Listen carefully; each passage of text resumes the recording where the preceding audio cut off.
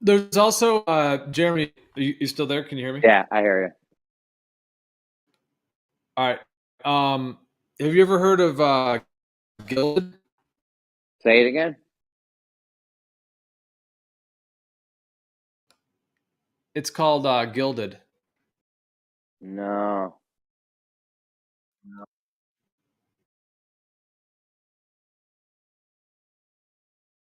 I mean, we just need something where we're going to be safe for a minute. You know what I'm saying? As like a backup thing. It might not hurt to go to two spots, like to make a Telegram and do, another thing. That's probably the best bet is to just go on, make one on every fuck platform, honestly. That way, if something happens in one spot, we could always we're already set up and shit. You know what I mean? And that way, you can post it here now, so that if something does happen, like people will just already automatically know where to go. You know what I mean?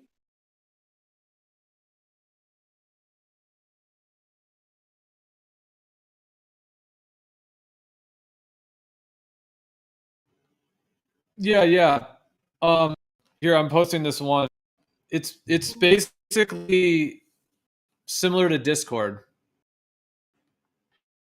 and that even actually has like some like a lot of additional things as well. But it's basically like a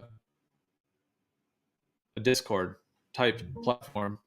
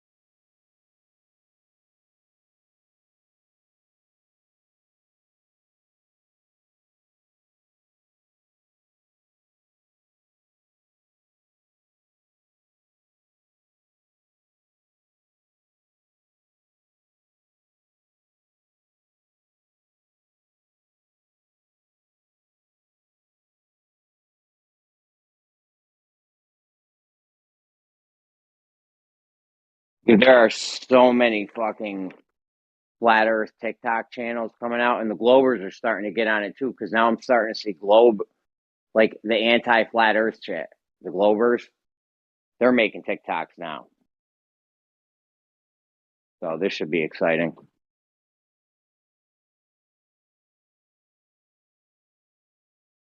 It's playing out just like YouTube did. They'll end up changing the algorithm in a year.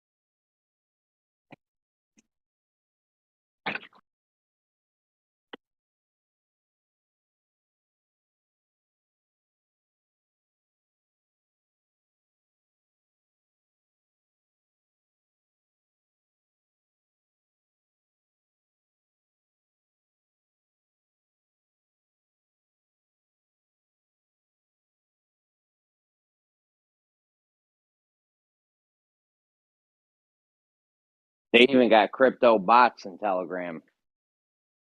You know, Discord has wallets. Like you can get a personal crypto wallet on Discord. They got that shit in Telegram too. They've been had that though. I had Doge on Telegram for fucking years now.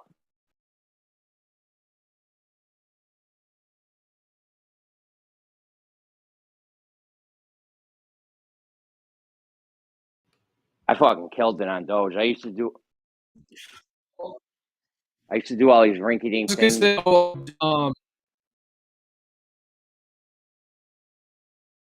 Gio, you're lagging.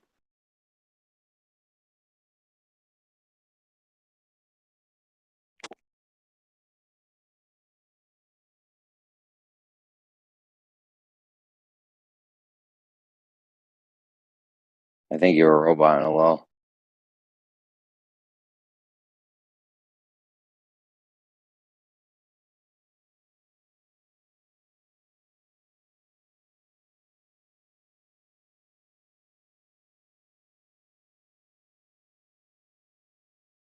Yo, somebody was dead ass earlier. They were saying, Crit was that guy Glory, and they were the same person. But I didn't buy it then. I mean, people used to think I was Cocho, so it's pretty common in this, arena we're in for people to do that. But I heard them over talk each other earlier, like at the same time. They did it like twice, so it's highly unlikely.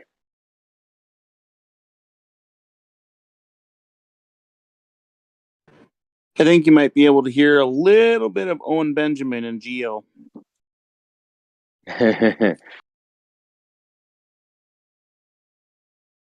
Not that that doesn't happen. It probably does, but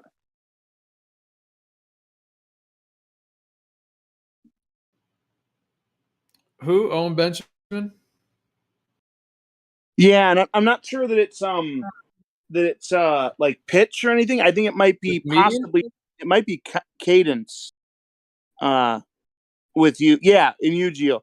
Like it seems like every so often, like at least a couple of times, I think I've heard like it's almost like you sound a little bit like Owen Benjamin when you speak, but it might be more the cadence of your speech and not necessarily like the pitch or whatever it is, or tone or whatever maybe. Okay, I see what you mean. Yeah, because there's that way that there's like the tonal part, but then there's also like the kind of content, as it were, or the person and all, So, but I mean, I like Paul Benjamin from what I've And seen of there's his. I've seen some of his live streams and a couple things. I haven't really seen. I did see one video maybe a couple months ago, but I haven't really seen what he's been doing the last couple of years. I did see that last little one of the things that they put together where he got this property that they're using now and stuff. That looked interesting. I haven't seen him for a while.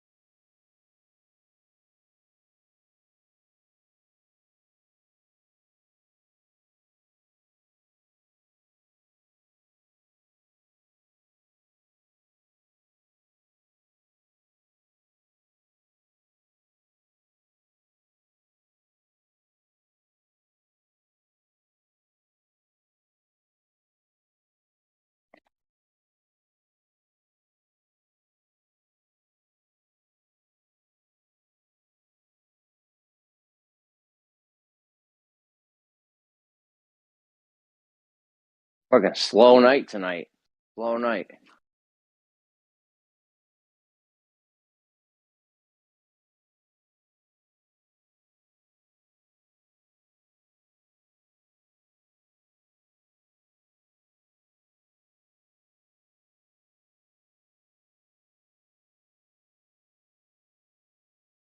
Looks like they're all over in Asylum. Are they? A few of them, yeah.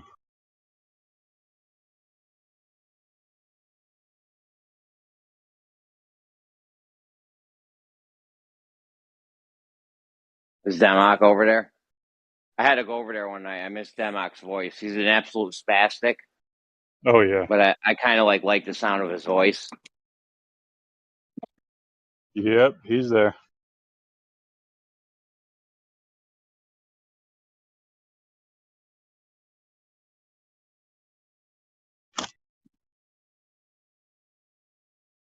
He had a little quote unquote debate with MC Toon. And it lasted like 5 minutes. Oh yeah, He I'm was like sure. Who?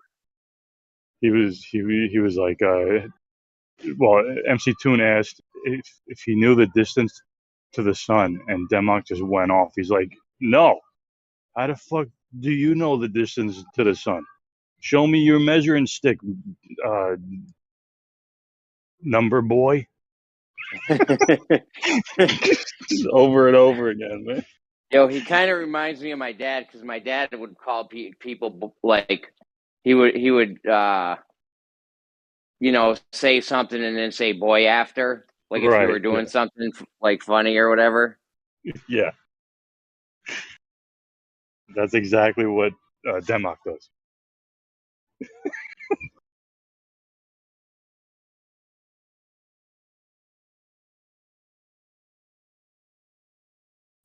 How has Democ been? I haven't heard from him lately. He's You just miss as his good voice? as ever. You miss his voice, Lemon? Oh, that golden voice.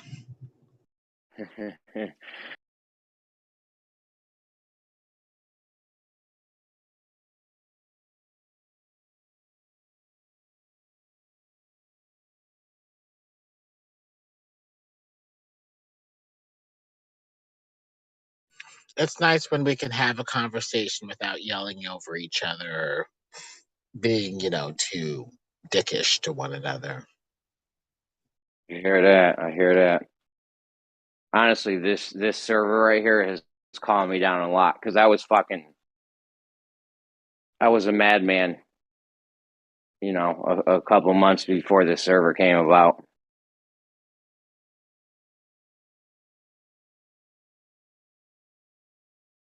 That's the good thing about these Discord servers. We can learn to talk about difficult topics without firing or canceling or killing each other, potentially anyway.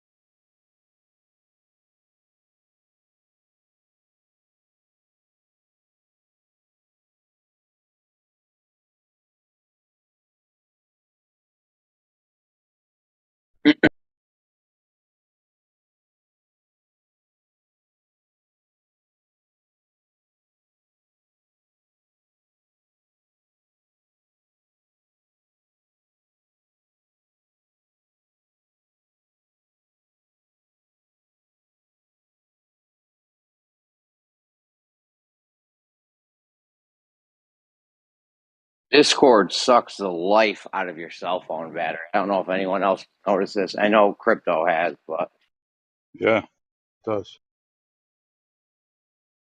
Because like I have a battery case. Go ahead, Jerry.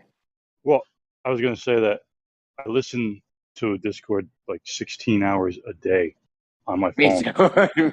Me too, bro. and by the end of the day, it's down to like 20%. Oh, dude, my shit don't even last, bro. I have a I have a phone charger that's the size of it's a battery case. It's a case for your cell phone, but there's a battery in it. Dude, it's the size of a brick. It's like a 9,000 milliamp hour battery, so it's like 2 or 3 phone charges. That shit won't even last the whole day. Yeah, I got an old phone. I got an old phone now. It's like an iPhone yeah, 6 or yeah. My phone is like a year old, so it's actually I still might have an good. 8. This might be an iPhone 8. I don't know. Yeah.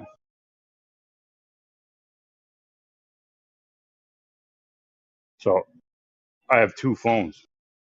So I text with one and I listen on the other because Oh, if you I got one did, just connected to Wi-Fi? yeah, because if I did both at this on one phone, it would just kill it. Yeah.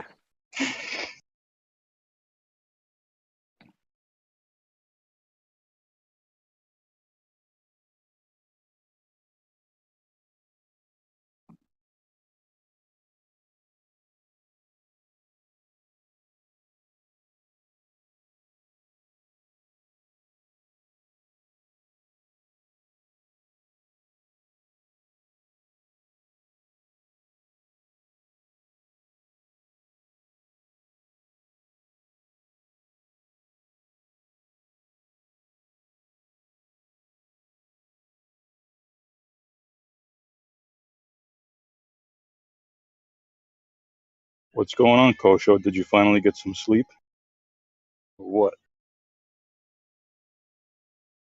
I sleep on a day.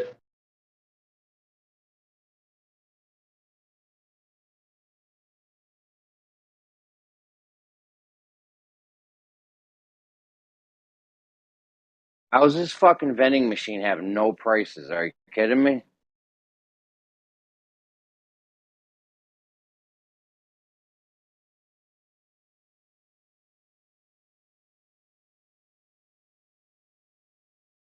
Just assume that the drinks are $2.25.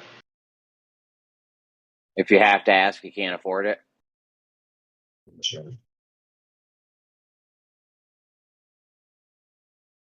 Son of a beach.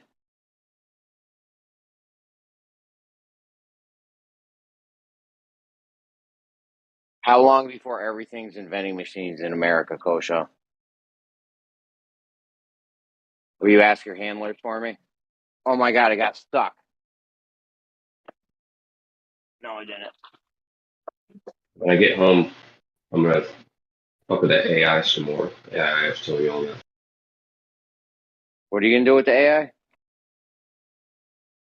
Well, you can get the AI to program shit for you.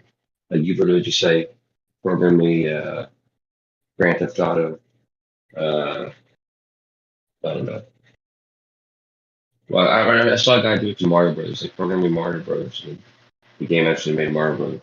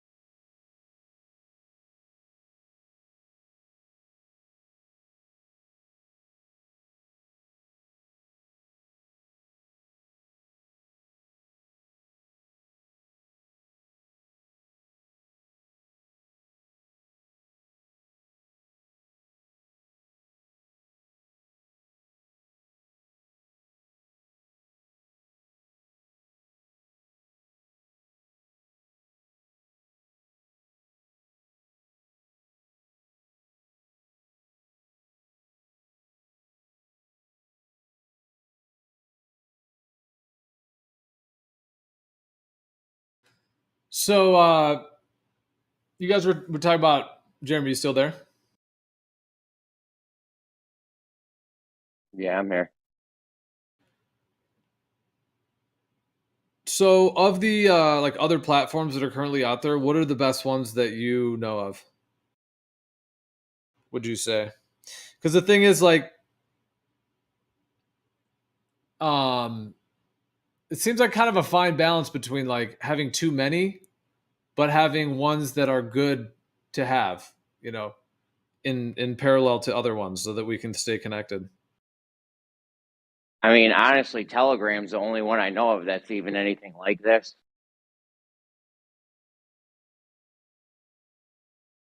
I'm not a Yeah. big like social media guy or anything, so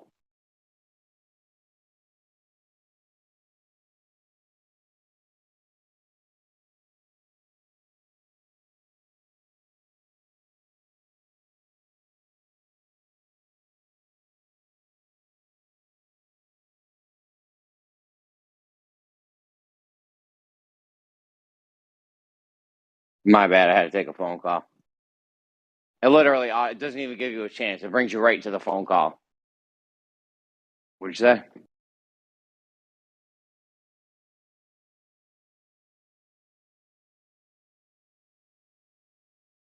Yeah, Telegram's the only one I really know of, dude. I would definitely get on that, but other than that, I don't know.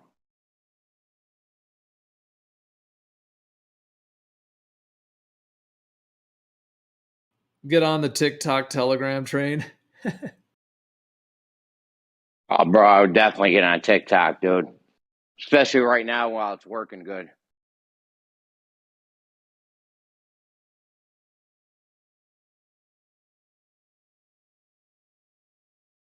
Because I don't see any of the other TikToks offering people platforms to talk about it on. You know what I mean? You come with something different, something better than all these guys are offering.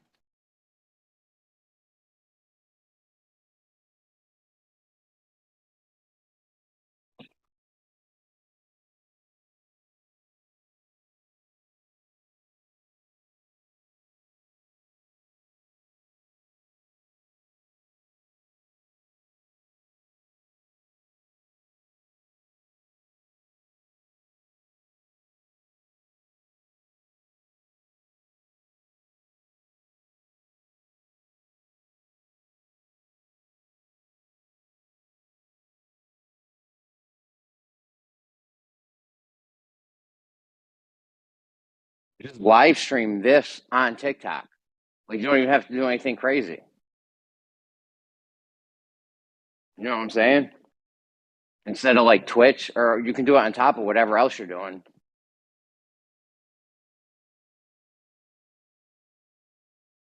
I think it's going to end up being better than YouTube. Like, there's people love TikTok. Yeah.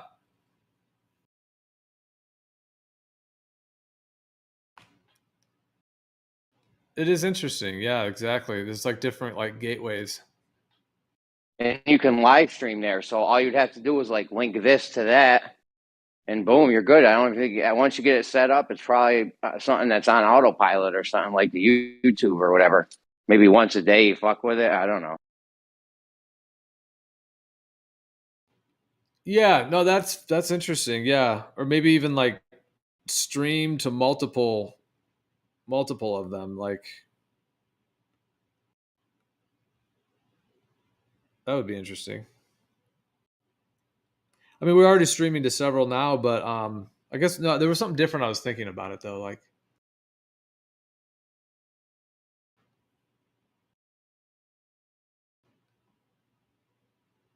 oh, I guess I was kind of thinking of the idea like if you had a Telegram channel and then you could stream one to the other and vice versa.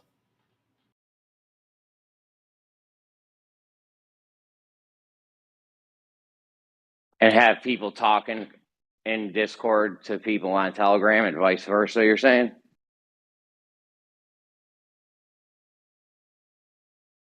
Well, that could That be sounds possible as well. Yeah, but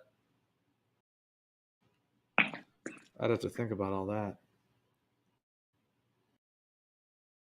I mean, for now, I would just keep everything here. Get on TikTok, live streaming on TikTok, and along with whatever else you're doing, and that should be good. I'm telling you, bro, you get this on TikTok, people hear it, they'll come join. I'll do like a radio announcement every hour or something. Like, join us if you want to join the conversation. We'll put a link or search Earth Awakenings on Discord or whatever.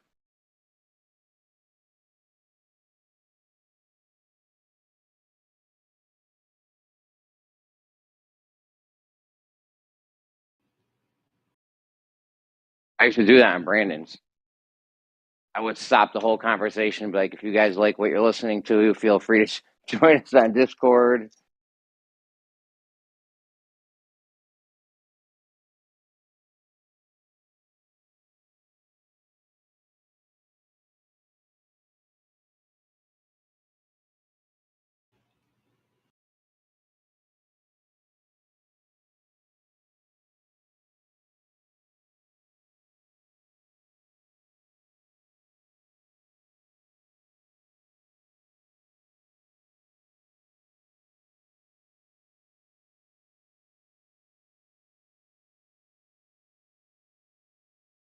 Yeah, I remember that. There would be some fight going on. You'd be like, yo, hold up. Want to let everybody know. Streaming.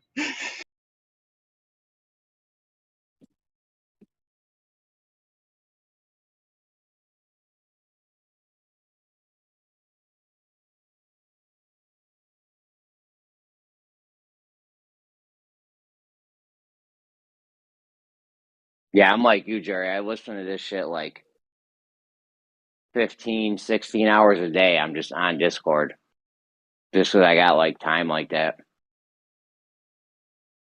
I've been slacking lately. Like, I've been going back to sleep after I get the kid on the bus.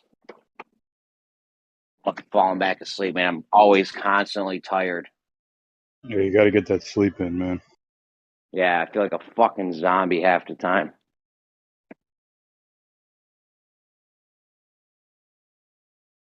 I haven't seen my wife all fucking week. She's like, I'll try to stay up for you Friday night. Because she got the weekends off, so do I, so.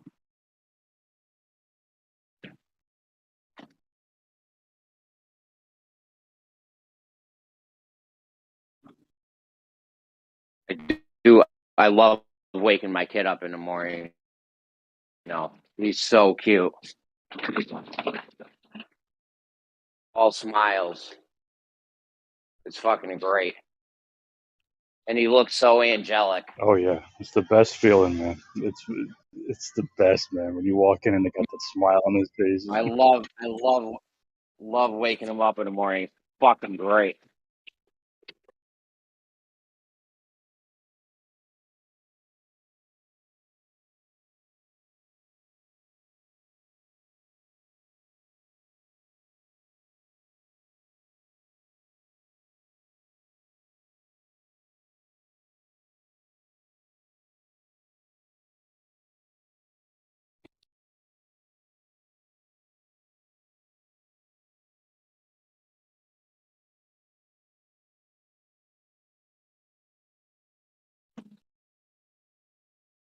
Sometimes, like the first words out of my kid's mouth will be some weird thing. Like he woke up today and he was like, "Whipped cream? I want whipped cream." It's like, what are you talking about? Yeah. Probably having crazy ass Yeah. dreams. Dude, the dream. Yeah, I had a dream the other night. I was staying at somebody's house and they had mad lions running around. Like fully grown lions. I was like, it was crazy.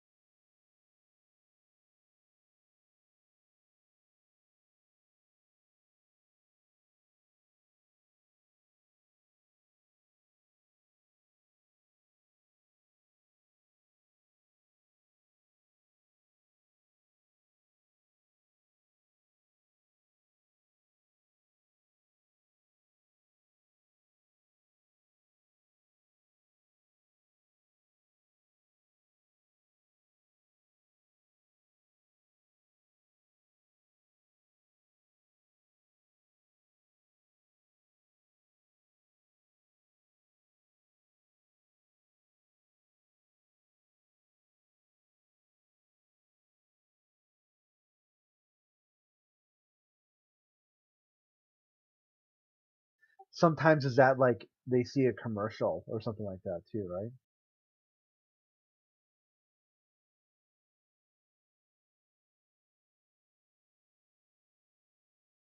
Yeah, and they could get, well, my boy could get like excited or sad at, you know, any commercial.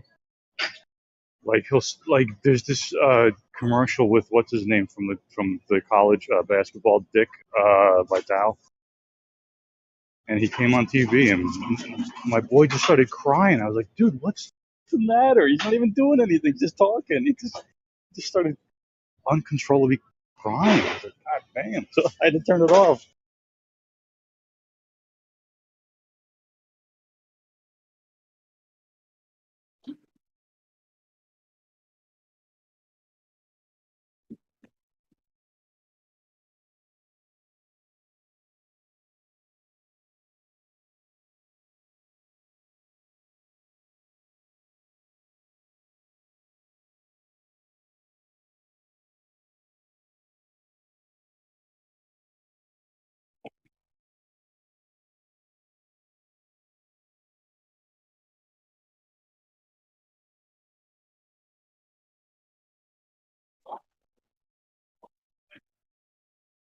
Is that your hoodie on it? Is that your hoodie? Oh, okay. I thought you were supposed to sit over there somewhere. No, but wasn't your seat? Your seat used to be like way over there. Why are you fucking crowding me over here?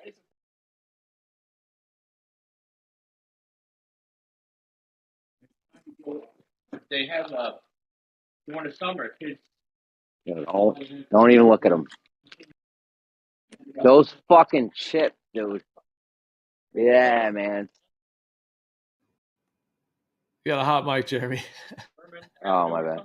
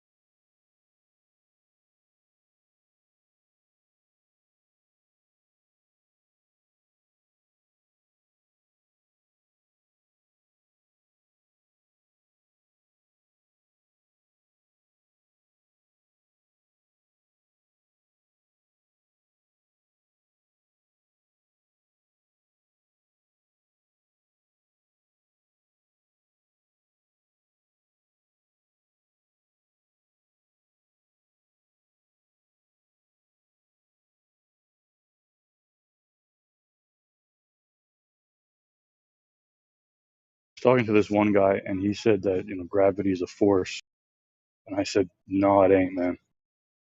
And he said, yeah, it is. Look, and he showed me some source, and then I showed him mine, which of course comes from 1915, and he said, this is old.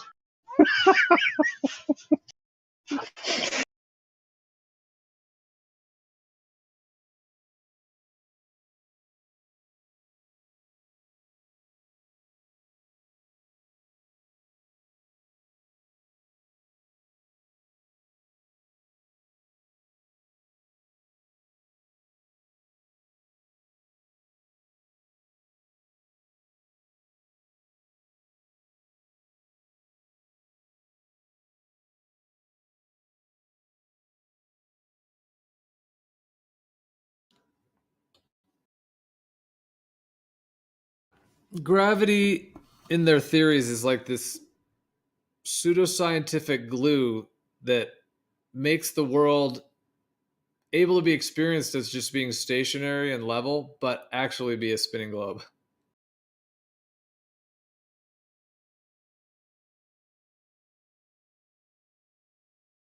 Like relativity lets them say it's moving, but all in lockstep, so nothing's moving. Yep, everything's moving and not moving at the same time. It's all relative. And like like he said, like that's why Earth is a globe, is because of gravity. I said, no, man, gravity has nothing to do with shape. It's about mass. So it could be flat, just needs a certain amount of mass. And he's like, no. I was like, yeah, look. So I showed him.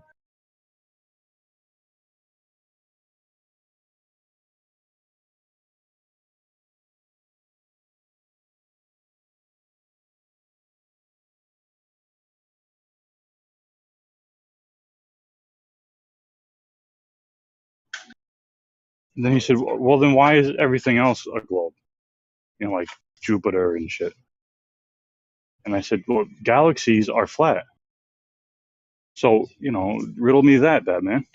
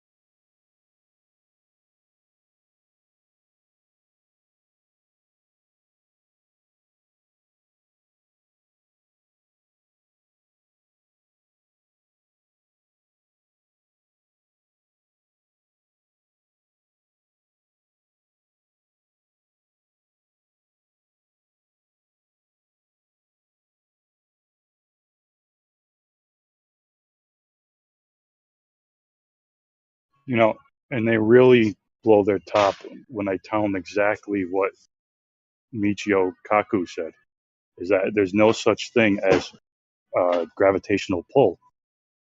The mass of the Earth curves the space around us, and the space is pushing us down.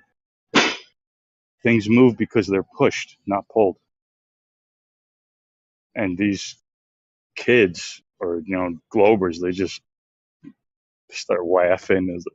It's like, dude, that's what it is, man. What do you want me to say?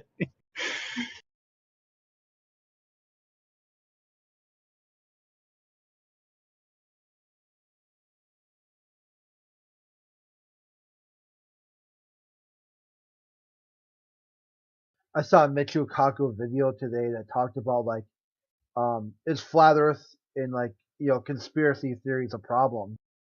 He just straight up said, no, it's not. It's part of humanity. I knew I liked that guy. I knew there was some reason I liked that guy. Yeah, he said, like, you could fight the rest of your life and not make any dent on it.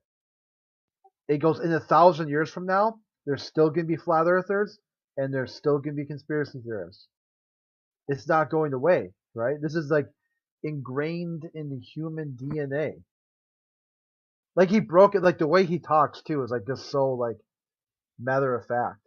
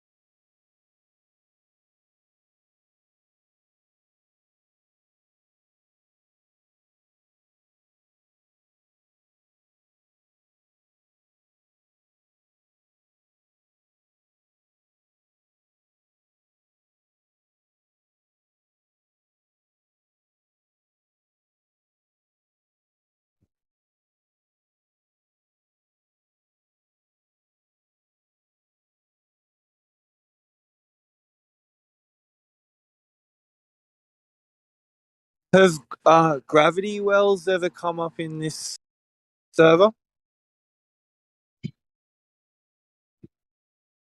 I believe so. Yep. I think we have surfed deep into the wells of the gravity wells. Black Like, how did it dark go? matter. Did it end up in a triggered pulling your hair out session, or?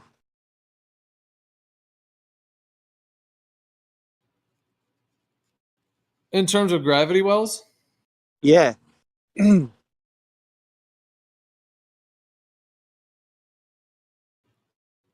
I Like remember, those were pretty civil, as I'm remembering. Okay. But what do you think about them? Well, I've been thinking about them for some and researching them a little bit. They always get portrayed as like so there's a grid with like a sphere, like a sun or a planet, making an indentation basically in the grid. And when you hear people talk about the vacuum, like, does a gravity well like have physics? Does it have a geometry? Is it a medium? And then when you start researching that stuff, it gets really thin really quickly. Well, it is a spiral, so yeah, it does have that. I mean, whatever they want to call it and come up with theories, but I mean, if you actually did this, like you can do it, with like cloth. So I mean, yeah, it's kind of creating like a vortex spiral by stretching the material in that way, and that is kind of a Yeah, universal shape. It's the inverse of the toroidal field.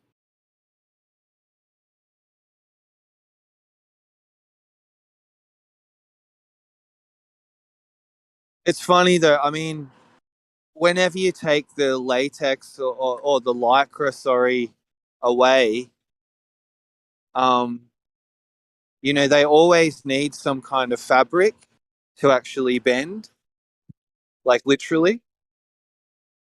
But I just don't know how they do that in a vacuum. Bend air into a gravity well. I personally, I think it's the Achilles heel of the whole model, but it just doesn't ever get discussed. So I kind of just keep a lid on it. Wait for someone else to mention it.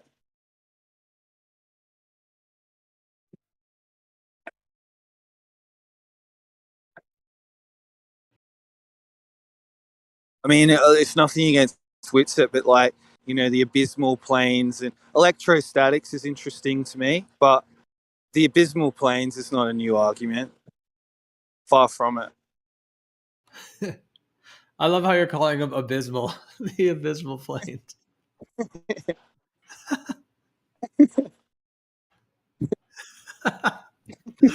Oh. Yeah.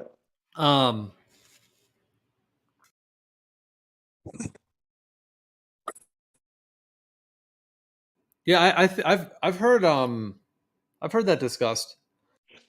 Yeah.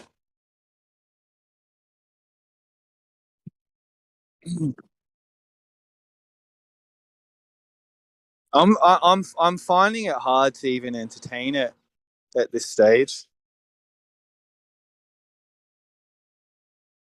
Their side, I'm talking.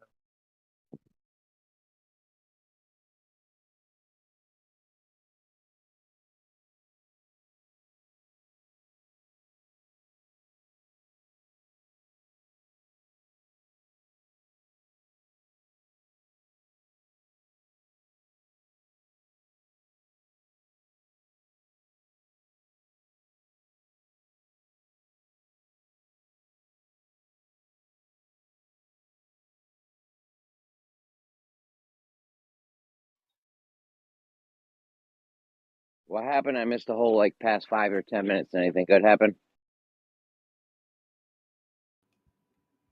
It's Just always trying to see what the next subject's going to be.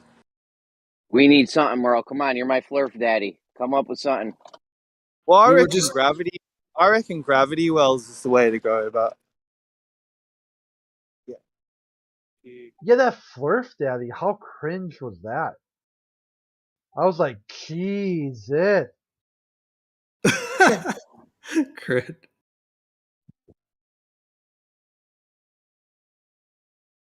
I mean, they're the ones talking about their daddies all the time. You know, like I think in particular, I think that's a Peyton as a shill thing, isn't it? Isn't he the one who always says that? no, but like yeah, Bob was doing it too. yeah, and eggshells. Yeah, eggshells too. Yeah, it's like, and Yeah, they're the ones talking about their dads all the time. Like yeah, eggshells. My dad was a celestial navigator, and he like saved the world 18 times and blew up a Russian tank with a toothpick, and then like Dr. Bob is like, and Dr. Bob's my dad single-handedly launched a rocket into space and saved Apollo 13 and was congratulated by Nixon.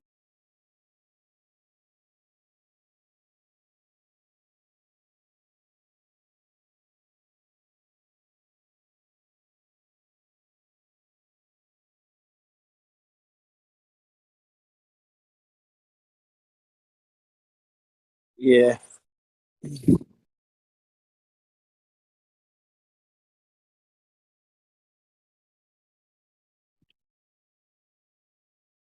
Veeps. There was Witsit Oh, brought this up. Oh, what'd you say, Crit? Go ahead. I was gonna make another guy talking about another globalist talking about his dad, but go ahead. Witsit brought it up earlier. The gravity anomalies in Canada. Whenever something goes wrong, though, they always have this ad hoc excuse to make up for it. So it doesn't matter because there's nothing you could say because there's always. My uncle was one of the biggest scam artists in this city, and he could never get caught out there because he always had an excuse for something. And it's like the Globers, like you can never catch them out there. And when you finally do catch him in a contradiction, oh, you just don't understand. Yeah, that's wearing thin. They won't be It able to use really that is. too much Yeah. longer. It's had its shelf life or whatever it is, run its course.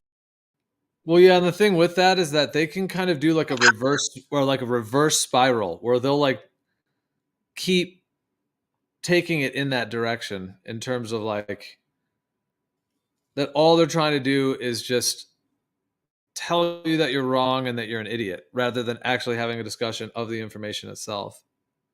Yeah.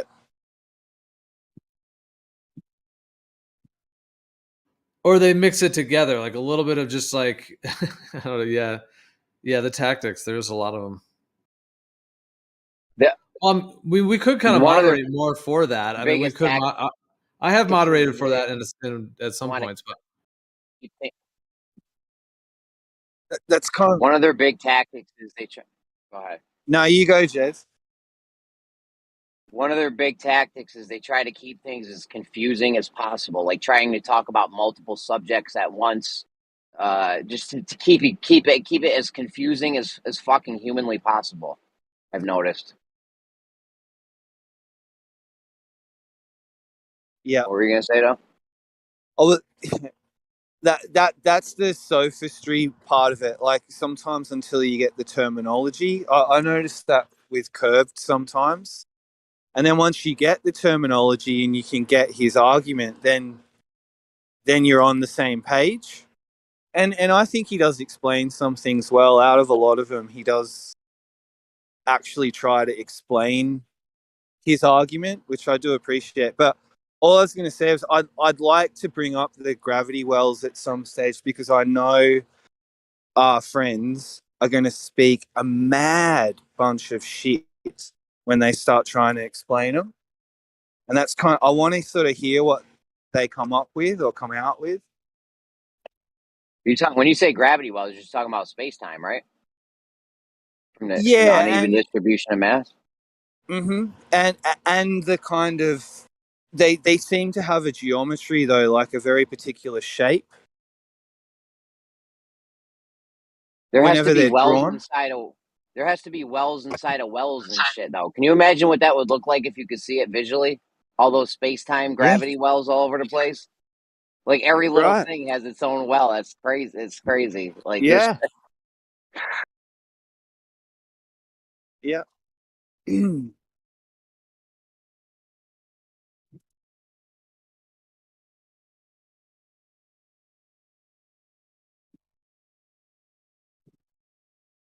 I came in to add to the tactic list.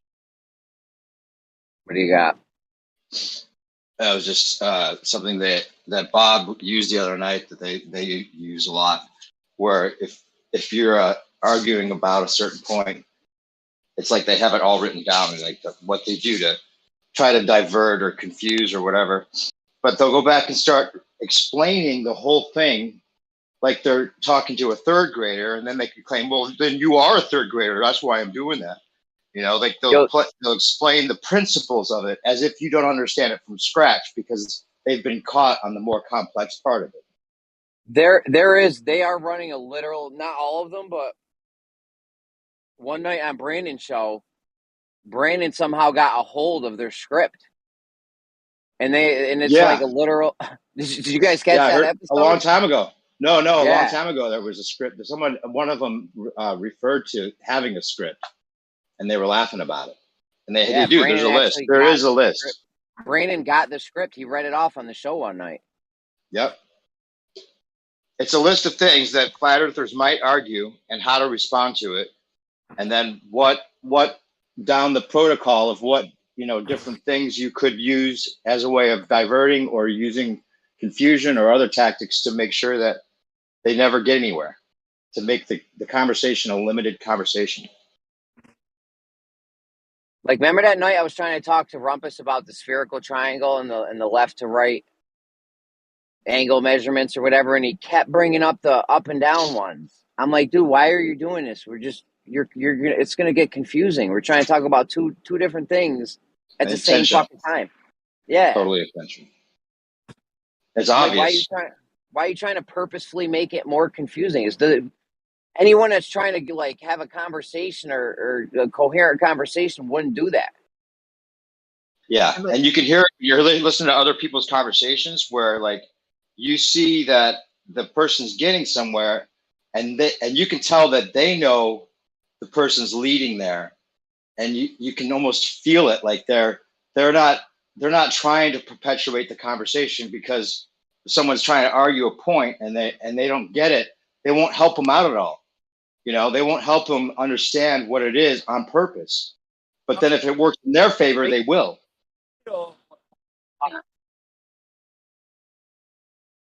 Space.com did a whole write-up about how globalists should debate flat earthers or other people. They said a lot of this stuff requires massive amounts of trust. So the first step is to build trust. That's when the flat earther actually wants to learn, which none of you guys really want. See, another tactic right there. That's a squat. Nope, that's not a tactic. That's the dismissive. It's called the dismissive tactic. Well, None of you guys really want help. That's so correct. I'm None here. of you guys I'm want not going help. to waste my time. You use That's that correct. one. I'm not going to waste my time. That's correct. And then You guys, agree. The information of mankind is at your as if that Hold on, really one is at like a a time, guys. substitute for intelligence. The information of mankind is at your fingertips, and you choose to believe in the flat Earth. And then the whole belief, tagging us with belief. It is. It's got to be a belief because it's not based in facts. I've asked for 3 months now.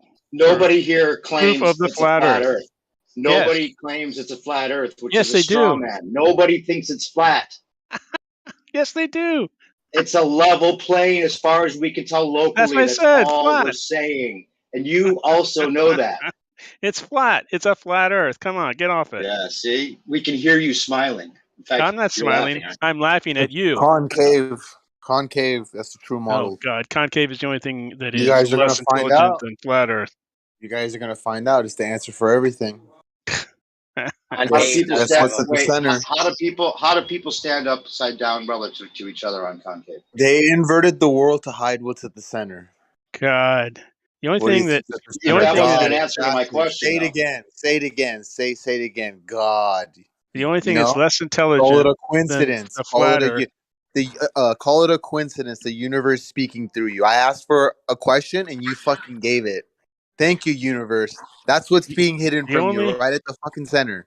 The only thing You know that what is they did? less scientific than the flat Earth is on the a sphere, concave how Earth. do you hide the center? You fucking invert it. And the center becomes fucking everywhere, infinitely away. Just always just out there, but you never get to it. That's what happens when you invert a sphere at the center. And that's what they've done. In Glory's and the Concave's defense, these motherfuckers do everything opposite. And that's exactly what they've done. The only thing that is less scientifically proven than the flat Earth is the concave Earth, because now ships should your actually opinion come means out fuck all. of the water. You haven't researched it. Your Ships opinion means should come fuck out all. of the water as they go over the horizon. My shit that I took earlier, they should come out of the water as you go up. Earlier has more use stuff and value curving than what's up coming out of your and curving down. One at a time, guys, please. One at a time. We should be able to see further than we do than even the flat Earth can on the stupid concave Earth. They're worth fuck all. All right, hold up. Realize this. Hold up, dude. Let's chill out a little bit and get back into a combo. So what's up? Hey, do you have an actual point, or someone have a point? Yeah, his point was that I posted Mitch Lukaku video that he said his first point was I didn't even listen to it, even though I talked about it on Livestream with Jeremy and Jerry. Then his next point was it's pointless talking to flat earthers because no flat earther wants to learn anything. That's correct. You have the information of mankind at your fingertips, and you choose to throw it all away and believe that the Earth is flat, despite having no evidence. Are you reading straight from the script, or are you just going down the bullet points? Perspective, be quiet and listen for a while. I have asked now for 3 months, almost 4, for information, for proof, for what do you want to call it, that the Earth is actually flat, and all I can get is it looks flat. And that's all I can get. No, you did experiment on your own, using your own observations. And guess what? I did, and the Earth isn't flat. You said concave.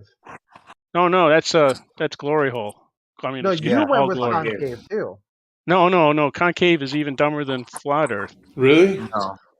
Why is Boats concave should be dumber? coming because boats should be coming out of the water when they go over the horizon. There should be no horizon. We should see like water curving No. up into the sky. Everything works. Once you look into it, everything works. No, it doesn't. Other than you have to Everything reinvent works. physics. Everything works Believe fucking the- great. You have I to believe the concave model. Hold on, I believe the concave model just has light bending in a different way, so it all works if you just have light. I mean, you can make anything. If you say light's bending a certain way, you can make anything happen. You can say whatever you want, Jeremy, but then there's a thing called, evidence, proof. You can say whatever you want. You can tell us a good story. I mean, flat Earth is a story, and concave Earth just have to make up more stories. You have evidence. You don't have any proof. Okay, fine, Mark. You're gonna get pedantic today. And we prove things in reality, Paid? We're gonna get pedantic again, aren't we? We're gonna get in the big proof. No, thing. you just can't. You can't prove anything because science fails you. We're gonna we're gonna get pedantic. Fine. You want to get pedantic? Science. Hold on, Paid. Can we prove things in reality? You prove things in mathematics. That's about it. So you can't prove Earth's a globe. Again, if you want to get pedantic, we'll get pedantic. I mean, can you prove Earth is a globe to me or no? I can give you strong evidence thereof, but But we can't prove it. Of course not. You can't prove things. Science doesn't prove things. Type it into Google. Definitive globe proof. See what comes up.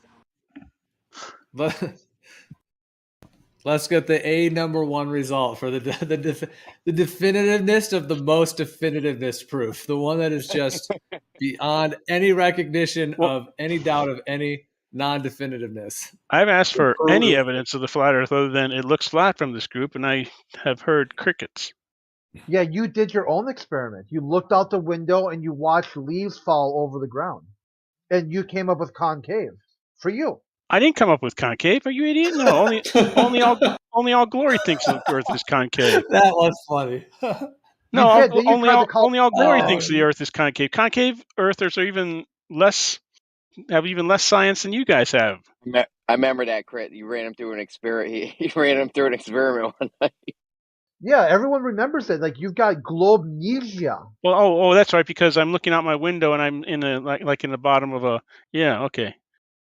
Yeah. Well, the thing is, Paid, I mean, you're welcome to think the Earth is anything you would like it to be, So you don't. It sounds like you're kind of trying to I don't know if you're trying to attack others or just trying to ridicule others, but how about some evidence? I mean, be patient, I mean, Gio, how about some evidence? Come on, what's the evidence that there's this flat? Have some humbleness and some.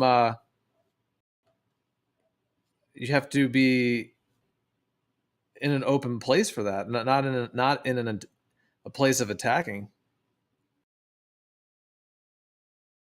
You know what, Paige? If you believe your scientific priest, that would make you a concave, flat universer. The science is not a belief system. Because if the universe, if we're inside the universe, that means it's a concave universe. Plus, they just said that the universe is flat. So yeah, you misunderstood that one. You're not aware of the concave Earth model perspective? Yeah, you misunderstood. I am aware of it. Yeah, I've argued against it, and I understand some of the points are good. Have you seen animations of it? Yeah, I've downloaded the ones you posted. The upside down people, the right side up people is the problem. Perfect.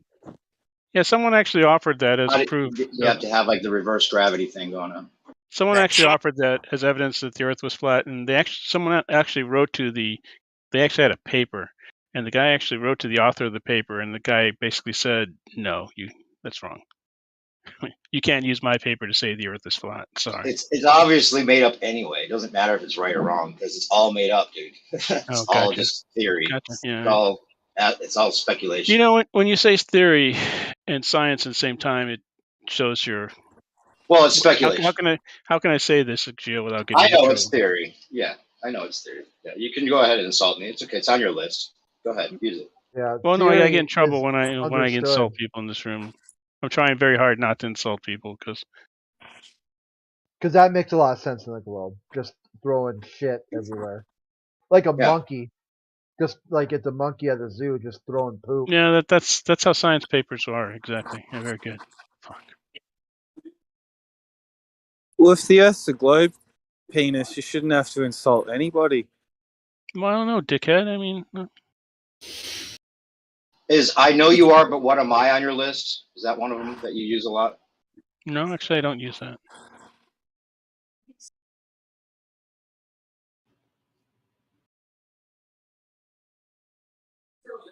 Please don't name call or insult, guys. Come on. Shut the fuck up, dickhead. So you're looking for paid. It seems like you're really into. What is it you seek on this here evening, on this Earth, this thing we call Earth? What is it that you seek? What are you really hoping to? I'm seeking evidence. Get to the truth of, because you're searching. I could feel it. I'm seeking evidence for the flat Earth. Where is this said evidence? Okay, It'd be sad if we were as ridiculous as you think we are. You're here trying to argue with us, but you're calling us like ridiculous at the same time. Isn't there a contradiction there? Sorry, Gio, go ahead. What everyone needs to do is only account for themselves and be responsible for themselves. Stop saying us and we. There is no us and we. Everyone just speaks for themselves. Yeah, I posted one. You just look up Michio Kaku, breaks it down, and you'll know why. Right there. That's not evidence of the flat Earth. That's him talking about why flat Earthers exist. That's to a superstition. Well, let me ask you this, Paid. Have you ever gone out to the Earth itself in a wide variety of conditions and locations and done any long distance sighting or measuring or anything of that sort around the Earth?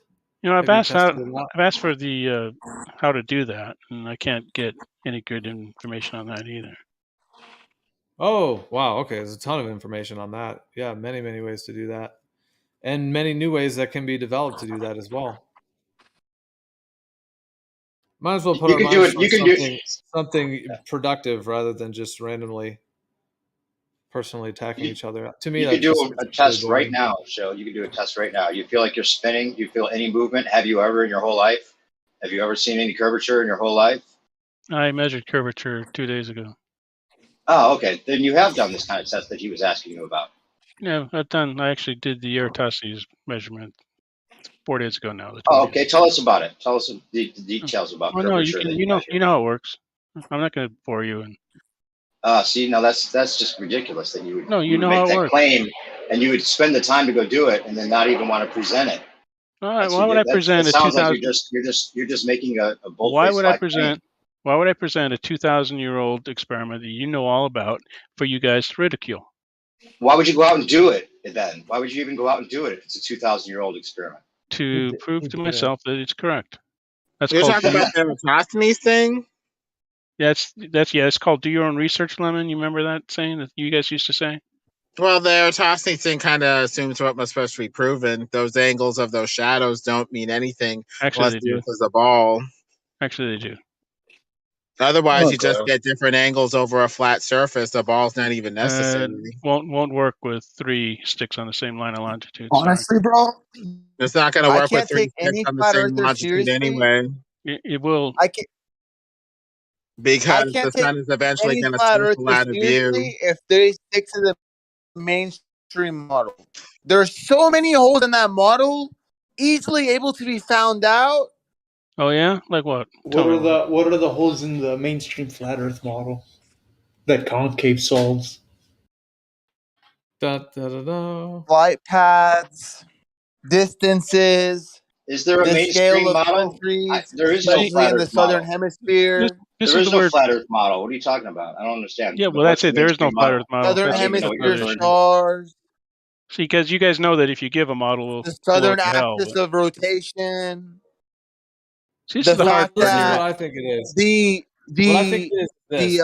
quote sun track analogy, which Lemon surely knows of and can aware this group of.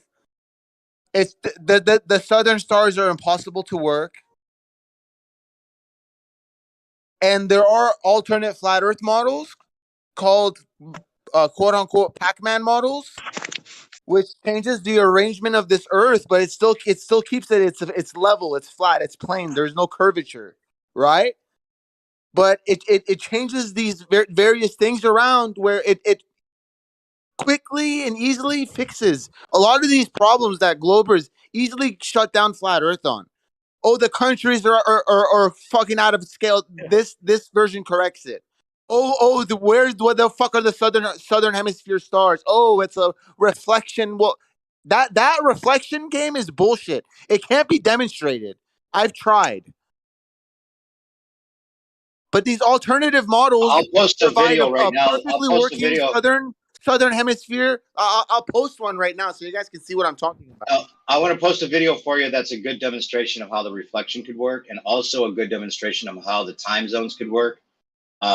With a totally different thing that you've probably seen before. That's feel not free the to do standard that.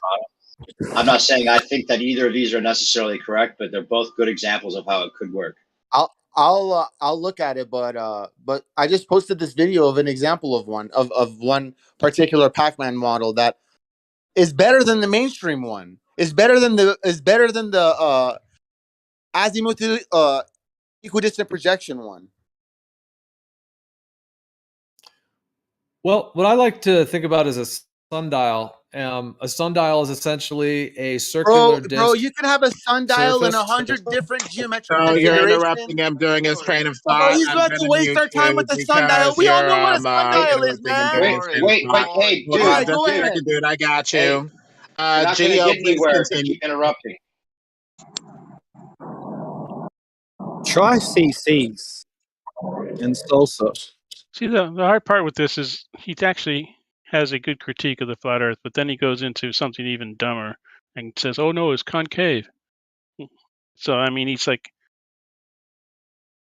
it's difficult.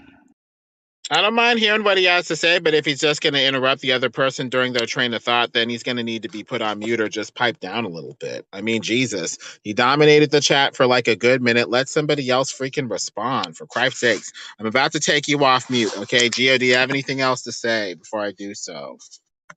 Gio is talking about a sundial, sort of. Okay. Yes, that's right. Yeah, the sundial.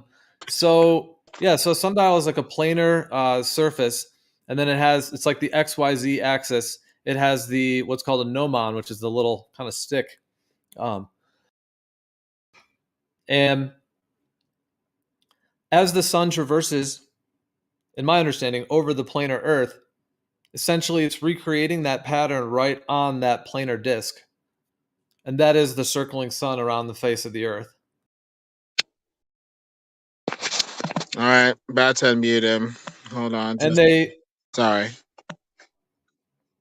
And they vary whether you get the readings in the north or at the equator or in the south.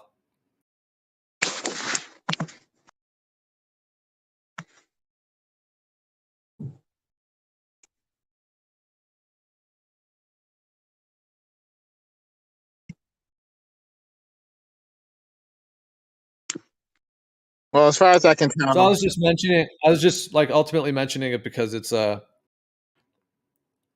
direct way to correlate the ground with the sky as far as I can tell. I mean, the flat Earth, quote unquote, models that I've seen so far, basically like A.E. Gleason or some sort of endomed model, seem to work fine with reflection off of the dome, refraction off of the dome, or something like that. I don't see a problem, and I see demonstrations with that. A guy in that Spanish video where the star trails appear to reverse because of the shape of the glass. And so, as far as I can tell, it's a viable and even demonstrable, model. So I think we're good. So where's the glass, Lennon? You can infer it very easily. Oh, infer. So no proof. Just infer. Gotcha. That's good enough for you. You guys inferred gravity with similar reasoning. We can gravity infer a dome. proven. Actually, gravity's been proven, but that's another issue. Hey, we've already measured the Earth, and it doesn't have curvature. Yeah. Okay. You did too with your leaves. The experiment. But that was very local. I understand that I live in sort of a holler here. That's why I was asking originally, actually, a while ago. I'm just wondering, have you gone out really to the Earth itself, rather than just being online and talking about the ideas? Oh yeah. To verify. Yeah, and the Earth is not flat. See, because one of the ways you can demonstrate this. What did you see? What did you get? Did you get some 8 inches per mile squared? You start from San Francisco, and you We got fly to London, and you fly over Churchill, Canada. That's not the way to go on any flat Earth. Guys, look, I have a stream from NASA. It shows curvature. You know what you wouldn't be able to do on a flat Earth is a north-south circumnavigation along a single line of longitude. Did you do that? Did I personally do that? No, that's difficult You to could do. in that You know why it's alternative difficult to model do? that I posted Because that I got airplanes. muted for. Well, you can't really do that because the Earth isn't balanced. You know, it's the people have done something close to that. What was it? One last orbit, one next orbit. They did that pretty close, but don't they go exactly 180 degrees because of the way the land masses are in the range of airplanes? It's Because the Earth is a flat, motionless plane. no, because the Earth is a sphere, Lemon. Antarctica is real, Lemon. There is no ice. Antarctica is a circle of 60,000 plus miles of Antarctic ice, according to Captain Cook. When did Captain Cook live?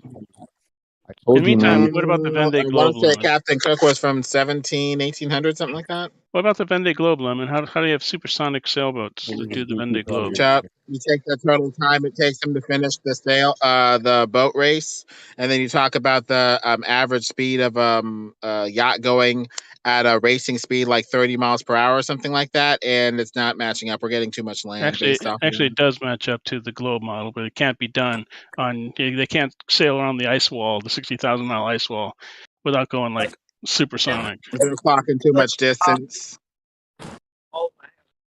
Simon, he said that he was just going to drive and then sign me off or sign me off.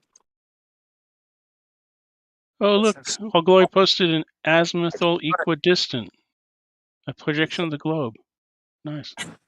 Not our book. I don't know whose book it means. Hey, you're hot micing, Mel. Serious. Glory. Hours. Glory. Hot mic and about to Are you open first to the weekend. possibility that perhaps it might be I'm round? hot micing? No. I'm asking you, are you open to the possibility that it might be round? Yeah. We were. Concave Earth. We used to Round. be. Wait a minute, who's he talking to? To Glory. I was asking Glory if he's Concave Earth is round, yeah. as like a globe. I mean, The other way around? yeah. It's kind of hard for it to be that way. It's not curving downwards. So until I see it curve downwards, sure. Hot. Okay. Did you see it curve upwards anywhere? Yeah, all around you. How Where the horizon's flat. Where did you see that? Yeah, that's how it is on a concave Earth. It's flat. So Horizon it curves rises upward with a flat horizon. That's kind of contradictory. Well, research and you'll figure it out. I have, and boats don't rise out of the water as they go near the horizon. You should see the sea curve up if we were standing on a seashore. We don't see that. Same way your vision's limited on flat Earth. Same way your vision's limited on a globe Earth. Same way your vision's limited on a concave Earth. No, it's not the same as it's limited on the globe Earth. Sure. So how does the sun? How does the sun Let me ask set you guys on this. concave Okay. Earth? No, this is not the time for How does this the sun manner set of on learning. It's not concave going to be Earth? entertained. If you want to know properly, you'll go and research it. I don't You're good, man. entertain this energy. It's not going to Okay, happen. the general gist of this You're good, guy's Let me just jump in for a conversation is second. that he has no answers and he's saying go research. I think Gio was trying to ask something, so I'm going to queue up Gio since All Glory is not offering answers. Gio, what were you saying? That's fair. Thanks.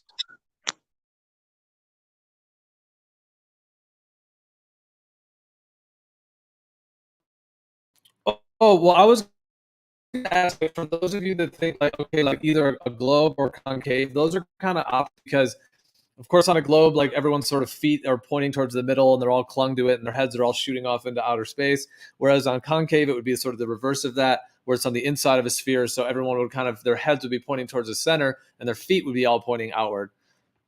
So you guys that are like having that conception of the Earth and everything, I just want to ask this, like, if it actually is just like planar and level to where like water actually does find its level and the Earth just rises up out of that level water, like if that is the case, like would that make sense to you as a possibility that is what it is? Yes, yes, for me. But in order for it to be that way, I would have to incorporate a Pac-Man reality, where in somehow, some way, everything on the western end of the world, there's a point where you're no longer there and you teleport to the other side. It could be seamless, but to demonstrate it as a model, it would need to be this way. Well, this very model, if you invert it within itself, it becomes a concave model, and I'm willing to entertain living in a concave world than my world being flat, but some sort of Pac-Man reality. Because I was a flat earther for 4 years, and around the very near end of it, I started poking at these holes and also questioning concave Earth and learning concave Earth. And I started poking at these holes that I'm been talking about these past few days. And the mainstream model doesn't work. You could sit there and say refraction this and refraction that. When you demonstrate it, it doesn't work. Well, the only So thing there are about these the alternative concave that projections doesn't that appear people have to made. work, all glory to the Most High, Okay, is go we don't ahead. see curvature upward. You're interpreting curvature upward when there's a flat horizon. That's a bit contradictory. You're interpreting a flat horizon as a flat world. And I don't blame you, because everyone does. I did that too. Because no one fucking considers the third option. Hey, Glory, what's Well, when we can concave? see things like 270, we could see things like that world record long distance photography of like 273 miles. Yeah, that's definitely planar geometry there.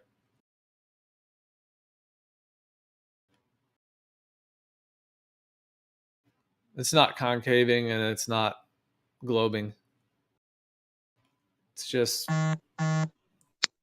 straight level out. So, all glory, give us some way to know that what you say is true. What can we look at to see that it's true, that it's concave? Exactly. I'm not here to convince you or sell you. You need to go research it yourself and figure out what's important to you.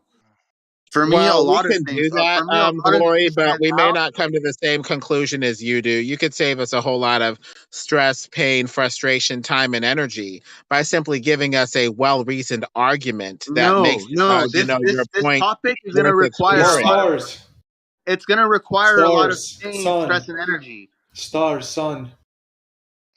Hey, Glory, what's concave in?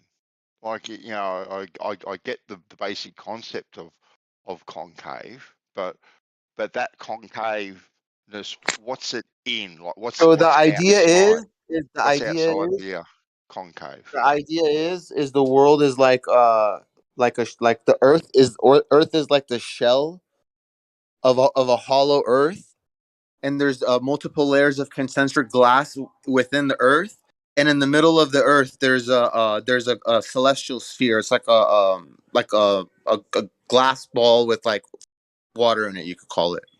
And Yeah, I get that, buddy. I get yeah, that, but yeah. the concave, right? So outside the outer shell, right? Because the globe model, right? Earth is in space, okay, floating around in space, okay. What is the concave model in? So space On? is space is in the middle. So space No, is all of the no. whole. I get Chill the out, glory. man. Let me speak.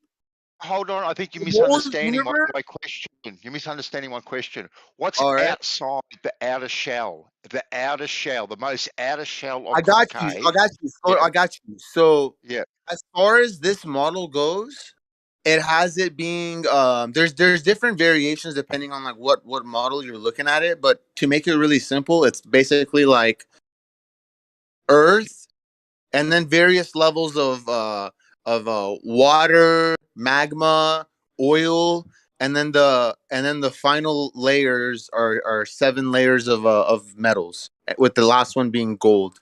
And I don't know what's beyond that. I haven't seen models. Who knows what's beyond that? Is it just a singular instantiation of a universe?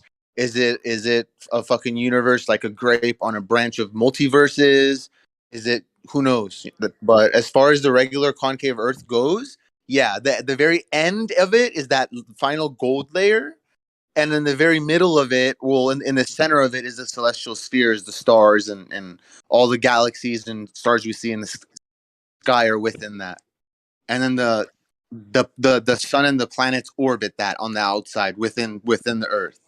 Okay. And So the outermost edge is like a gold layer on the outermost edge. yeah, that's apparent. I don't know if that's scientifically proven or not. I'm still new to this concave Earth, so I don't know why they say that. You know, I don't know what study it is. I don't know if it's just made up or if it's proof. But that's what but I've read it, but I know that's what it says. So yeah. Okay. Okay, cool. Thank you. Thanks. So, what put us on the inside as opposed to on the outside of a shape? Exactly. Why are we on the inside as opposed to the outside? Did something put us there? Is there some sort of natural process you can talk about to explain why we're on the inside versus the outside? Most people usually think of, us being on the surface of something as opposed to being inside of something else.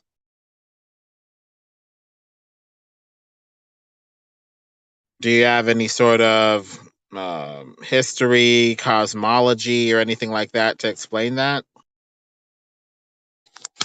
I got a few things. I have a Google Drive box, a public Google Drive box for a concave Earth. It's got a lot of interesting stuff like what you just explained, both of them, or asked, in terms of ancient cultures or what makes you think we're on the inside. I think you have the intelligence, same that I have, where you would be able to look at these pictures and some things will start clicking in your mind. So if you want, I just posted the link. You could look. Your belief is irrelevant at this point. The best thing you could do is suspend your judgment and learn this if you so wish to at this time. You could learn it later, or you could just say, fuck it, it's a waste of my time. But sitting here and trying to pick it apart one by one, that's not a difficult thing to do for someone that is presented an idea that's going against their belief system, as we all know. Well, the thing is, we could research this with or without, you suggesting it or whatever, whether we know about what you say or not. But the thing is, if you make an argument, you could help, gear us in the right direction. Because we could research this and come to a totally different conclusion than you do. And so it does help sometimes to be able to make an argument or something what to you help need to guide the do person's thinking is stop process. running your mouth in this Discord every day and look and start you need to questioning stop piping up the holes moment in you your have a model brain fart and allow a person you need time to stop finish running your their mouth. ideas and get out a thought without you brain farting over the conversation. Reflections and actually try to demonstrate it.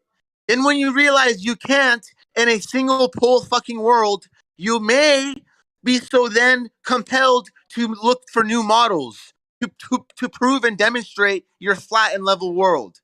Then you may reach to the point where I did, which you haven't yet, where you'll be forced to incorporate this fucking Pac-Man reality, or else it doesn't work, or else all this imagination and wordplay and words doesn't work.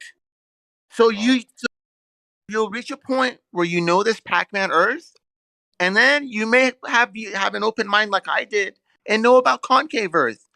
And after researching it, you'll be like, "That's a great fucking model."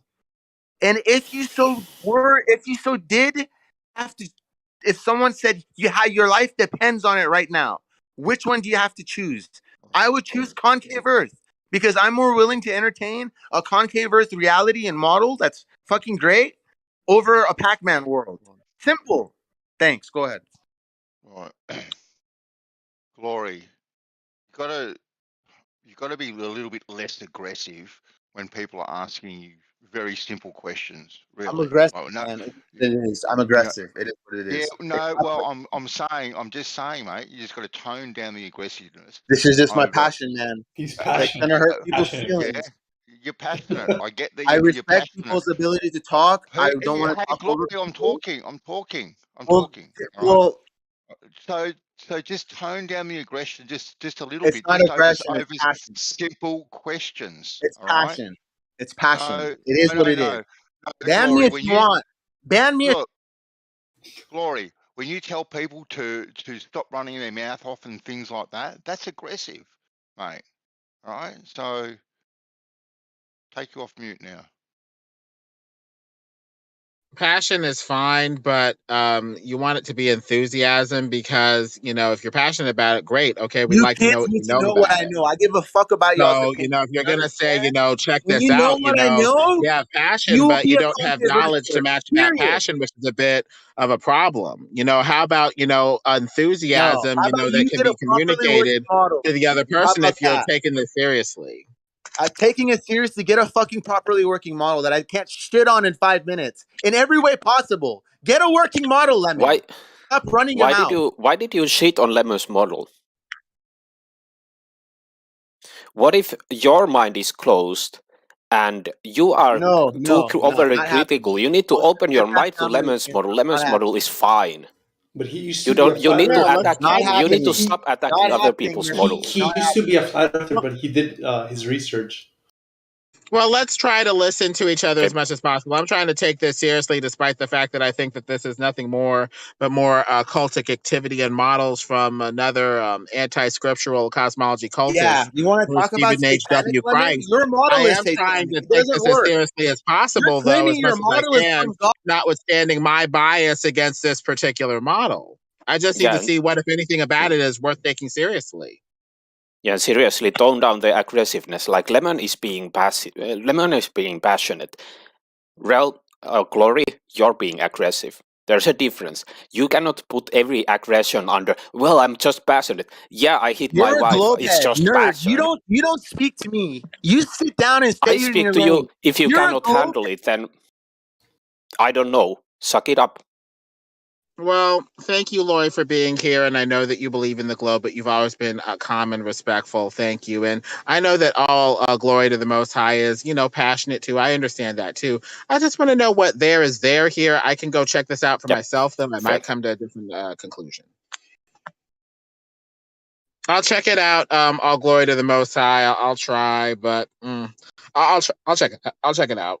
Thanks. Send me a DM. I'll send you every link and source that I have. Anything you need, I'll be happy to provide you if I have. Thank you.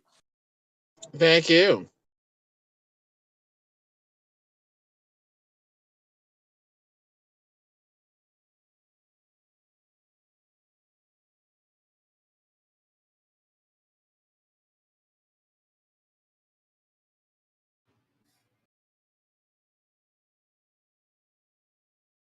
So, in flat Earth, what's holding the ocean?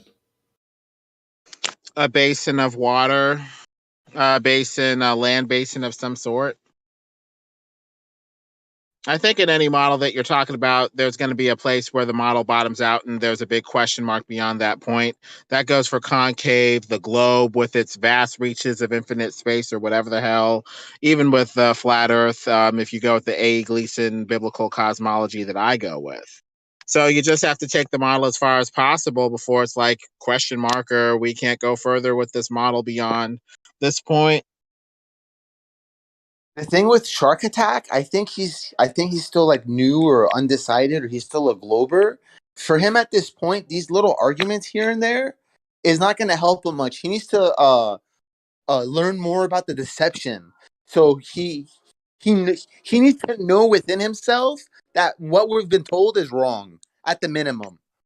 Well, I go with the A. Gleason biblical model. So the conception I go with is the land is flat on pillars on top of a watery deep. Hell's in the heart of the earth. There's topography, underground cities, underground caverns, of course, but that's the general layout. The world is covered by a solid firmamental dome of some sort, with the sun, moon, and stars revolving within this firmament dome.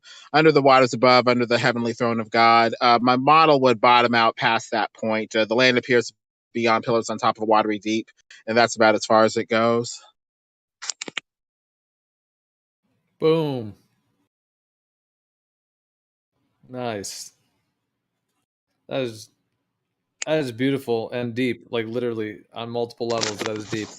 But yeah, that's my sense of it as well. There's just like this great depth of land that just would go on just as an extended plane, a plane of existence. And then the water would be at its level, and then all the land that's sticking up out of the water would be at that level, above the water. And then the concept that it gets higher in the middle, I think there's a lot of things pointing to that. The altitude goes up much higher in the middle than they're telling us. Like the concept that like Mount Meru, like the concept of there being a massive magnetic mountain there. In this conception, essentially that would be the highest point. So it's higher than any other. It's higher than our highest mountain, way higher than our highest mountain that we have here, that any of us are aware of.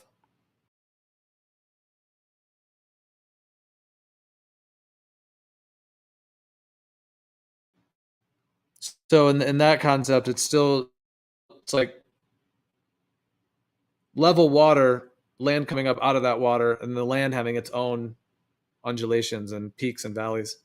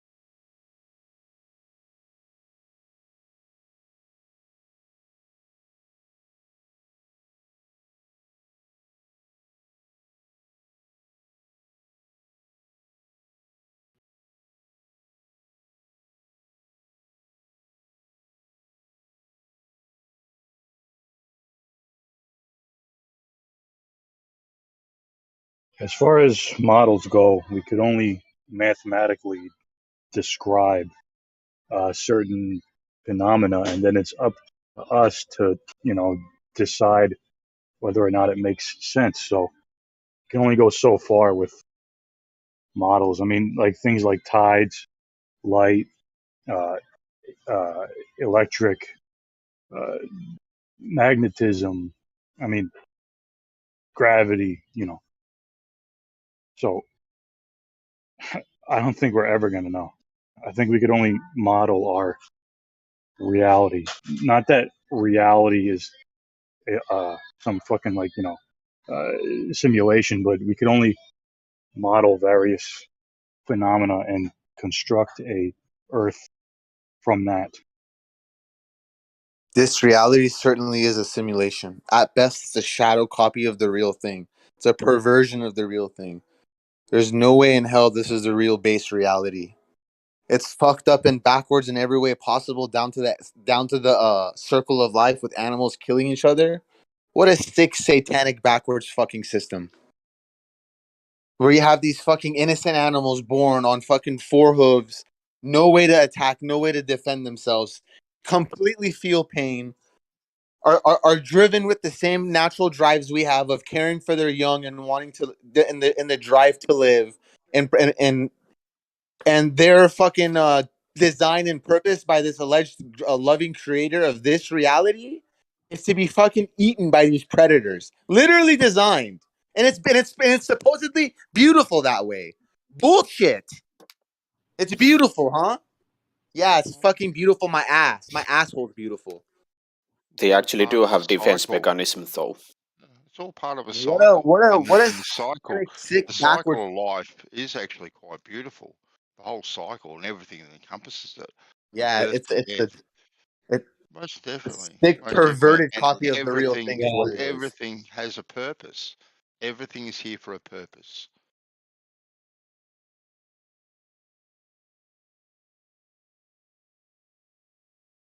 Fucking disgusting is what it is. It's repulsive.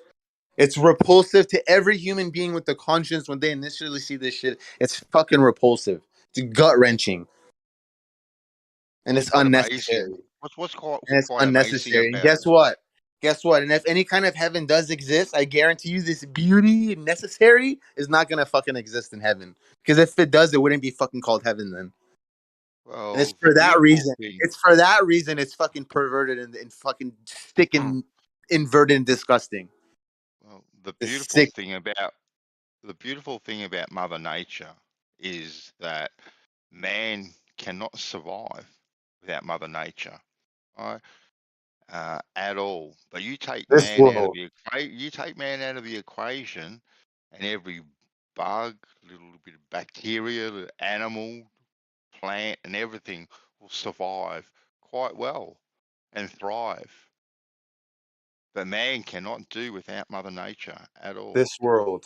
Fuck Mother Nature in this world. It's a beautiful Fucking thing. beautiful, beautiful. Yeah, go out there, have a lovely little Go out, fucking kid, go out. 3 years old, in nature, like you belong. Beautiful. Have one of these fucking predators come and have your little loved one for a little lunch, and we'll see how beautiful it is then. Freaking unrealistic is what it is. Is what you the way you're seeing it. It's beautiful. It's beautiful It to is. watch on Discovery. It's beautiful to watch on Discovery Channel in 4K on a 80-inch OLED TV. Yeah, it is. It's actually Yeah. beautiful to get out there amongst it Go. and Yeah. experience it and experience it. Experience it. Go get eaten alive by a Komodo dragon. Okay. Yeah. Okay. Sit there. Go watch one of these videos of in 4K of a deer eaten alive by a Komodo dragon, pregnant, Uh-huh. and then go experience that and tell me how fucking beautiful it is. Unrealistic. You've lost touch with it. I was eaten by a Komodo dragon once. Yeah. Go pull up YouTube. That's what she said. I'm not playing. It's fucked up. Pull up YouTube. Search Komodo dragon kills deer. It's in 4K. I know. It's completely raw. That's Mother Nature. Fucking It's Mother disgusting, Nature, man. And it's It's by beautiful. design. You eat meat, right? Or Absolutely beautiful. fish. Beautiful. Replace it with yourself. Make it more beautiful. Sing. Make your replace your screams with tunes and melodies. Make it even more beautiful. Okay. That's the next step. This fucking disgusting satanic evolutionary world that you call home has you is being eaten alive and singing tunes and melodies with in proper geometric proportion. Go for it.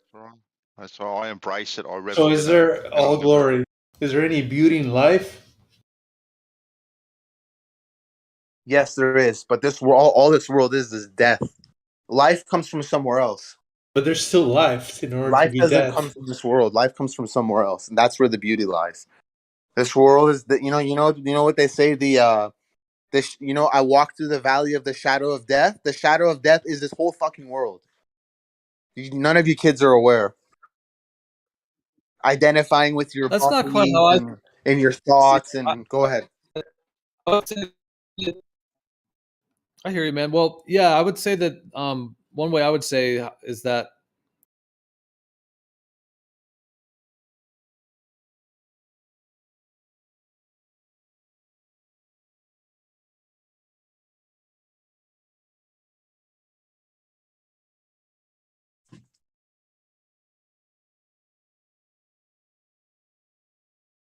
Did I you think you lagged cut out? out.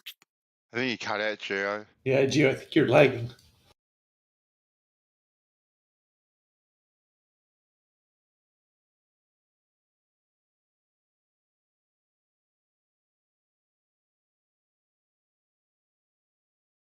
Gio, we can't hear you. Problems with his internet lately.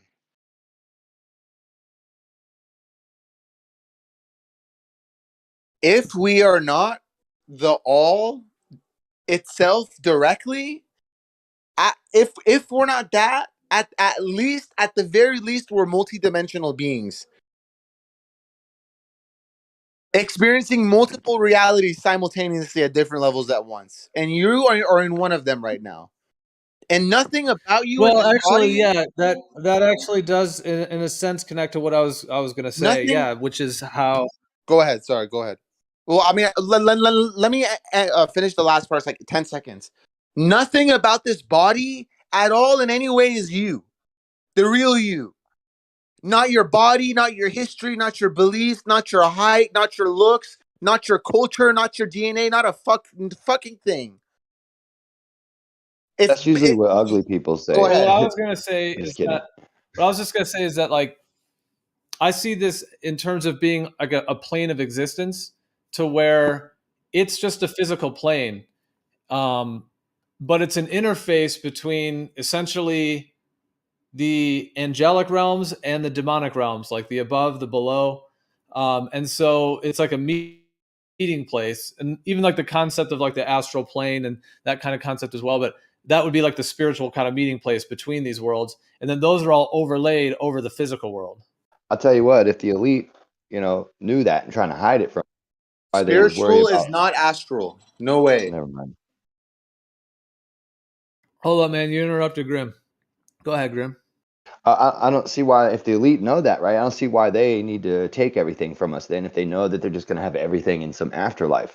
I think they sold us that story so that they can then take everything from us on this life right now, and we won't really worry about it because they created this idea for us that we'll have everything in some other life. Oh, made it easy to take from the babies now. Psychology to me to do a thing like that.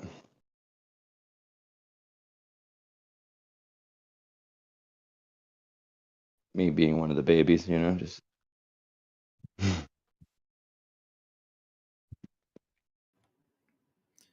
Yeah, no, I do hear you on that. It's Yeah. weird, right? But I mean, if that's the case, because it just sort of seems like that to me. What about the people who feel at home here, like it's a holiday camp, and then Yeah. some others, while they're here, it just feels excruciating on some level. It's like even being here just like difficult, just existing on the earth. Whereas what I'm getting, some people feel right at home on earth, like, yeah, this is my jam. Fucking yeah, I'm eating meat and I'm fucking women and I'm drinking beer and it's all That's kind of what I happening. meant when I said when he said that the multiple universes and we are realities or whatever, and that we live in many at once and stuff like that. I was just this body has nothing to do with you, you know what I mean? And I was just thinking, yeah, that's what people who have a hard time want to believe, so that they can escape to a different hope. People who aren't having such a hard time, that's why I said that's what the ugly people say. That this body has nothing to do with me. Because the pretty people sure as fuck don't think that. They're like, yeah, I worked very hard to maintain this body. I ate the healthy foods. I worked out every day. I didn't do the dope. I have all my teeth, except for the wisdom. That kind of thing.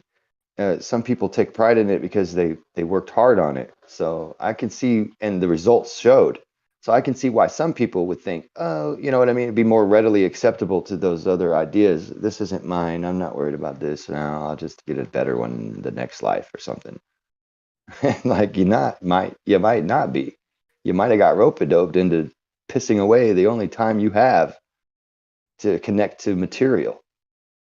And the rest will be you not, being you anymore. Whatever that is, I don't know if you're going to write any stories about it, since you won't be you anymore, though.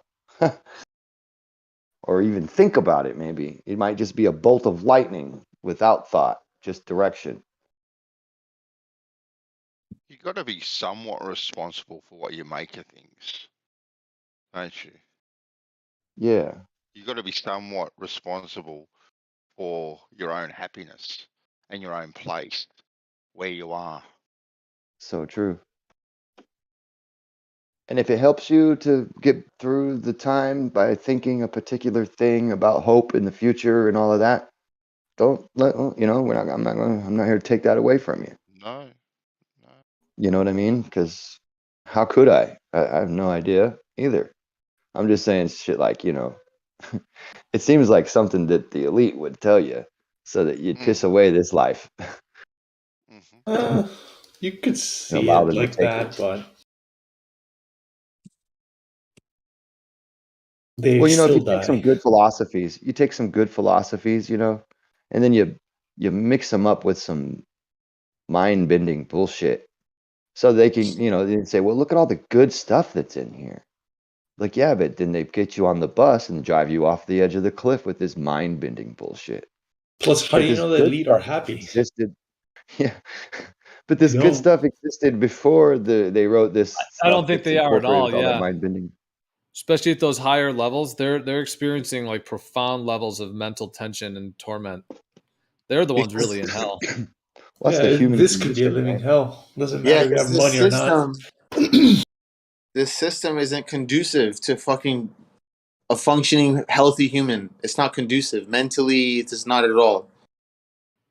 Well, I You know, I think it used to can say be. that. I used to say, you know, when I was doing not as good, I used to say that kind of shit. You know, like money is not gonna give you any happiness. Money is not. But see, it takes away some of the stress of the other things that give you sadness. It's not going to give you happiness, but it's, you know, if used properly, like a campfire, it can save your life and keep you sustained and happy and warm. If you try to do too much with it all at once, it'll burn your house down. That's the thing with money. It's not money, it's the love of money that is the root of all evil. Yeah, it's just It doesn't say never money is enough, the root of right? all That's the evil. problem Yeah. with sometimes with money.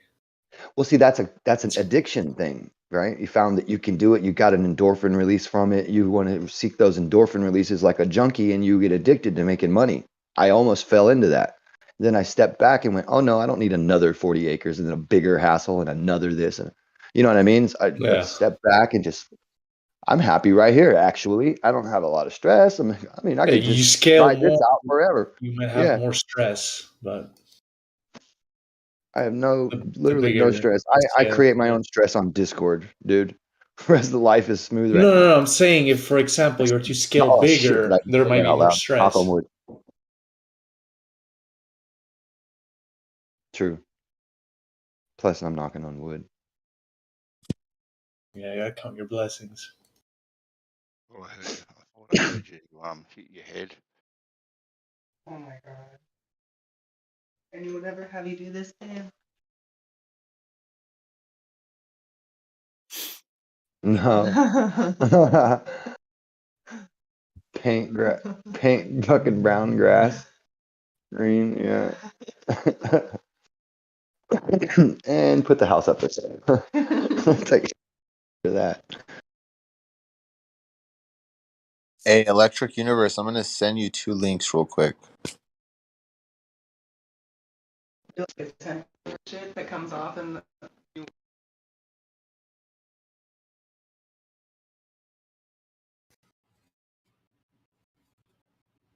I was actually thinking about what Glory was saying earlier about, animals getting killed and stuff like that. Even though in some ways he was over making his case, for example, animals with hooves, they actually do have defense mechanism, but that's beside the point. Sometimes I do think about the universe. I'm actually Pentecostal myself, but sometimes I think that the universe in some ways can be thought of as not a hospitable place for humans, for example. Like there's an empty vastness of space that doesn't care whether you live or die. And it would be Invert, unnatural to never think about anything like that. bro. Invert the world, and you live in a beautifully designed and created system. Everything makes sense. Everything is placed there for a reason. Nothing is scaled to fucking infinity and light years away. It's just great. It works beautiful, and humans have a big part in that.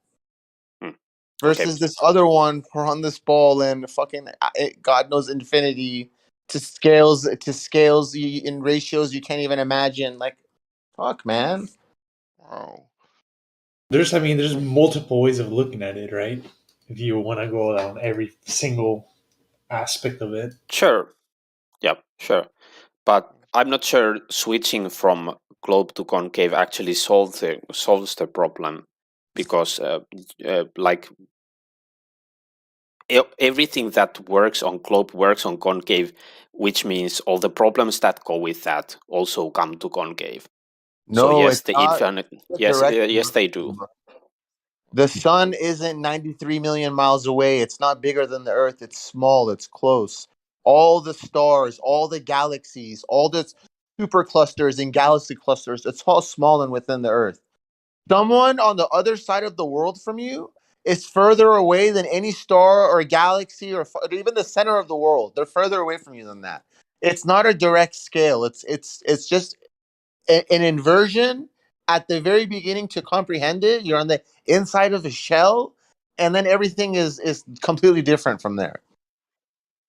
So, sorry, bro. I don't mean to cut you off. It's just I don't want you to. No, just, I don't get yeah. offended by you cutting me off. No problem. Still seems like a bad place to be because animals are killing animals. So, This is a perversion of the real thing at best. I mean, it is not rough, right? reality. If you think about nature and its way, like the way it works, it's not all pretty as it seems. Like Perversion of the real thing. there's. Well, that means if I point my satellite dish straight up, then I should be hitting Australia. So let me send a signal to Australia real fast. stop spying on me. I Kareem. missed. Whoops, I Spying on me. missed. I missed again. Why am I missing? Hold on. Oh, maybe Hold because on. Australia is not above me. Okay, never mind. That's called being too critical. You need to open your mind. I know. Seems like there's a desperation somewhat at times for a model. Like there has to be a model, right? Because I can't be satisfied unless I have a model, because I need to know where I am, sort of thing. Do you think the moon landings happened? Me? Nah. We didn't go anywhere in recycle washing machines. Anywhere. You're a flat earther? Oh, I would consider myself on a plane, 100%. Oh, okay. Yeah. That's cool. I was just wondering. Yeah. You know. But Normally, that's I not try to but like. that's not why. That's not why I don't believe in the moon landing. I was a non-moon lander way before any of this. Way before. I gotcha. Sometimes I ask because like I try not to like. Sometimes I ask because I don't want. Let's just say, you know how some people they believe everything that they're told. Everything is as it is. Mm-hmm. Like, I just wanted to make sure you're not one of those. That's all. Thanks. Oh no, I don't believe Oh, yeah. anything. Anything. Because we got a lot of those in Gem Panda server, so I'm used to that, you know? Except my own reality. I believe my own reality. What I've created for myself. Lori, you gotta understand, Gem Panda server, it's like it's not a real place. I don't know how else to explain it to you. You shouldn't take those people too seriously. No, I don't. It's called a shield-in, right? They're just there think to post any view. It doesn't matter like what it is. Think of a place where government operatives can come to chill and dismantle anything of free speaking. You know what I mean? And then the people who want to be like them, they end up liking them because they take the cowards argument, the consensus argument. You know, they're going to be the last people to ever find out anything new because they have to wait for everyone else to know it before they get to know it. That's the consensus argument. There's some cool people over there. Definitely. No. There's some cool I people get over that, there. right? Because we go over there sometimes. Yeah. So yeah, there's some cool people too. Right. But I meant like the overall dynamics of the place. Right. We're the cool ones. But there's also we're the some cool ones. fucking assholes, condescending assholes in there. And, I like that. Exactly. Of course, Bandit, because we go in there. I mean, as if, right? Oh, Yeah. How many But people yeah, in these realms, Rim, have you met in real life? Have you actually met anyone from these realms in life? nope, None. Really? not a None. one. Damn. How long have you been coming into like these Damn. servers? Since the beginning, before Google Hangouts, before these servers here were even here. Well, I mean, I guess it was here. I just didn't know about it. Like I Gem mean, just Gem Pandas, you've been going there for years? yeah. At least the day Jim Panda opened up his server, I was there. It's been pretty cool to meet Yeah, he some kicked me out people. of Earth Discussions, the first one, 2.0. I mean, Jim's been trying to get rid of me for a decade. Seriously, I'm Mr. Grimmer. I'm the first one that got kicked off of Nathan Oakley's show and banned from his channel ever. Damn. And it wasn't because I was being rude or calling him any names or doing any of the things that he was doing to everybody else. It's just because I kept pointing out the simple, forward things that he keeps trying to skip over. It just pissed him off so much that he couldn't deal with me anymore. I didn't want to argue about flat Earth. You force me in a box to argue, then I'm going to make you answer my fucking questions. And if you don't like it, you're going to freak out, mute me, and hide me from the fucking class.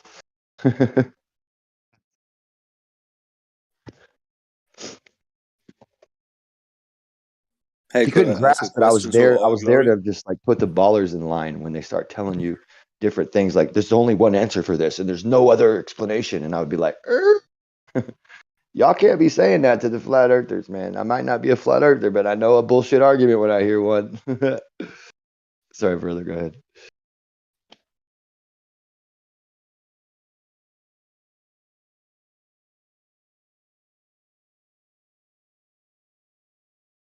Yeah, so All Glory, were you a flat earther before you went to concave? Yeah.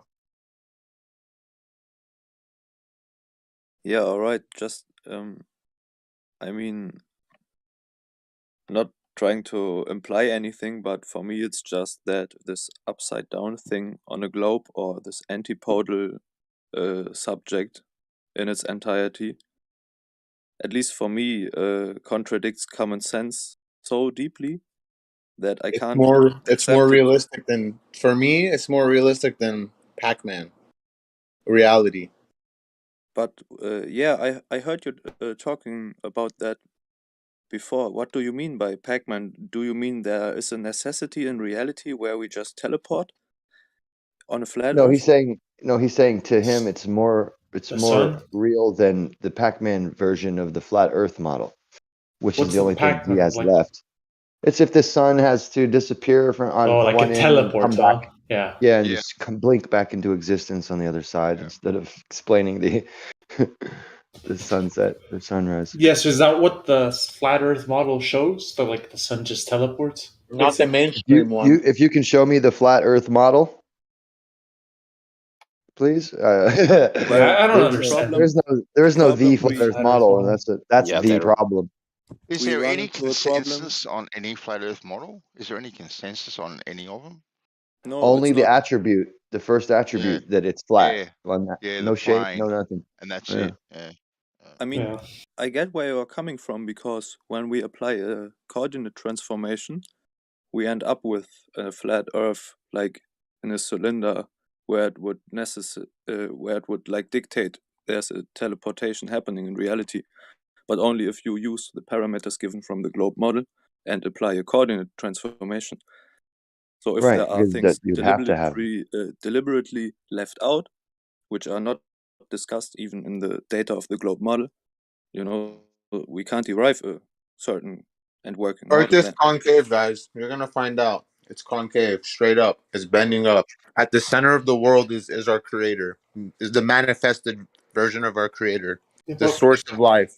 Did you finish, Cleric? The model works. You're living in an inverted satanic timeline. Nothing is normal but about the this model world. works too Everything with is backwards and the disgusting. globe model works also. If you look at the sun and stars. It doesn't. Yeah, it kind of does. It does. There's a problem with the With downward no curvature. teleportation of the sun. There's a Lemon problem with was the actually downward curvature. Lemon was actually on point about what he said earlier. Like, there are unknowns and questions that arise from all models. Right. But I Philosophy guess isn't needed right now. It's simple concept. yes, but Testing elements. I was talking, so whether Sorry, it's go ahead. needed or not, it's kind of rude to interrupt. Speak like you value your words. Speak. Glory. Enough. Come on, Laurie. No, I'm kind of gonna get some coffee. All right, man. Good. You're less of a man. Oh, good. That's enough. I'm still a man. I'm just gonna take coffee. You need a break. You need a break, Glory. Sorry. Insults are unwarranted and uncalled for. Sorry, buddy. I thought he was joking at first, and then it's like, oh no, he kept coming. Why is he so mad? Yeah. Angry, unfortunately. Too angry. So yeah, you haven't met anyone grim in these realms. No, man. Well, you know what? No. Okay. No. Interesting. I've met a few. Have you met Gem Panda and them? No, he's in England. I'm in Australia, so no, I've just met the Aussie guys over there. I mean, I People met did somebody meet Gem Panda online. though. He went to he went to one of those. Remember that where he went to like a flat Earth meetup thing.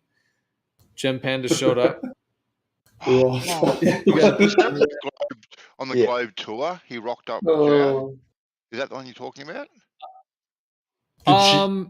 I believe so. Yeah. Yeah. Did he show up to debate people? Well, that's funny. He got his photo taken, and that gets around a bit.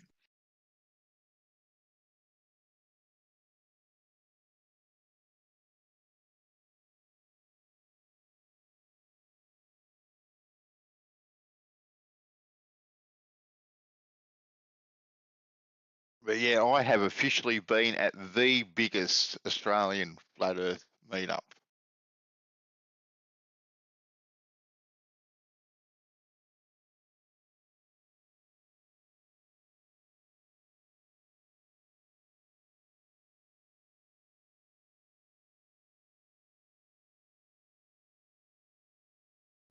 well, that sounds amazing. It was actually a good night, and there's a gift that goes alongside it, which you've seen, Geo. I might actually go if there was a flat Earth meetup in Finland. They're good nights. You have a good time. You let your hair down. A lot of laughs. Yeah, it's all about. I've actually had a few contacts in real life that do believe in flat Earth, and it hasn't gone to shit show in any of those occasions. Mm-hmm. So just in your normal everyday life, you've come across them, Laurie? Yeah, actually, I know these people from my from a church I used to attend. Yeah. So one of the people, even back then, kind of admitted in one conversation that he's a flat earther, or he kind of drifts that way. It never got into a huge fight because he wasn't like preaching at me like you have to convert, the earth is flat, and I wasn't doing that to him like, oh yeah, you need to change yourself, it's a globe. So it never became a huge fight.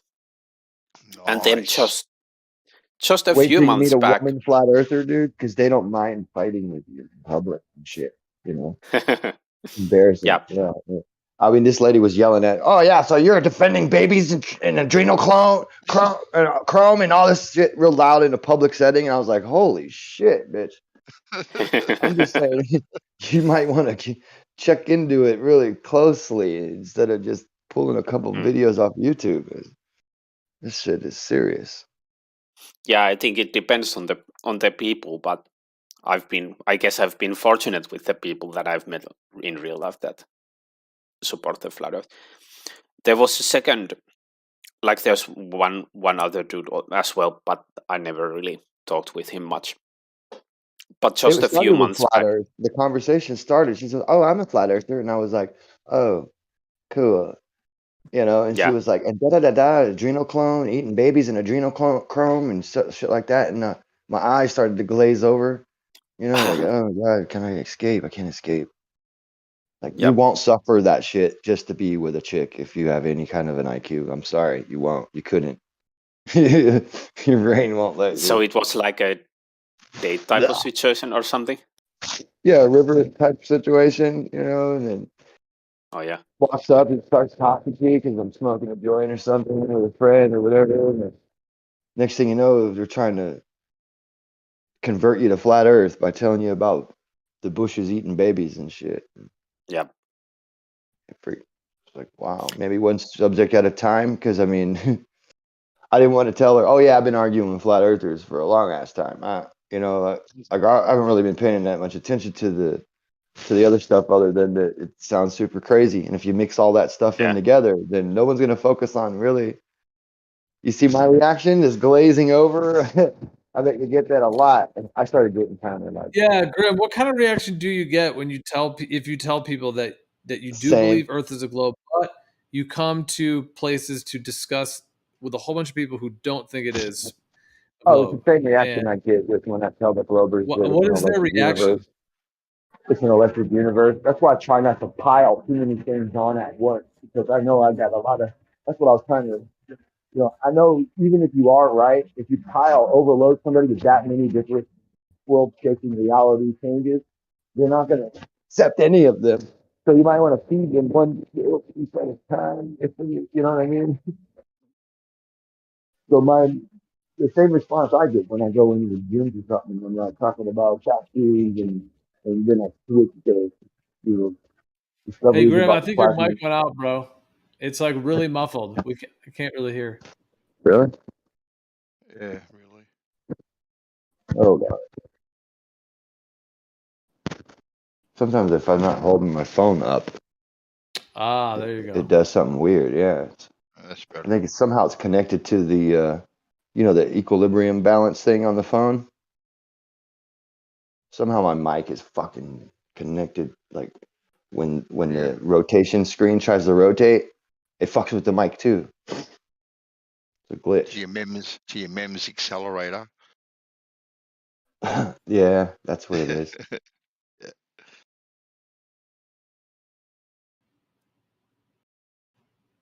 Yeah, it's the same reaction I get when I go into like gyms or something and I start talking about too many subjects at once. I lose my audience. Their eyes glaze over. Like, oh yeah, this idiot. He can't be hitting me with this many different things at once. This many different things I've never heard of all at the same time.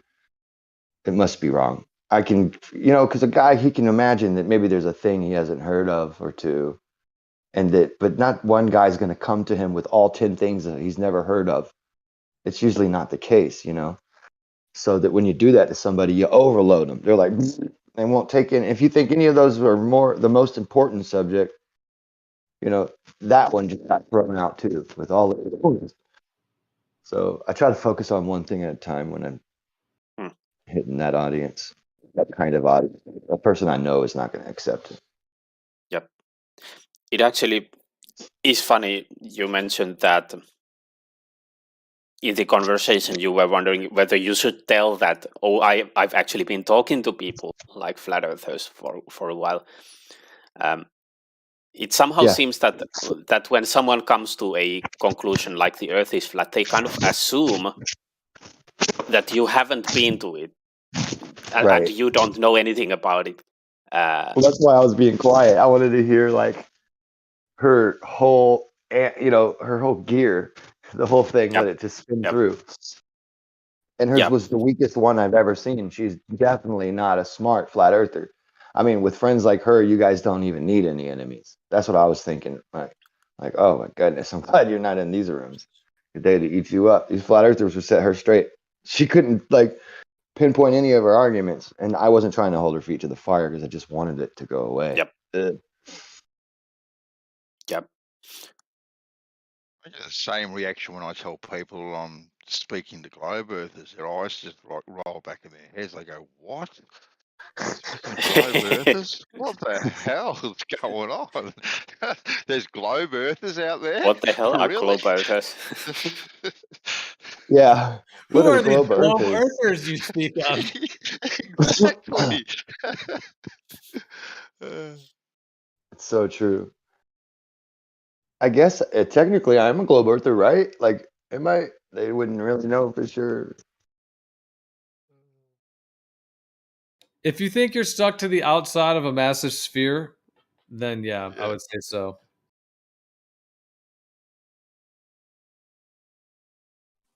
I mean, it's super massive. And it's only You really have to spherical. imagine how massive it actually is. That's what she said. And the math doesn't work out because I'm sorry, it's only spheroid-ish. Spheroid-ish. Ball. It's ballish. What if being a globe earther means that you think we live on a perfect sphere? And I don't think that, therefore I'm not a glober because we have terrain. Right. That's an obvious modification of the BEV. I am not a flat earther because flat earth means we have no terrain. It is. Well, I've heard that argument used though. You believe you live on a sphere? Oh, see, even Tyson, whatever the hell his name is, says it's a fucking oblate spheroid. Like, You live on a okay, pear. you live got on a me. pear. You live on a pear, fellas. It's pear shaped. I want to live on bear. Shout out to all the pear-shaped earthers out there. Yeah. Actually, Applesauce. living on a bear like the animal, that would fit a Finnish culture. Like bear used to be almost a sacred animal in Finland. Right. Just the back of a bear. So what is it that Bareback. separates people between these two these? Okay, so let's just say for a moment, just to take a completely neutral stance. Let's say if the Earth is a sphere, or if the Earth was stationary and planar, like between those two, Yep. what would then be the propensity now to people who are going towards the truth of it, and people that are going towards the non-truth side, as it were? And how does that decipher within people's minds? Like, what is it that has that be different in a sense? Yeah, which side is true? Yeah.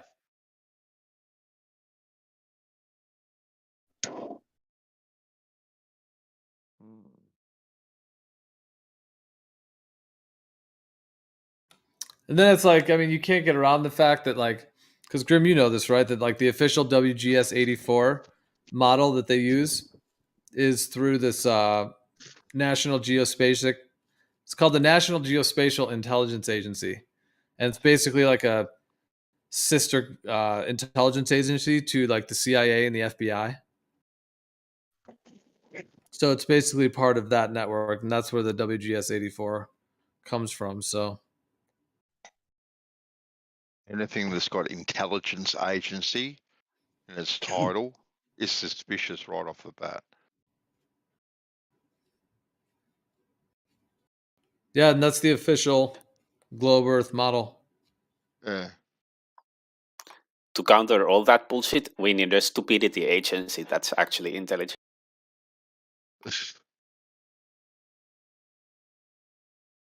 We have that. It's called the DMV. Department of Motor Vehicles.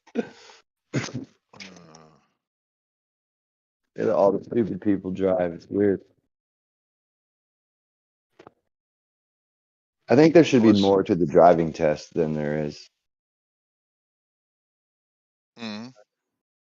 I think there should be more to the driving test. We for your driver's license. We have a system here, Grim, where you go for your learner's permit, which is called your L's or learner's permit, and you have to hold that for X amount of time before you can go for your license. Now they have a minimum amount of driving hours attached to that learner's permit, which I think is 120 hours. That's better. Yeah, because Right? we didn't have that. Yeah. Yeah. So depending on how long, and it does vary. I think it's 120 hours minimum experience you need under the age of 21, I think, and then over the age of 21, it does change, but I'm not too sure to what level it actually changes. But yeah, you need that minimum 120 hours, whether that's with your parents, with friends, or with actual driving instructors There's a themselves. person over the age of 25. Yep. So what sort of system do you have to get your license over there? No hours, but a particular amount of year, like a 2-year period or something since from 14 to your driver's license. Right. Yeah. So you really, I mean, we were driving before that. If you're with your kid and you're like in a, parking lot or somewhere chilling, you know what I mean, and you get popped for that, they usually don't give a shit. Yep. To be honest. And do you have a driving test too to go for your Yeah, license? they have a test. They have a test, a physical, and for your eyesight and all that, and your reflexes, and then your written test, and then there's it literally lasts 5 to 6 minutes, a driving test where they just go up here and take a left, take a right. They just kind of watch what you do and make sure you use your blinkers and all that. I don't think they made you parallel park anymore. They made us parallel park. I practiced that shit till I was like, I could do it. Like I could slide in there and burn in rubber. I could parallel park. I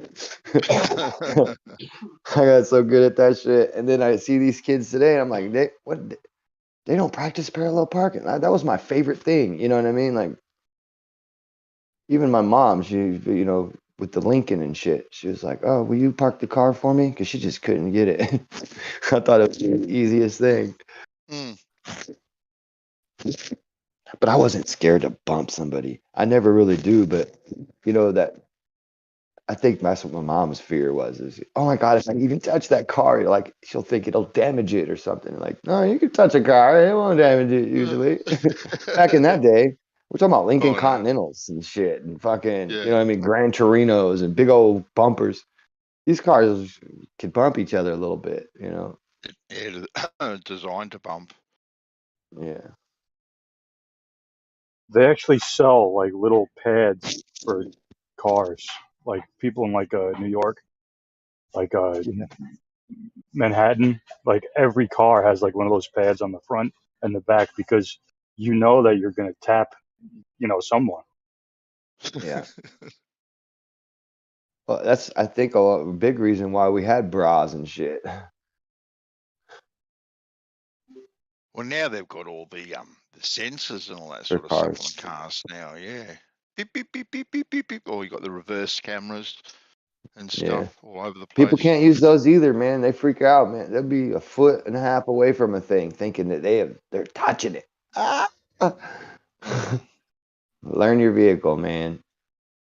I mean, it's only the size of a briefcase anyway. How can you be not sure where you are? It's little ass vehicles these days. Whoever called that a smart car was just fucking bullshit. They were getting a laugh, taking a piss, right? Taking the piss. Just get a.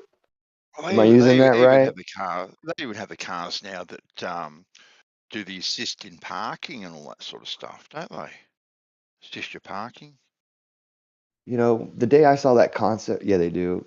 I saw that concept car, right, where the axles on the wheels turn, rotate, and then the car just, you pull up next to the parking space, and then the car drives directly laterally into the parking place. Yeah. Yeah. I'm waiting for that. Kind of takes the fun out of driving, though, doesn't it? Well, I mean, it makes it a little safer because you know that one moment when your nose is poking out in the lane because you're parallel parking. When you have to parallel park right on the side of a road. When you are actually parking, yeah, in the process of it, yep. Yeah, there's that. Well, that'll eliminate that issue, right? You just Yeah. So it could be safer. You might be able to sell that as a. Can I ask you a question, Grim? Insurance benefit. All right, if you were in like a really fast accelerating car, you know, like a 0 to 60 in like 3 seconds, 4 seconds, you know, just a fast one. If you were to do that going in like my BMW from east to west versus doing it west to east, do you think there's a difference because of the spin of the earth? No, not me. No.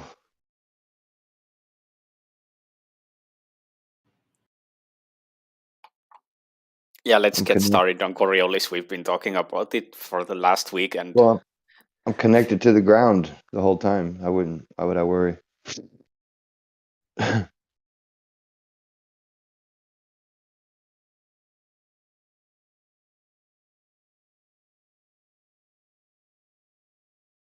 Do you?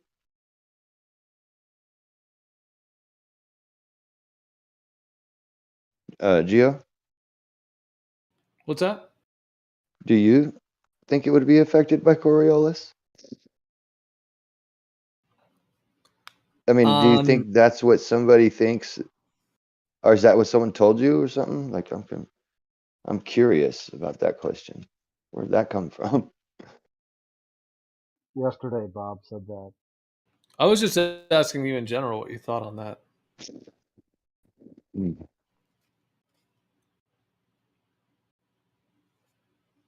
Jeremy got like hot because like Bob was like, "Yep." I wonder why though. Why? But essentially, that east to west thing is the Iatvos effect, which they're just claiming that they do it with a projectile. But I was just relating it to like accelerating really fast in a car. But it's that. Yeah, I'm trying to see how you could even try to measure that force. I mean, the weight of the car is so much greater than that force that you need a force so much greater than that force to move the weight of that car. That how do you know where that force is between all that unless you're dropping it and it's traveling at the same time in a forward. Well, you need two. You know what I mean? To be able to see the change in location, you need to point at a location and then drop the thing while it's moving at the same time, like a ballistic. To get the best example of how much imparted movement, because I still hold the camp that there is an actual path. These guys will want to tell you, no, it's all relative and blah blah blah. But I mean, that I would say that the actual path was the bullet itself going in a straight line from point to point. I mean, let's imagine the bullet doesn't go in a straight line, or But again, that's they'll argue with me all day. I understand that everything can be seen from another position. Therefore, you could say that everything's relative to one another. I get that, but also on top of that, there still is one of those positions, which is because if I have to follow the law, right, that an object stays in motion and less energy is added to it. You know what I mean? An acceleration. Yeah, because they claim that that's how they go to space, is that they start whipping around the Earth. Yeah, that's. And they claim that you go from a couple hundred miles an hour up to like 17,000 miles per hour, they claim, and then you pop out. See, for me, I don't understand why that's necessary, right?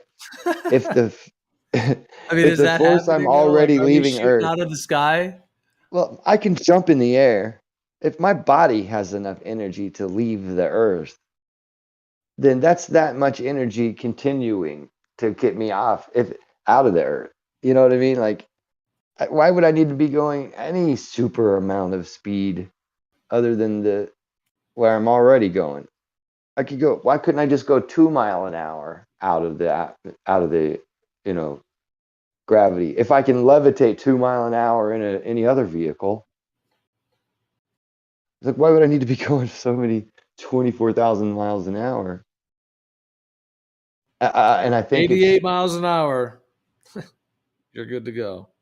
The flux right? capacitor will kick into gear and 1.21 gigawatts. Yeah. Don't they say you need a minimum amount of speed to be able to break Earth's gravity? Well, the way they do it, Is it? they put the vehicle at a particular amount of speed to keep in orbit, and to slingshot out of that orbit, they just need to accelerate. But as long as you're moving forward, why do you need a minimum amount of speed to do that? Point made. they claim that you have to hit orbital terminal velocity. Well, they also claim that nothing can escape a black hole. You see that thing right there? That light spot where you see light there? That's a black hole. Like, wait, what? Like, what a How's claim that they're happening? making. To even claim that humans have traveled 17,000 miles an hour and they're getting away with this? I mean, what are we even talking about? Well, Traveling that fast? I don't know. That's pretty fast, but I mean, That's pretty It's pretty fast. fast. Pretty fast. Oh, it's just a little bit quick. I mean, but relatively speaking, there's things out there comparably going in the same direction. We'd be going 0 mile an hour at all if we're not moving. So That's pretty. yeah, that's the bullshit you get. What would be cool if we could find out what's a fixed place in space if we're not moving. But we always end up with some weird, interference pattern or something that we're moving. We're always moving in some damn direction. Yeah, but I mean, 17,000 miles an hour. That would be. Hey, it sounds pretty fast, but It sounds no, pretty I mean, fast. It is well, it pretty does, fast. but it's not. But we know we have things that are capable of moving shit that fast. Well, think of going like 1,000 miles an hour, how absolutely absurdly fast that is. And then imagine going 2, 3, 4, 5, 6. We're only at 6, 7, 8, 9. I mean, all the way I've to only 17. been at about 210. It's enormous. So basically, you could circumnavigate On the ground. the world in 17 times. I would imagine it probably wouldn't be any different than, feel any different than when you're in an airplane going 500 mile an hour or so. Yep. It's acceleration that you feel when you go from like 0 to the initial 500. Once you're already in motion, you don't feel it as much. But it's accelerating all the time, up to 17,500 kilometers or miles or whatever it is. That's a massive amount of G-force. Yeah, but once you're at 17,000 miles per hour, you probably wouldn't feel it once you're at that speed. All right, so if you opened up the door to the fucking vessel while you're going 17, then you would feel the airspeed, miles per hour. Then you happens? would feel it, but that's different because you're feeling like. Does it just rip your flesh right off your body? Well, or if the vessel friction of air pressure, the ground, the air. I mean, if that would do it, it would just be like It might as well just be hitting a brick wall at that point. What do you think of the self-landing rockets, Grim? Real Well, or I mean, fake? I want to see a little model one do it. Wait, That'd be you guys cool. haven't seen them in real life? What you don't? No, I saw it. I saw it. The SpaceX. I want to own one, a little model one. You know, so I can Oh, a little model. Yeah. I've seen it on my TV. I haven't seen it in real life though. Oh no, I got friends who were actually there and filming and having a good time and shit, watching it. And they actually saw it land.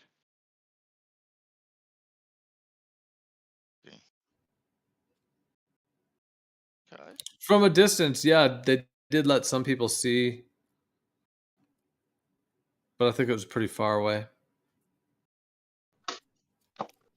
Yeah, they have their little Hollywood tricks, lowering down on fires.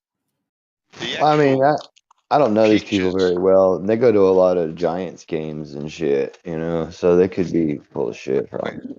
They're questionable right there. Yeah, they go to Giants games. No, no, they're So great. you guys think like Elon Musk he's part of this elite? Well, he is part of the elite. We're He's not on going to it. eliminate him from that. On faking. He might have real rockets, but you know he's a part of the elite.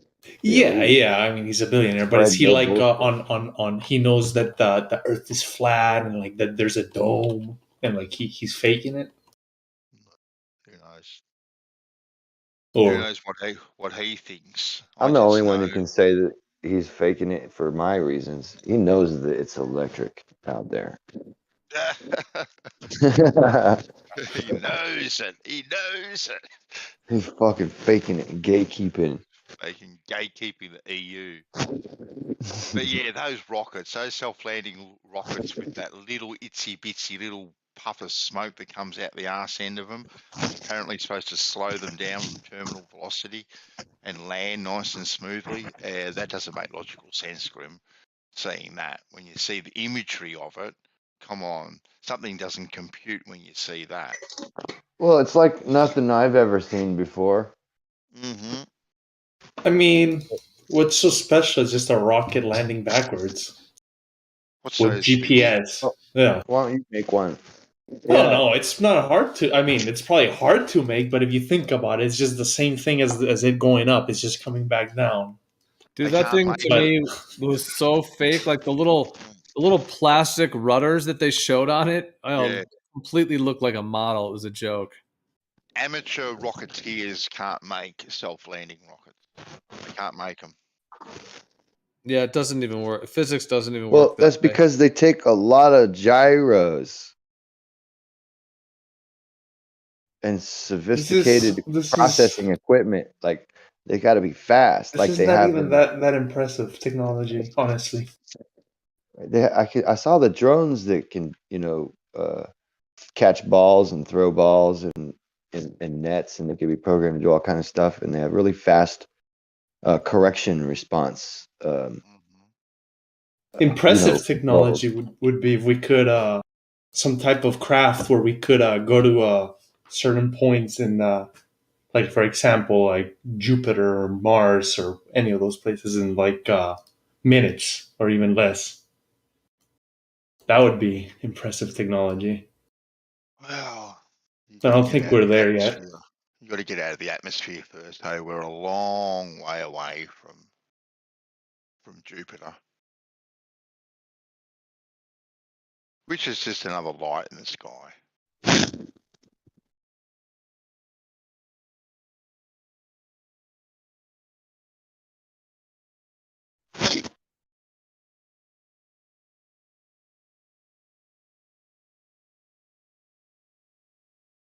So you guys think these SpaceX Falcon rockets are CGI'd or like it's being faked? I don't think that there are self-landing rockets. Not a chance. Oh, there's definitely rockets. They have rockets. 100% they have rockets. They have intercontinental missiles. There's a rocket. So what makes it so hard about like it landing? I mean, we don't have to prove to you that there are leaves on the trees, right? So we don't have to prove to you that these Falcon launches are fake. Just look at them, man. In the same vein, I don't need to prove the Earth is a globe. Just look at it. You can't see a globe anywhere. Yeah, I can't find anything to look at to conclude that. And on the thing that we're talking about, I can't really find anything to look at to think that they are fake. What, the self-landing rockets with the? I tell you what, when I fart, I create more thrust than what those little rockets do that are coming out of those Oh, self-landing sorry, I rockets. mixed that up. I was talking about the Blue Origin rockets, which are obviously CGI, but Falcon 9 I haven't investigated that much. Sorry, I am just correcting that statement. I got that wrong. I meant the Blue Origin ones. What sort of feature do you suggest that Blue Origin, for example, is fake? Looks like a dick.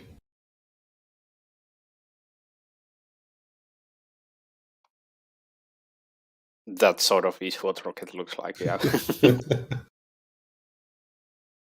But this one especially, it's like it doesn't look as aerodynamic as the other ones. Well, Shark, you look like a dick. You're fake. I might be fake.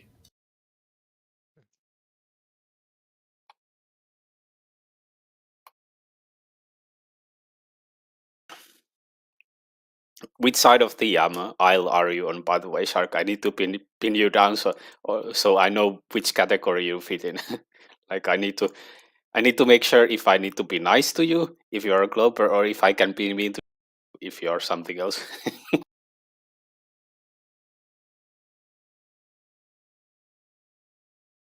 I am a globehead, as they call it. Okay.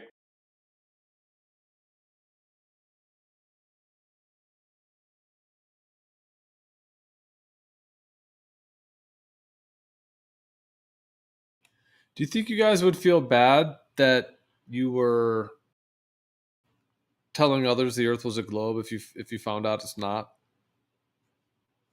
No.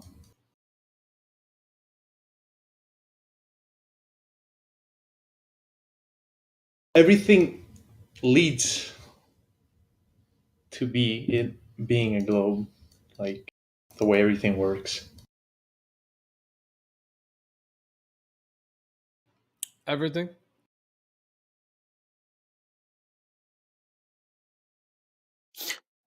Well, you could say nothing works, right? We're not using the internet right now. We're not talking to each other. Nothing works. I posted a video in chat. Seriously, man. Look at the passage from 35 seconds. Let me This see. is absolutely ridiculous. I actually would love to sort of touch on your question, Gio, as well. If I were to find out that the Earth is flat or concave or something else than globe, I still wouldn't feel too bad about telling people that it's a globe. First of all, I don't feel like and hopefully I'm not like trying to hit people in the head with the Bible, so to say. Like I'm not trying to convert anyone. I'm just talking about the topic. And if I have been arguing for the globe side, that has been because at the time it seemed like there were good reasons for it. And obviously, if the Earth is something else, those good reasons like need there has to be some kind of convincing counter argument. So unless I'm otherwise unless something else comes up, I'm gonna argue for the globe. If something else comes up, I'm gonna be like, well, I was wrong, but I had good reasons to be wrong.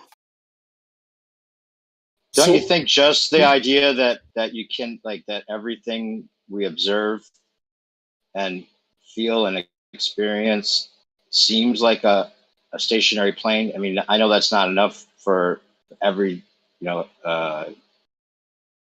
every piece of evidence you have, but it's how you weigh the evidence, And it seems like for flat earthers, that kind of outweighs a lot of these other things that are claims, you know, because you don't have to believe in a claim. It's something you can verify for yourself, you know. Yeah, but I mean, once you understand more that it's not just, you know, what you see and what you feel, like, because obviously our senses are not always correct. It's you understand that it's like when you look at the stars, when you look at the sun, you see like rotations and everything. Like it just, I don't know. It all more points to it I politely rotating, disagree but because you see this movement and you see that it's moving in a way. This is a physical proof of the stillness of the earth. And for example, if I pour hot water over myself, my senses definitely don't fail me. It's damn hot. Yeah, it's taking the idea that we don't sense everything and then saying you don't sense anything. I don't want to, excuse me, I don't want to bring up Coriolis again. But I kind of am a little bit. Go for it. Yeah, sorry, Dave. I don't want to trigger you. No, it's good. Hey, But, dangerous is me in here. but, like, okay then. Yeah, we're talking Coriolis that with bullets, we can adjust for it over a short amount of distance. With ballistics, apparently over a short amount of distance. Planes, we can do it because we can steer these things and adjust for the Coriolis. But we can land a self-landing rocket on the back of a barge with absolute precision, right? Right. And yeah, apparently they've accounted for Coriolis as well as everything else, as well as Right. as well Right. as the Coriolis winds, all this sort of stuff, because they've only got these As well little as the flaps. laws of basic physics. Yep, they've only got these little flaps on the end. It's not as though they can steer greatly one way, this way, or one way, or that way. They've only got these little flaps, and bang, pinpoint accuracy. They can nail these things. they're probably not that heavy, to be honest, right? After they have used most of their fuel. They don't It's look not like they're about the too weight. heavy. No, It's but not like about the weight. he says, it makes it easier to steer. Well, the schematics for how they're able to fly those things backwards and land back where they were, with all of the Coriolis effects and everything taken into account, are those available? So you can see, like, you know, I mean, that's some pretty amazing tech that they can that they Yeah, can but that's all reverse like that. GPS pinpoint accuracy. Like, Well, that's not good enough. You'd have to actually have the mechanics. We could use that to our advantage for things, but regardless, even if it were possible, it's ridiculous. It's absolutely pinpoint. People used to say it's ridiculous. Well, it is ridiculous that because that planes fly. accuracy. People would say, like, planes will never see people be able to fly from one place to another. And does that mean planes don't exist? Because let's just say if you've never been in a plane, you might say, "Hey, planes don't exist." All these videos that I see of planes that in fact could be faked because I've never been in a plane, right? Fair enough. So is that so? But then then what again, do we know what's taking true one and what's not? example and blowing it out of proportion. No, I'm just saying anything can be deemed impossible, right? If you look at it, true. Depending on, but I think you guys don't give humanity that much credit though, because like we've come a long way, I think, compared to what we knew 100 or even 200 years people ago. weren't like, oh, do you think they're really flying planes? No, we see they're flying planes, but this is obviously a gimmick, in my opinion. But I mean, there's people that have gone to these wherever they land, and you can spectate it. You can go there and see it From a distance. Yeah, from a distance. They also can have real-time holograms. You can bring binoculars or very strong binoculars and probably see it like close. I mean, unless they're using like a projection from some type of projection in space or something where they can just project an image into Earth and it's a fake rocket and it's just a projection. Which is possible. They've got that technology. They use it all the time. But I think that would be more impossible than to just actually do it. No. Hey, Shark Attack, I think I'm gonna have to send you those videos that I talked about sending. You said you didn't want to know anything about Earth. You'd rather just believe in the globe. Last time we talked, I think, right? Or you didn't want any information. That's just Because it's one thing to scams. like defend one side, but then not even be interested in finding out why the other side thinks what they do. Sure, send it.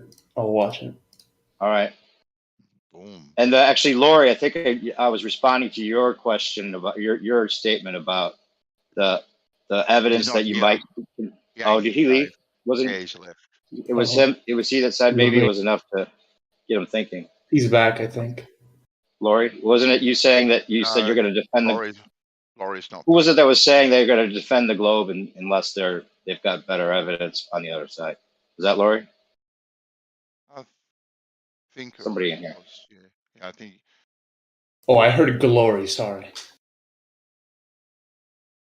Anyway, it doesn't matter. I just wanted to hear. It's a matter of how you weigh the evidence. You know, as far as like quality over quantity, maybe is what I'm getting at. The fact that everything seems like it's a stationary plane outweighs a lot of stacks and piles of evidence on the other side for some, but not for others, which is interesting.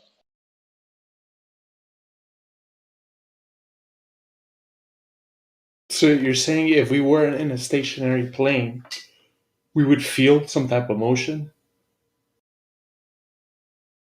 Yeah, it seems like that we would for sure. Yeah. But how come, like on a jet, once you're already like flying at a certain cruise speed, you can close your eyes, and as long as there's no disturbance on the plane, you could literally like not feel any motion at all. Well, again, this is another example of taking one small truth and then blowing it out of proportion to explain an extreme. And just like all of the examples, just because planes can fly and people didn't think planes could fly, that means we have to I'm not accept saying the that. I'm just evidence saying that. with motion. No, wait, just a minute. I know I'm talking about your other example where you were saying if people didn't believe planes could fly, so now we're supposed to believe that these rockets can fly backwards and land in their spot. Because there was an example of people not believing things at one point, that means everything should be believable. And because you don't feel all of the motion of an airplane, that means you can go several different directions and at millions of miles per hour when it's all added up. And that's the same thing as going in one linear direction at a much slower speed.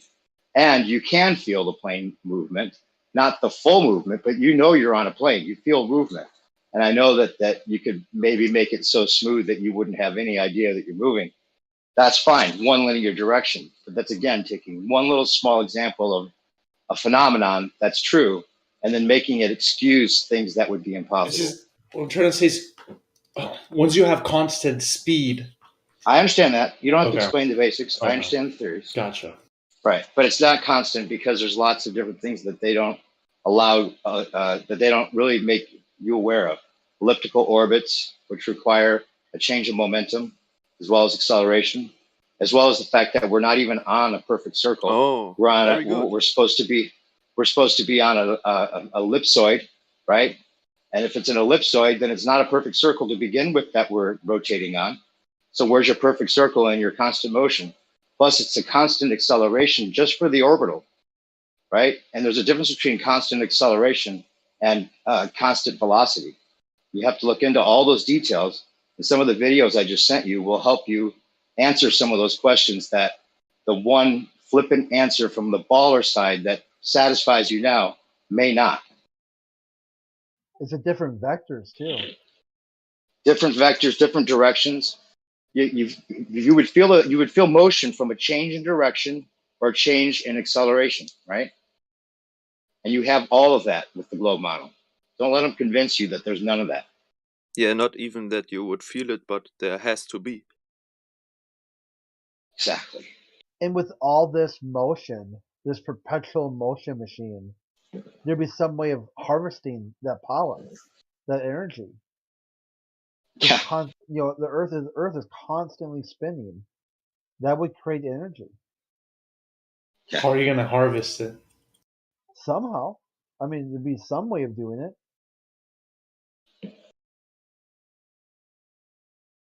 That's why Well, it's what like do you mean? What was the harvesting? Where did that come from? Why was that a response? No, I'm just like how I don't know because it seems like we can all agree that the Earth is pretty big, right? Like pretty fucking large. Well, 24,000. It's not as large as maybe you might think it is. You know, we should anyway. But what's the point? Yeah, that's the other thing. They say it's just too big for you to see curvature, but then you're too small to see curvature, or you're too small to feel it. And it's like using these little things that we know are true, and then blowing them out of proportion to excuse ridiculousness. The farther you go, you'll essentially But see. Crit, I cut you off. I didn't mean to cut Crit off. Sorry. No, I was just saying that's this idea where, if there's all this movement going on, perpetual motion, it would have some way of being harvested or collected. Why is that a question? I don't get the harvested thing. How do you reckon you'd harvest it and collect it, Crit? What sort of? I put a big. I know this is going to sound stupid. Like, put a big water wheel out, and as it rotates, it spins the water wheel and generates power. Like how? What sort of ideas are in your head about how it could potentially be harvested? Well, the etheric energy, right? Like in the EWAR's videos where he talks about the steeples that have the mercury and the gold device that was using the steeples to collect the etheric energy. But Crit, go ahead. I don't even know what you're getting at. Yeah, I mean, this movement isn't happening because I think it was a Tesla had done some experimentation with trying to get power, free power. And who knows if it worked or not. I guess they say it didn't work because I would go because the Earth isn't moving. Well, wait, Tesla wasn't trying to do it from the Earth moving, was he? You know, these like giant towers that went up in the air. Yeah. They're supposed to connect to each Yeah, other. ionic energy. Yeah. Yeah, it's a similar idea with the grounding and all that. I don't think it had anything to do with the Earth moving. And I don't think it didn't work either. I think it was successful, from what I understand. It was free energy, right? They had that. They had cities lit up back in the day before they took all that shit away from us. Go ahead. Yeah, look at this quote from Dr. John Wallace to Chocolate. Babies also cannot walk for 12 to 18 months due to adjusting to the spin of the Earth. Yeah. That's why we throw up and can't talk until about 14 months. Wow. Who's aren't they constantly swishing around in their mama's belly, who's also walking around? Like, what the fuck is this guy talking about? And adjusting from what? Like they're used to not spinning, but now they're on a spinning planet? Who is this guy, Crit Wallace? This is one of the original anti-flat earthers who want. He's I don't know what.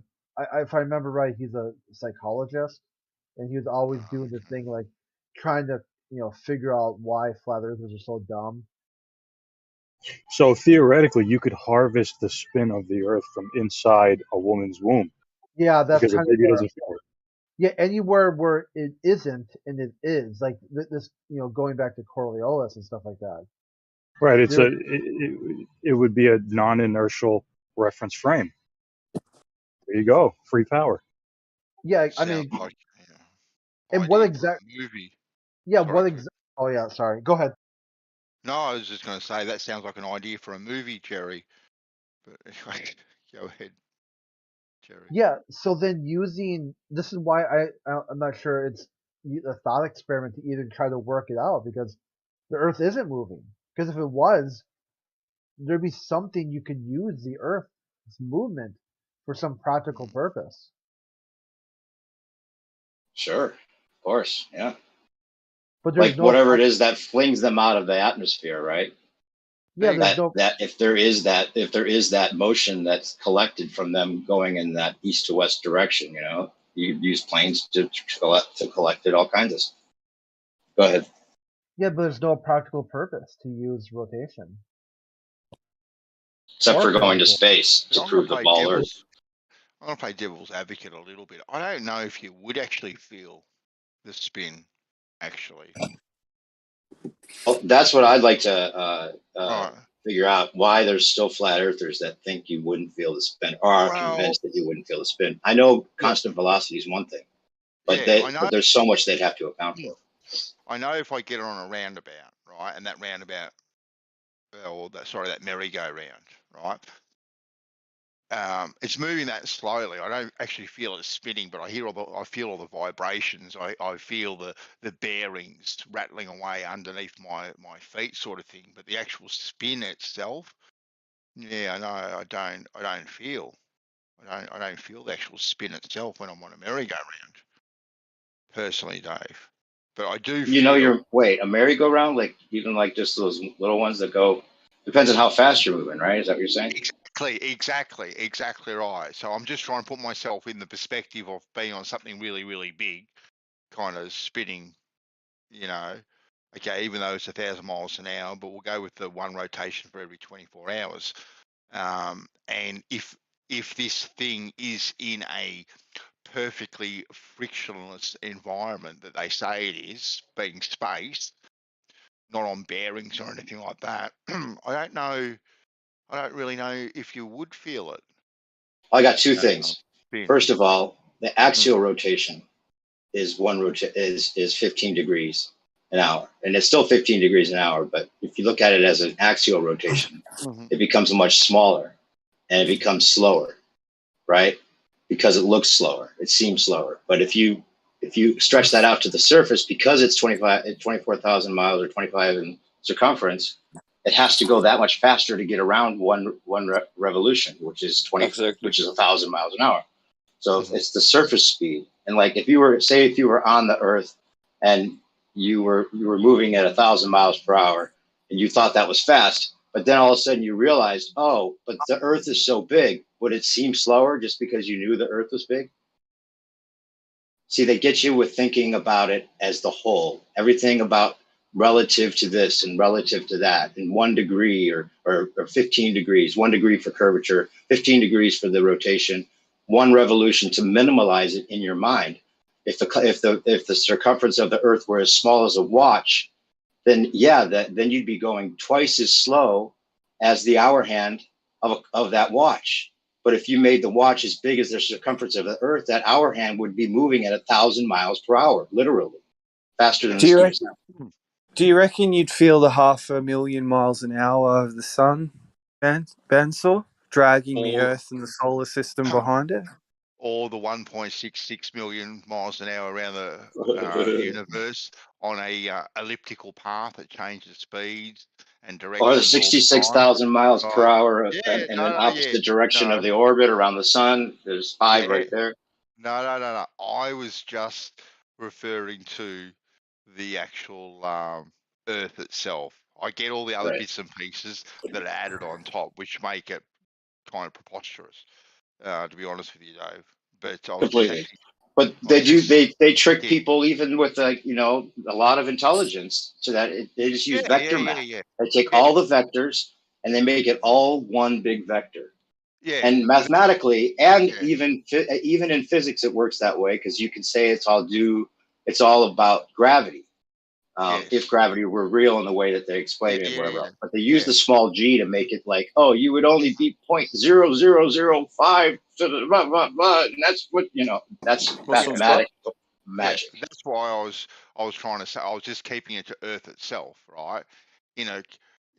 Comparing it to the merry-go-round, that I don't think I feel any sort of rotation. I feel the vibrations of the bearings, the clunks and the bumps and all that sort of stuff. But the actual rotation, I don't feel when I'm on them. So I was only trying to isolate it to that one thing just there. And I don't think. And even then, you should feel it, because it's not like it's a literal speed, literally 1,000 miles per hour. It's not like it's slow but still 1,000 miles per hour. I don't know how they got people tricked into thinking that. That's what they do. Go ahead, Crit, again. No, I have everything else. Literal. Well, how about that Foucault's pendulum? That would be another one too, right? On You're a just like, roundabout. yeah, On a on the roundabout. Oh, sorry, on Foucault, a merry-go-round. On a merry-go-round. and that would create free energy. It would effectively be like a small, like a hamster. Just like, Sure. Well, it can't Yeah. because it doesn't go forever. You have to put energy into it to make it go forever. that's the problem then, right? Because that shows you the Earth is not spinning. Yeah. There's a gearbox and magnets and a motor with those things. I don't know how anyone ever thinks that that's proof of anything.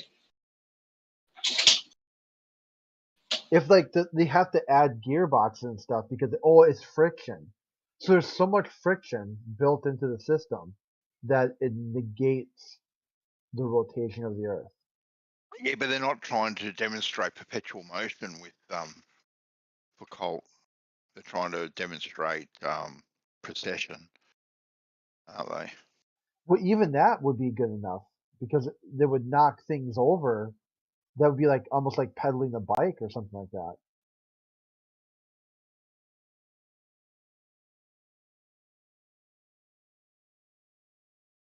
I do actually think it is probably possible to have some sort of drift in a Foucault's pendulum, but not necessarily due to what they're talking Yeah, about. it has to do with like the way all kinds of like chaos theory about the way the rope is rubbing, imperfections on the the pivot point.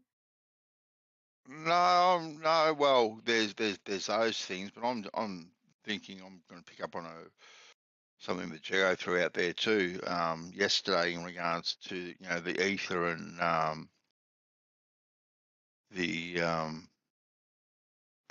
magnetic lines and stuff having an influence on it, which is quite possible, because ether is spoken about quite a bit in these realms. So if there is an ether that does interact with things, this same ether could actually influence a precession on a Foucault pendulum. It could, and I think it would be silly to actually disregard it and say that there is none, just because the Earth isn't spinning.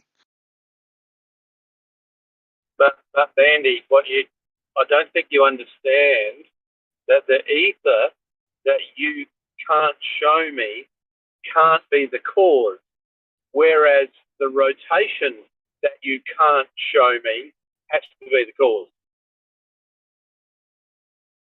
No, but on the same hand, I can't show you the rotation, right? Which I am going to attribute as being the cause, but the cause is actually the ether, not the rotation. But you can't show me the ether, so it can't be the cause. But I can't show you the rotation, but that has to be the cause. Yeah, I get what you're saying. What you're saying there. Yeah, like it's madness that they would hold so firmly and so fast to that narrative when, in their own reality, that you can't prove it to yourself. You just have to take it on the word of NASA, who tells you that everything's spinning and spiraling. Yeah, you got to take it on face value, exactly. Because they say whereas so, if you tell me, whereas if you tell me that it's ether or geo, well, I can't take that on face value. It's nonsense. It's got to be the other thing you can't show me. Yeah, exactly. Yeah, to be fair, I haven't heard a good description of what ether is.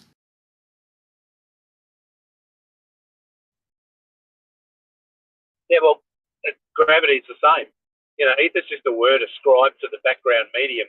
Who knows what it is? I don't know what it is. But no one would genuinely probably claim to know what it is. It's like, what's gravity?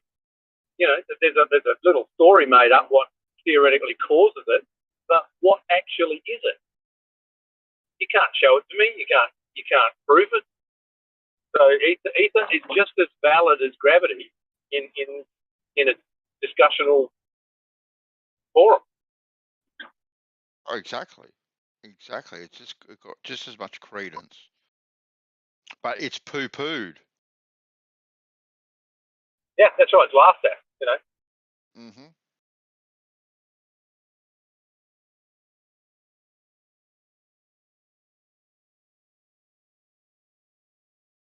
Now, this when you're lied to about everything, and everything in your reality is controlled by somebody who is proven to be lying to you in so many areas of your life, to just take any area at face value as, oh yeah, no, this would be true, you're actually doing yourself a disservice.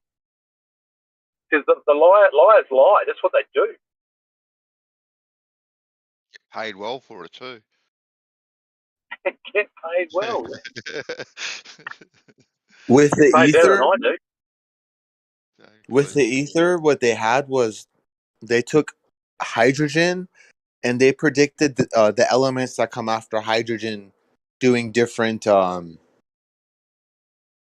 don't know if it was harmonics or what it was, but there was this certain math that they did where they were able to predict elements after hydrogen. Well, they reversed it and they went, that was below hydrogen. Well, they went upwards and they found, or they theorized some kind of a primal gas, like original primal gas, in which everything comes from, which is the idea of this ether here. And this primal gas, what happens is if it goes under tension, or like it if it goes under tension, it'll show geometric lines of force.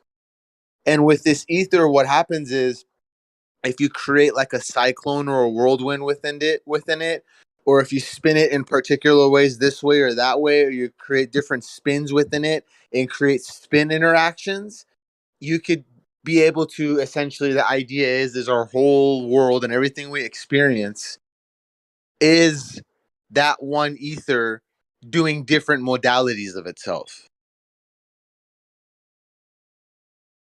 Yeah, and for me, like the hubris of mankind saying, "Oh no, it's rubbish. It's not true."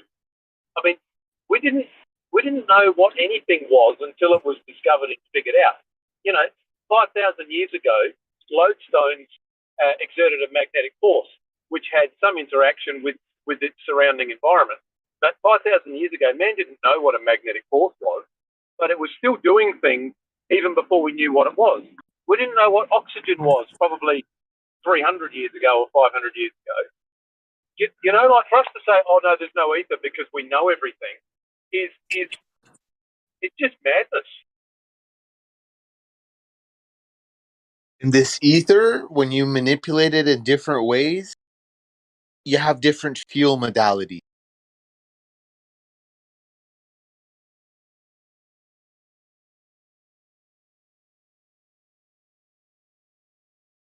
And this thing you're talking about, hey, it might be ether, or do you know what? It could be something else. It could be something totally unrelated to a background medium. It might just be something we haven't figured out or discovered yet. Nothing to do with ether. I mean, ether is just a word that describes to something. But this thing you're discussing may be different again. It may be a new thing that'll be figured out.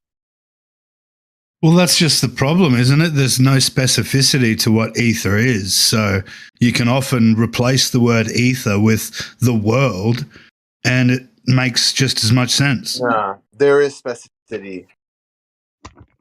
All your gods of electricity, the founding fathers of our current electrical science, they all not only incorporated ether into their works, but they based their world off of it.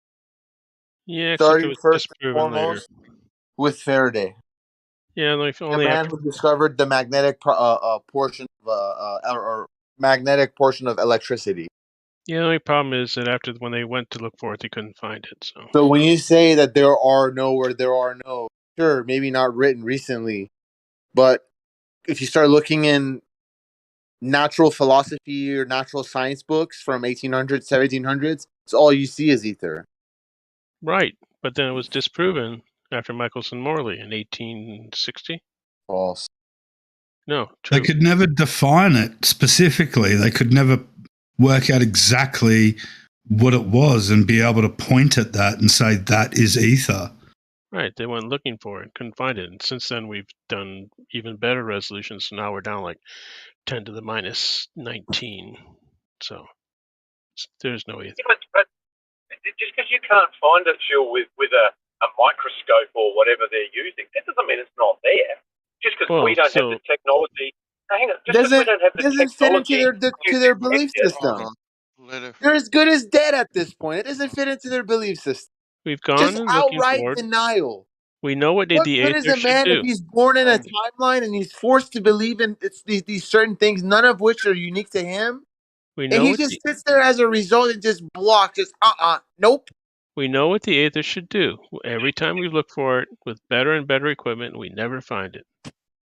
You know what, Phil? If I gave you a set of binoculars and I sent you free in the Tasmanian wilderness to look for a Tasmanian tiger with a set of binoculars, the best ones that are on Earth right now, I'm tipping you wouldn't find one.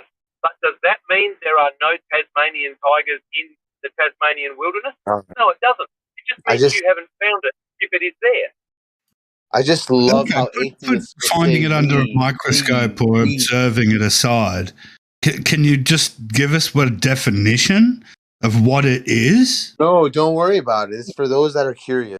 No one's pushing this idea on you. Aether's magical shit that does whatever flat earthers needed to do whenever they need to do it. There's your answer. A bit like no, that's not true, Phil. I mean, it may be gravity's that actually been generalisation. demonstrated and proven. So it's not reasonable. It may be that to some people, but to other people, it's an alternative to the current narrative that at the moment is still plausible. Well, so then let's get some evidence for it. Silver bullet. It's a bit like what gravity is to Globin. It's a silver bullet to well, the problem is we know about gravity. We've demonstrated gravity. We can, we know all about gravity. This kid just keeps saying we. Yeah, we as in science. Like the things that you speak of don't also apply to the persons that you're speaking. Well, you may not know vaguely defined what gravity is, but you don't have any proof for it. Yes, we do. But all I'm asking for is a definition of what ether is. All you know about the effect. You drop something, it falls down. That's the only thing. Well, then you may as well just talk about that effect then. You don't need to bring up the word ether. You can just talk about whatever the effect is. Well, why use the word gravity then? It's the same. It's got the same. So you've got to give a name to something in order for it to be conversational. You can't have a talk about something. Yeah, but not if that thing doesn't have a definition. Not if you've not defined what that thing is. And then things are conflated because gravity just means weight. No, gravity does not just mean weight. Yeah, well, that's what originally it did. Why can't ether? Ether can just be the background medium in which everything exists. There you go. There's your definition. Now go forward. So where is it? Yeah, so you can use the word "the world" in place of the ether, and it means the same thing. Not really. No. So if you get a vacuum, if you completely evacuate a container, what's left inside of it? Absolutely nothing. There's still something because there's still something. The inside of that container still exists. Nothing means nothing. Yeah, the inside of that container still exists. Something is in there. No. Very little. No, very little is in there. Everything that we define as stuff is not there, right? So it's a void of space. That doesn't mean that it's nothing. All it means that it's a void of space, a void of stuff. Okay, but what's the location of the stuff? I understand that you evacuate all the stuff out, then the stuff is gone. But what was the original location of that stuff? In what did it exist? What was its environment? A volume, a given volume of space. What space? Like, you mean as in like a cubic area? Is that what you mean by space? A volume of just what? A volume, just an area. Area of what? Yeah, exactly, of what? Exactly, of what? You can't have an area of nothing. Yes, we can. Of nothing, because if it's area with nothing, it nothing in doesn't it. exist. No, you can't. Nothing doesn't exist. So I mean, if you want this magical aether, and you basically it's basically a belief system to you. There must be aether because there must be aether. No, it's just that there has to be an explanation for the things that you're substituting reasons that don't make sense. So we're saying if those reasons don't make sense, there has to be another explanation. For now, we're going to substitute it with the word ether. So you're gonna but in the meantime, though, Well, hang on. What do you need another explanation for? Because the things like gravity that they propose, we can just throw them out and just forget about them forever. Well, no, not in all senses of the word, because relative density is weight. What is density? What is the units of density? See, I'm not going to play your games. What's the units? The tactics are not going to work right now. We're having a better conversation than you coming in and saying, no. What is the units gravity? of density? No. You're all wrong. It's just you haven't. Oh, you have no device, and you know it. We're not going to get into this. You know there isn't. Cavendish is not proof of it. Cavendish proves it. You can just claim it, and it doesn't. You have no independent variable. I've seen it debunked for years now. You're not going to come in here and claim it and change anyone's mind. Well, because I can't help it. Why would you do that? Why would you think that we're like on that level? Everybody here is on a higher level than you. No, you're not a higher level. You're a lower level. Well, higher level. The higher level of conversation. I'm not even trying to say you're on a lower level. The conversation's on a higher level than you're bringing it to. That's all I'm saying. I know you have to come up with something make believe. So when you get rid of something real and provable, you have to come up with some make believe shit to replace it. I got it. Like Cavendish. Settle down. We were having a nice conversation. I'm triggered that trying to derail it. So if you don't like the idea of ether, NASA, you don't have to be here. You don't have to participate in it. But don't come in here and just want to poo-poo on everything. Well, all I'm asking for is some proof of this said stuff. We've got no proof. All right. Exactly. So it's a belief. Thank you. We're spitballing. It's a religious belief. Gotcha. No, gravity's actually proven. Oh yeah, Cavendish made up. Cavendish, yeah. All right. Now it's happening Galileo. again. Yeah, carry it on. Keep arguing with each other. That's great. Newton. Really good to listen to. Hey. Do you not understand that we don't have to believe in ether to contemplate whether it's possible? Like it's not. Exactly. You're going from one extreme to the other. We're just having a discussion around whether it could be. That's all. Yeah. If you want to make up so we're not talking about science now. We're talking about religion because we're just going to make some shit up. Philosophy, religion, NASA, why don't you fuck off? Come on, enough, NASA. Right? We were having a good conversation. Okay, I'll tell you what. I'll let you guys. Have your little echo chamber. Yeah, you brought your religion in here and then called us religious. That's hilarious. See, that's his life. He wants that in his life.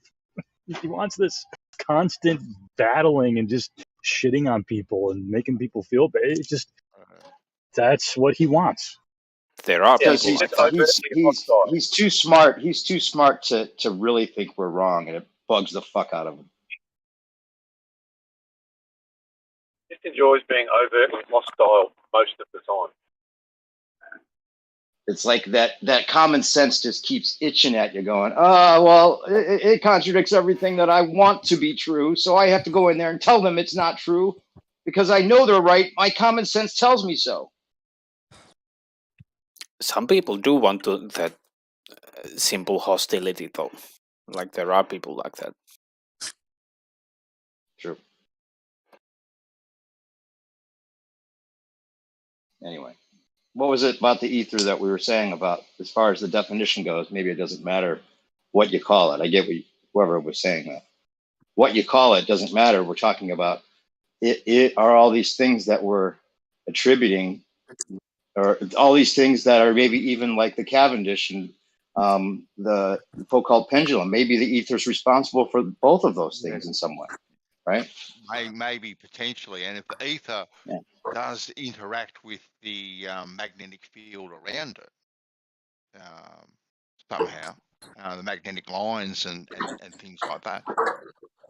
Perhaps that could have some influence on the Foucault pendulum too, with the precession, because it seems to, it's whether or not we believe it or not. Let's just go with what we're told.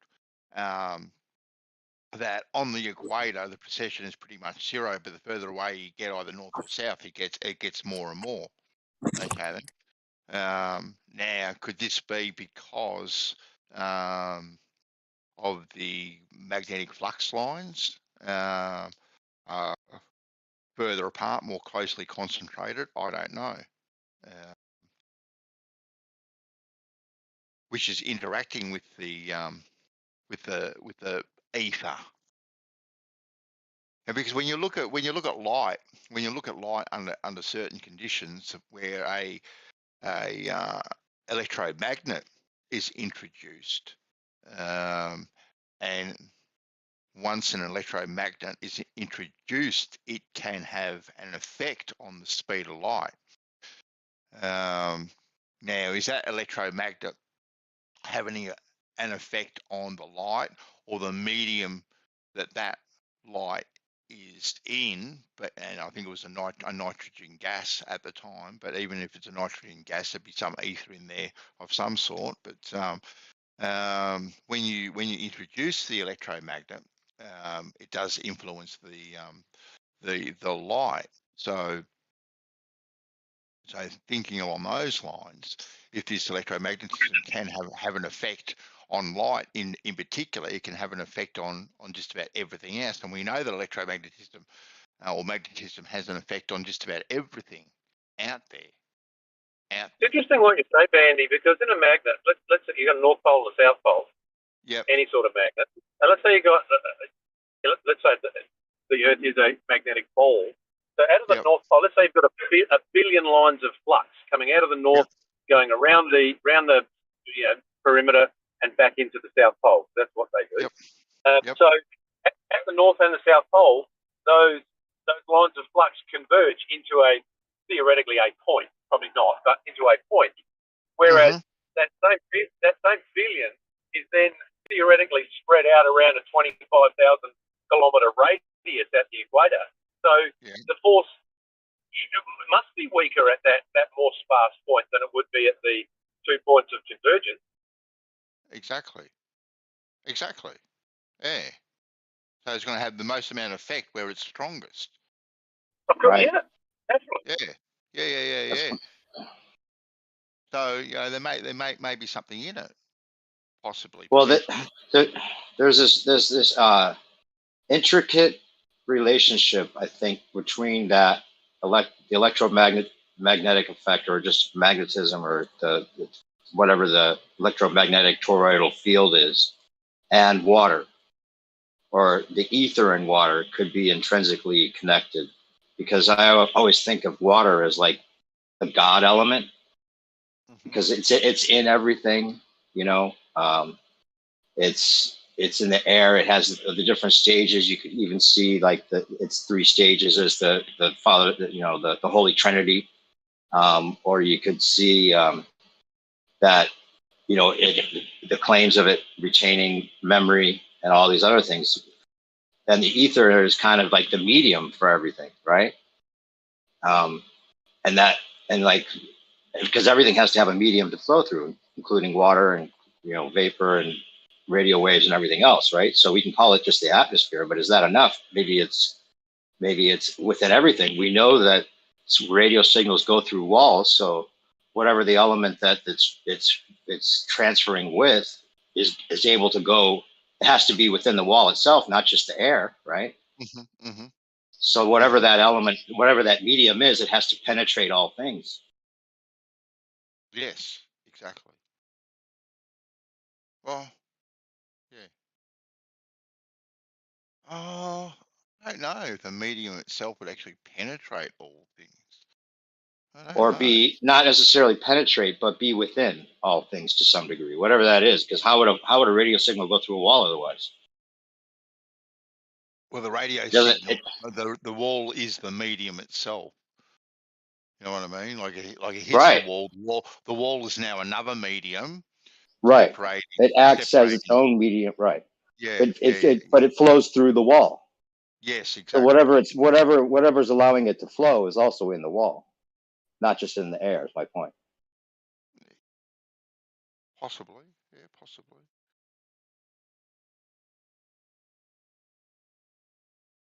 I mean, maybe to a lesser degree, of course, whatever it is. But then maybe it's water.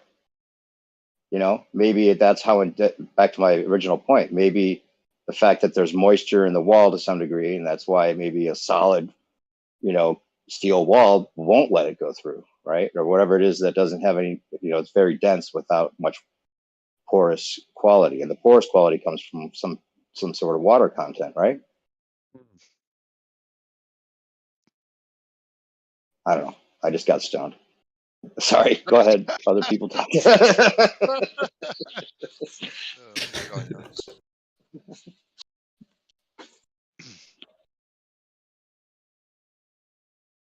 Piffin. I was piffin, Merle. Gonna stop me from piffin.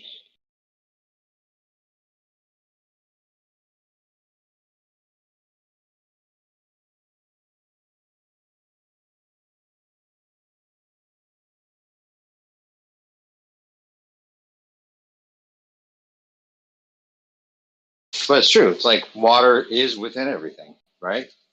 Except, if something was without water, then maybe that would be, if the signal would be less likely to go through. So, is it? Because water. Okay, here's the other thing about water. Who's on board with me that water is not just oxygen and hydrogen? I was talking about this at least a couple of months ago. Yeah, it's just water. Yeah, but there's hydrogen, and you can extract hydrogen and oxygen from water. Well, that's right? a process. You can get That's a both. Yeah, reaction. it can It's a break down to that, but you can't make water with hydrogen, with only a hydrogen and oxygen, without using other elements just to create condensation that you could call water, but it's just the explosion that becomes a condensation. And if you think about it, water is a liquid, and hydrogen and oxygen are both gases, which already presents a problem. You're taking two gases to make a liquid. Yeah, well, the process of the electrolysis that you have to use to break that water down into hydrogen and oxygen, you are introducing something else, right? To try yeah, exactly. To combine them, you're also introducing other elements. Yes, exactly. Right, and you're not even combining them. You're just creating condensation. So how do we know? Another big lie. They've been lying to us about water and ether. That's all I'm saying. And they could be one and the same to some degree.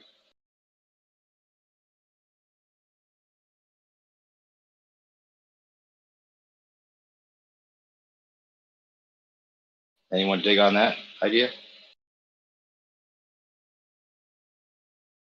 Well, I definitely dig that water is just water. Well, then the other thing is if there's a flow for these things, like instantaneous action at a distance, right? That's crazy. The fact that we're even talking to each other right now from around the across the plane doesn't seem like there's any kind of time. Like no matter how fast the signal goes from me to you, right now I'm talking to you in real time, and it would never be able to get there no matter how fast it went.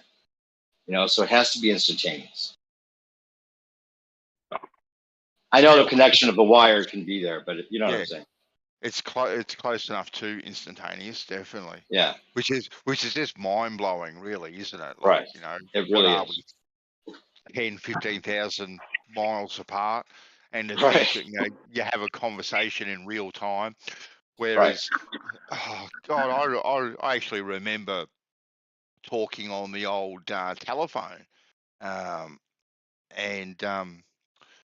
we had some friends that lived in England, and you speak to them on the old telephone service, and there would be this distinct delay when you were talking to people. Oh, you really have to wait. You have to talk. You have to say your bit. Then you have to wait for them to hear it. Then you have to wait some more to hear their response. It was they were really awkward conversations to have back in the day with the old system. But yeah, these new Really? systems. Yeah, Yeah. So yeah. it was a There was lot a slower then, huge. huh? Oh, much Yes, slower. that There was would a be. Yeah. there was a very distinct delay. I can't remember so much interstate.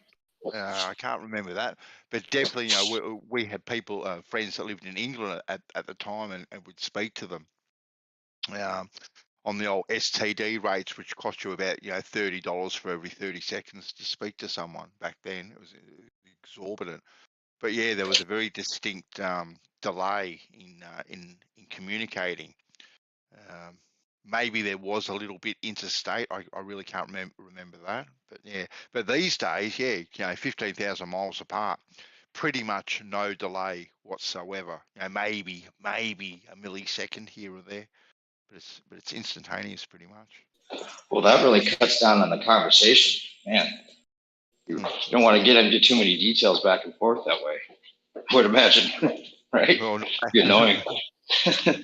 Not back in the day. Couldn't have these conversations. There'd be no way to do a group call that way. Everybody be delayed from each other. Yeah. Yeah, FE would probably remember those times talking on the old telephone with the delay. I would imagine. Yeah, mate. I used to do business with people in, Hong Kong and the States and England, and you'd have to wait. You'd finish your sentence, and then there'd be like a 1 second or so delay before they'd come back to you. It was at least, kind of awkward. at least, 1 second. Let's do some calculations. I'll be back with you in a sec. Okay. Maybe on something interesting. Okay. Something to do with Coriolis, I bet.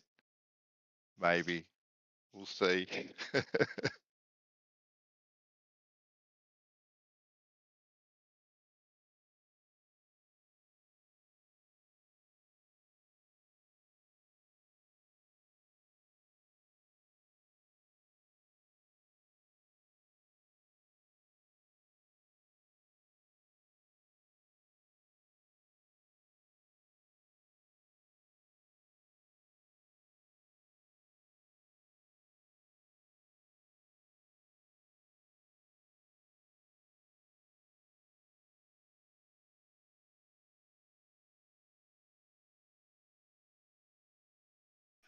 Hello. Can you hear me?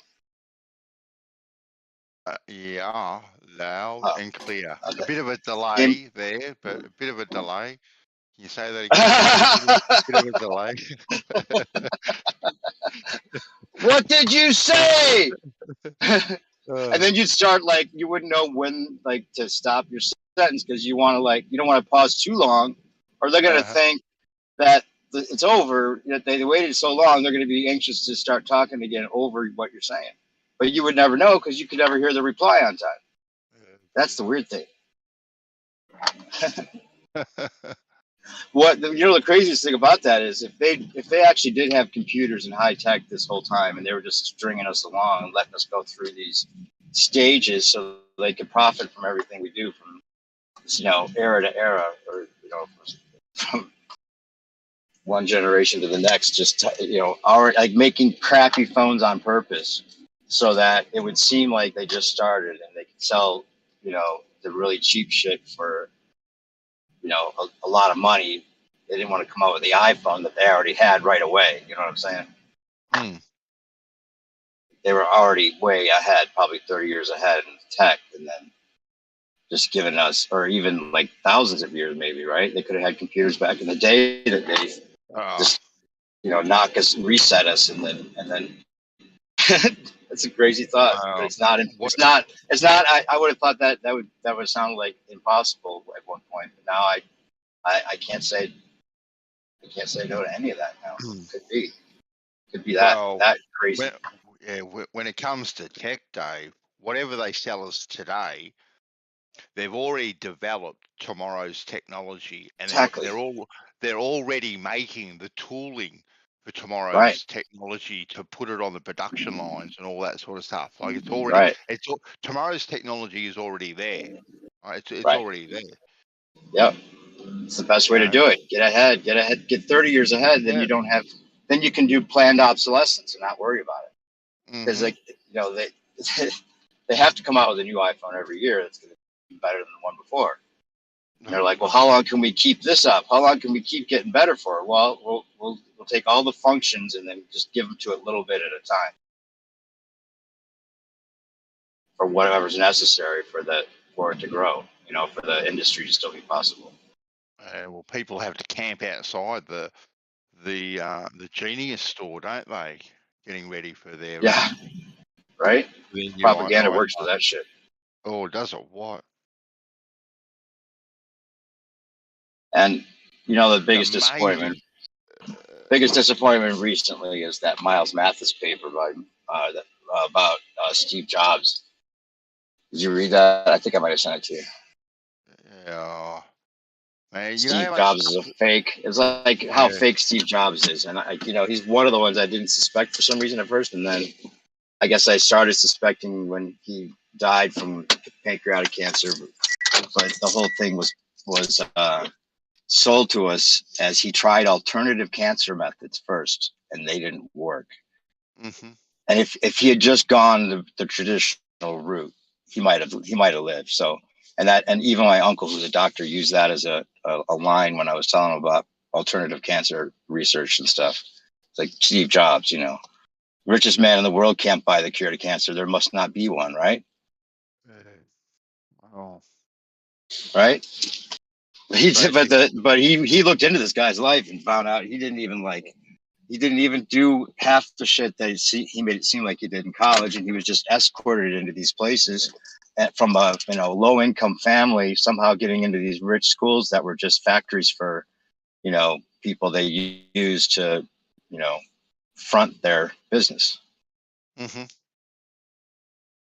Just like all the rest of them with Zuckerberg and fucking Musk, all just the perfect goons to put in front that are the so we don't have to think of it as this conglomerate of corporations is totally taking advantage of us using propaganda. No, it's just a clever guy, Steve Jobs.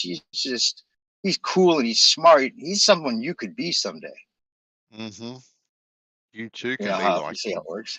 Yeah, if you work hard enough and you sell out enough, or you do whatever it is. But it seems like they're born into these families, because Miles Mathis is really good at going back and finding like the genealogy, the deep search on if there's any records for the parents or their parents, their last names, their original last names. Yeah. He's a really good researcher, but for some reason he can't let go of the ball Earth. And that's the hard thing to accept about him. But he's one of those that should know better, but he's so attached to the radius being true he's not gonna, and he knows the mathematics, so he's not gonna go back and say that the mathematics he learned was a waste of time or something. I don't know. I think that's what it is for a lot of these guys. My camera.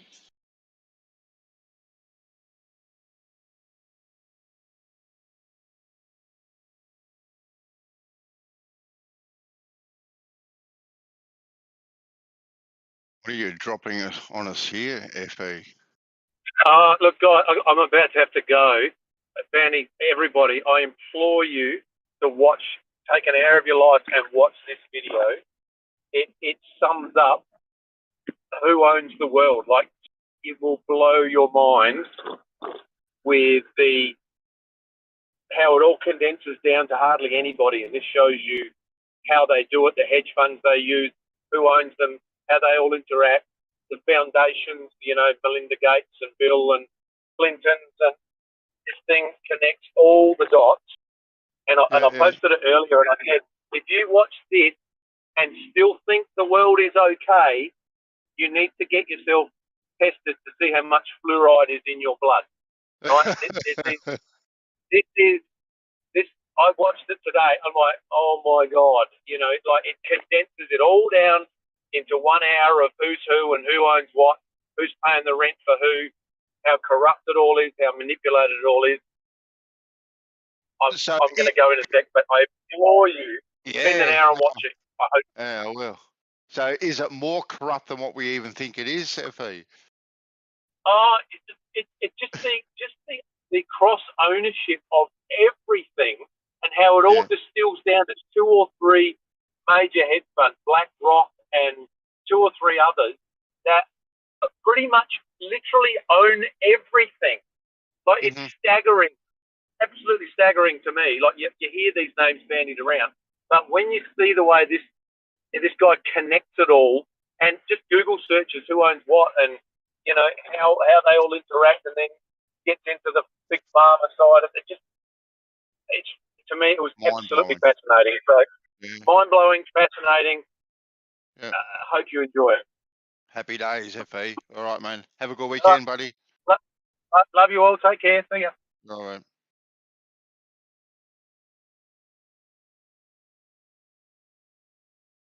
That guy is so cool. I was on here for the first time with him, I think, the other day, and I'm like, I feel like I know him. Did he have a different name, or what is it? He's been around for a while, but he doesn't have a. Does he have a channel that has stuff on it, or? No. FE. Oh, he changes his name a little bit, but he's been around for a couple Smart of as years. fuck. Yeah. Yeah. Right. He lives just around the corner from me, actually. Oh, really? Yeah, Oh, that's yeah, cool. yeah. That's probably it. He's an Aussie. Okay. Yeah, I've probably been on another hangout with him, of course, at some point. He used to be on Ranty's and Brandon's. Okay. Yeah, gotcha. Right. I didn't listen to Brandon too much for some reason because I was like with another group too much at the time that was taking up too much of my time.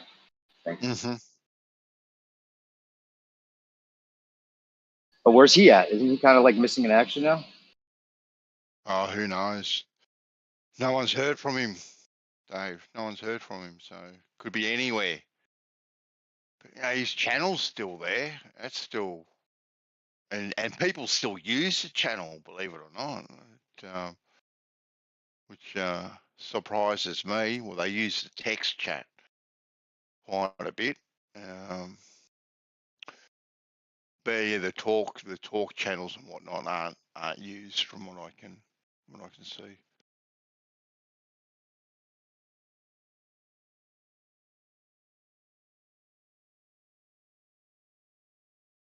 I think that the whole thing with Ranty coming out and acting like he went back to the ball was the damper on Brandon. Maybe I don't know him well enough to even say that, but that I guess just from knowing the timing on when he disappeared.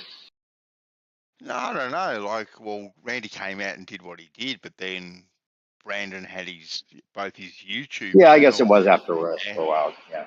Yeah, and his Discord channel, like Ranty gave them to him. Right. And stuff. So then he ran them a good 6 or 12 months after that, and then just kind of packed up shop and left. Well, there's been a couple times in the past where that's happened, and like with Cathexis, Cathexis, right? We talked about him. Yeah, and when I talked to him, he said somebody talked to him. Like if you're too good at something, sometimes people give you a little talk, whatever it is, a little warnings chat or something. Kind of like keep it, don't. And I've heard this many times, in fact, like with what was his name?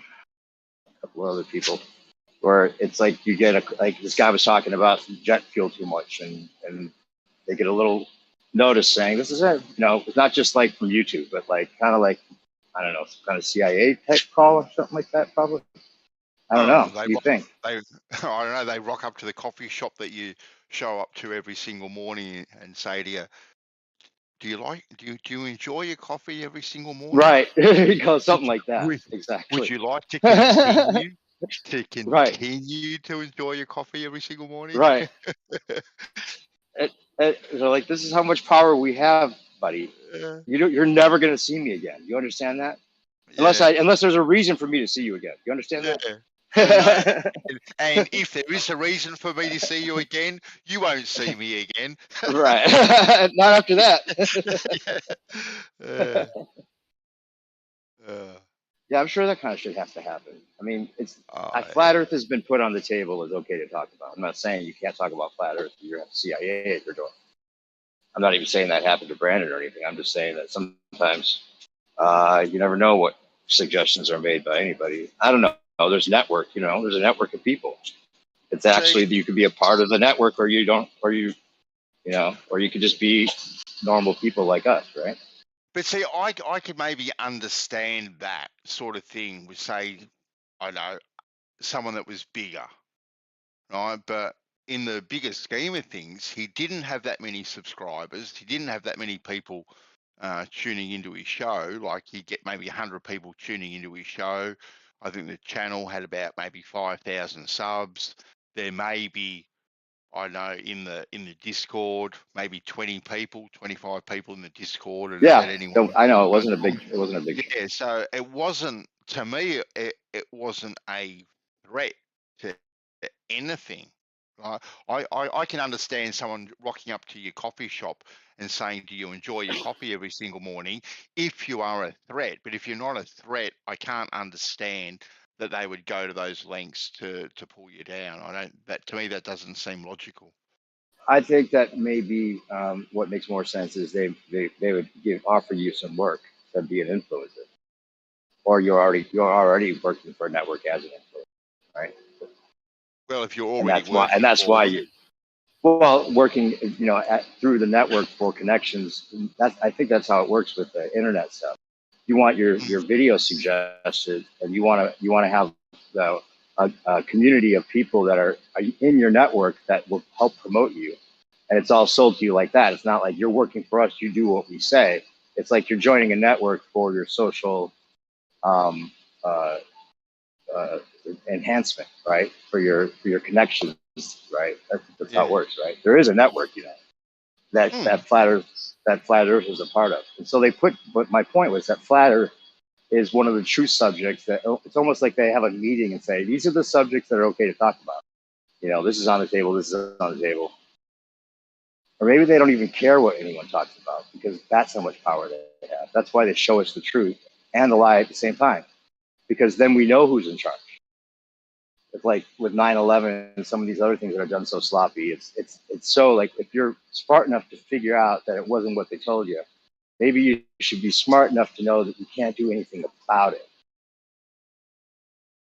it. Or it just scares the shit out of you seeing the coordination that that had to have gone on, right? The coordination and that's how controlled the media is in the way they report it.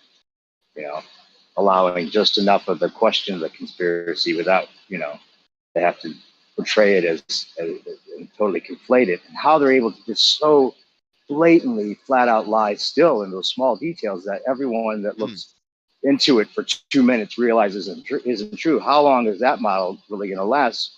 And that's what the fluoride's for. Yeah, well, to think about it, there was central organisations pretty much controlling everything and own anything. To me, isn't a big leap of faith, really. Yeah. And exactly. Corporatism? Oh, no way. No way. And what FE has just dropped there in the text chat, that video that connects all the dots. Like, it may connect the dots, but I don't think I'm going to actually see anything when I watch it that is going to surprise me at all. Like, it's just going, okay, then, well, there's a name to that dot now, and this is where that dot is. Like, it's not actually going to surprise me, Dave, when I actually watch the video at all. I wouldn't think, because I already think that way anyway. Yeah, after seeing that the bills that depicted 9/11 were made 10 years ahead of time, what really could top that for a while, right? Yes, well, look, there's symbology in everything all around us all the time. to be honest with you, because it just runs too smoothly to be just a bunch of different people coming up with ideas and working really hard and somehow getting in a corporation that works out the way it should always to make the new iPhone the next year and everything else. It's just too smooth. There has to be an over, and so that's why it's the good and the bad, and that's the esoteric symbolism they use for that reason. You know, the balancing. I don't think that things like the iPhone and the technology is much of a surprise. Really, it's no different to a car manufacturer that has produced a car. They've produced a car, they've got it on the production line, they've made all the tooling. Well, they're already working on their next model, their next, the 2000, they're all already working on it. They're already developing the tooling for these sort of things. So as far as the production and the release of technology itself, that doesn't surprise me at all. I think that's actually quite a natural thing that you would do as a business anyway. Right, but I was speaking more to your point about that they're 30 years ahead and they've got the next 6 models already planned. Yeah, and they're just giving us the earlier version to keep us strung along and keep them in the business longer. Yeah, and I'm sure when they're trying to develop, we'll just go with the phone thing for argument's sake.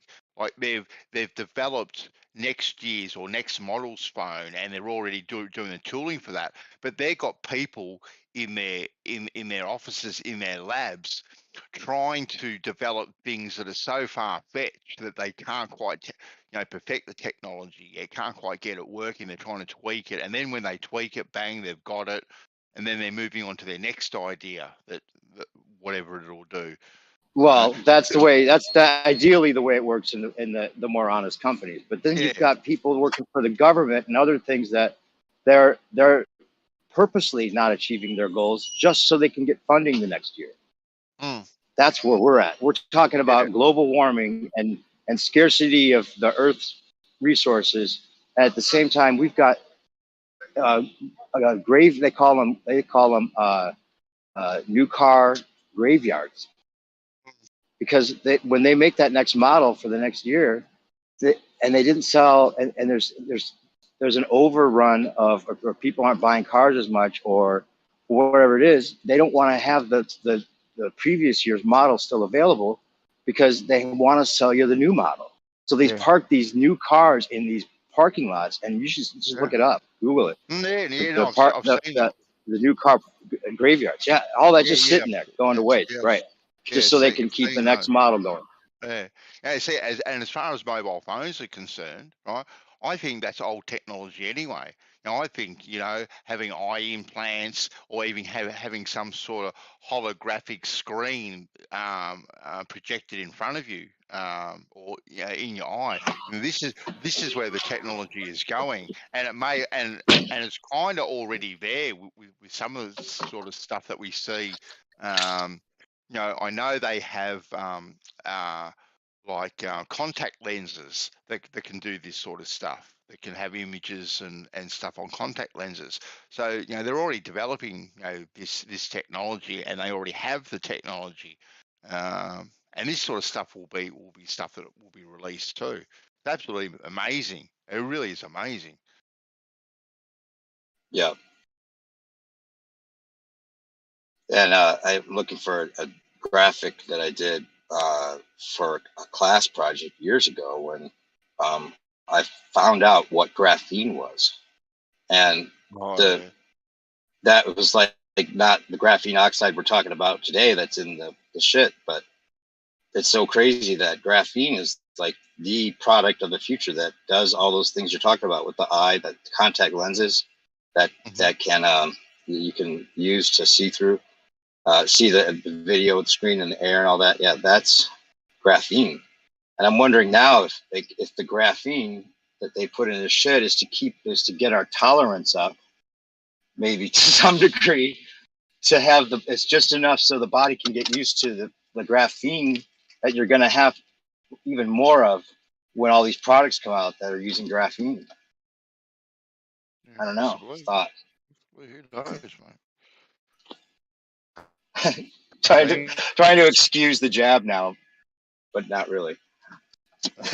Hopefully, that's the best hope I got for it. Maybe they're just getting the tolerance of graphene up from these people so they don't die later. That's crazy sort of technology. That graphene technology. Oh yeah, That's insane.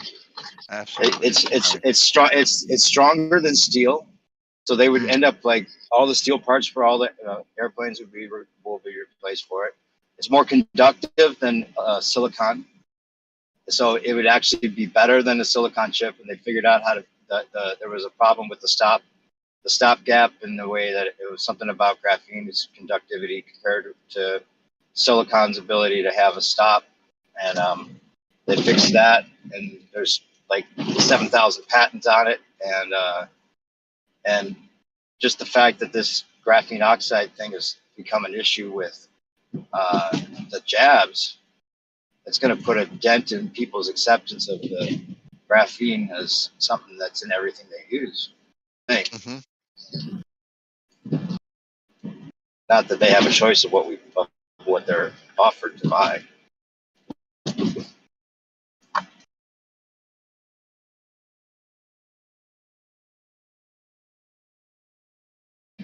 But yeah, stronger than steel. It's more absorbent than sponges, right? So they could use graphene to like clean up like oil spills and stuff. It's more durable than elastic, right? It's like the super material, supposedly, but I think it's real. That would be quite a hoax if graphene was, because it's kind of hoaxy to start with. You might raise an eyebrow just seeing how they originally supposedly discovered its I don't know, use or whatever. All they did was put Scotch tape on lead pencil, right? Or not lead, but graphite pencil, and then get a layer up with a piece of Scotch tape as a demonstration. Yep. And that just kind of looks like, what? That's the most durable material? Just that graphite, but it's the way it bonds, supposedly, with a hexagonal bond. And if, you know, in the right conditions and under the right heating treatment, then you can make the super material. There's even DIY graphene videos on YouTube. How to make your own graphene. But it's just carbon, right? So there's tons of it. There's never going to be a shortage, right? No, an endless supply. Right. That's for sure. Endless. That's the. Oh, I saw the. Speaking of graphene, just the other day I saw the new foldable cell phones, which is one of the things that graphene does too. The screens that just fold. Yes. Yeah.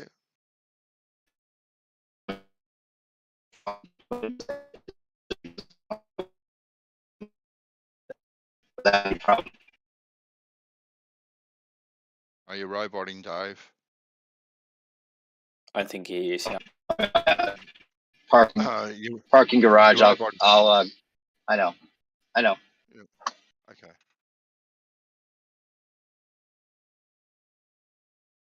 How were they built, Laurie? You reckon? How were they?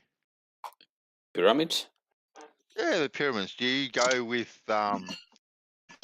logs and elephants pulling big slabs of rock along the ground and stacking them on top of one another? Do you go with that sort of narrative? I actually like how they got them there to the pyramids. That's one thing.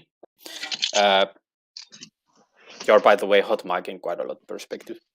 Yeah. Oh, sorry. Let me mute. I saw an interesting theory about how they built it once they had the blocks in place, like at the site. That had to do with these ramps inside the pyramid. Yep. So basically, they like some have suggested that they had like a long walkway that they used.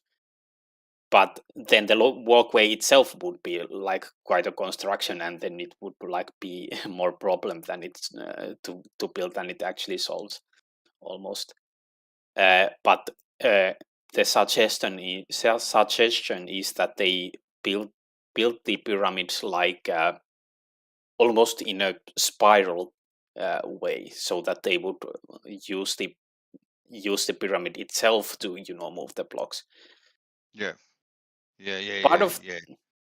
Part of that had to do with I don't remember the exact details, but there was also a suggestion in that, like, that required using some kind of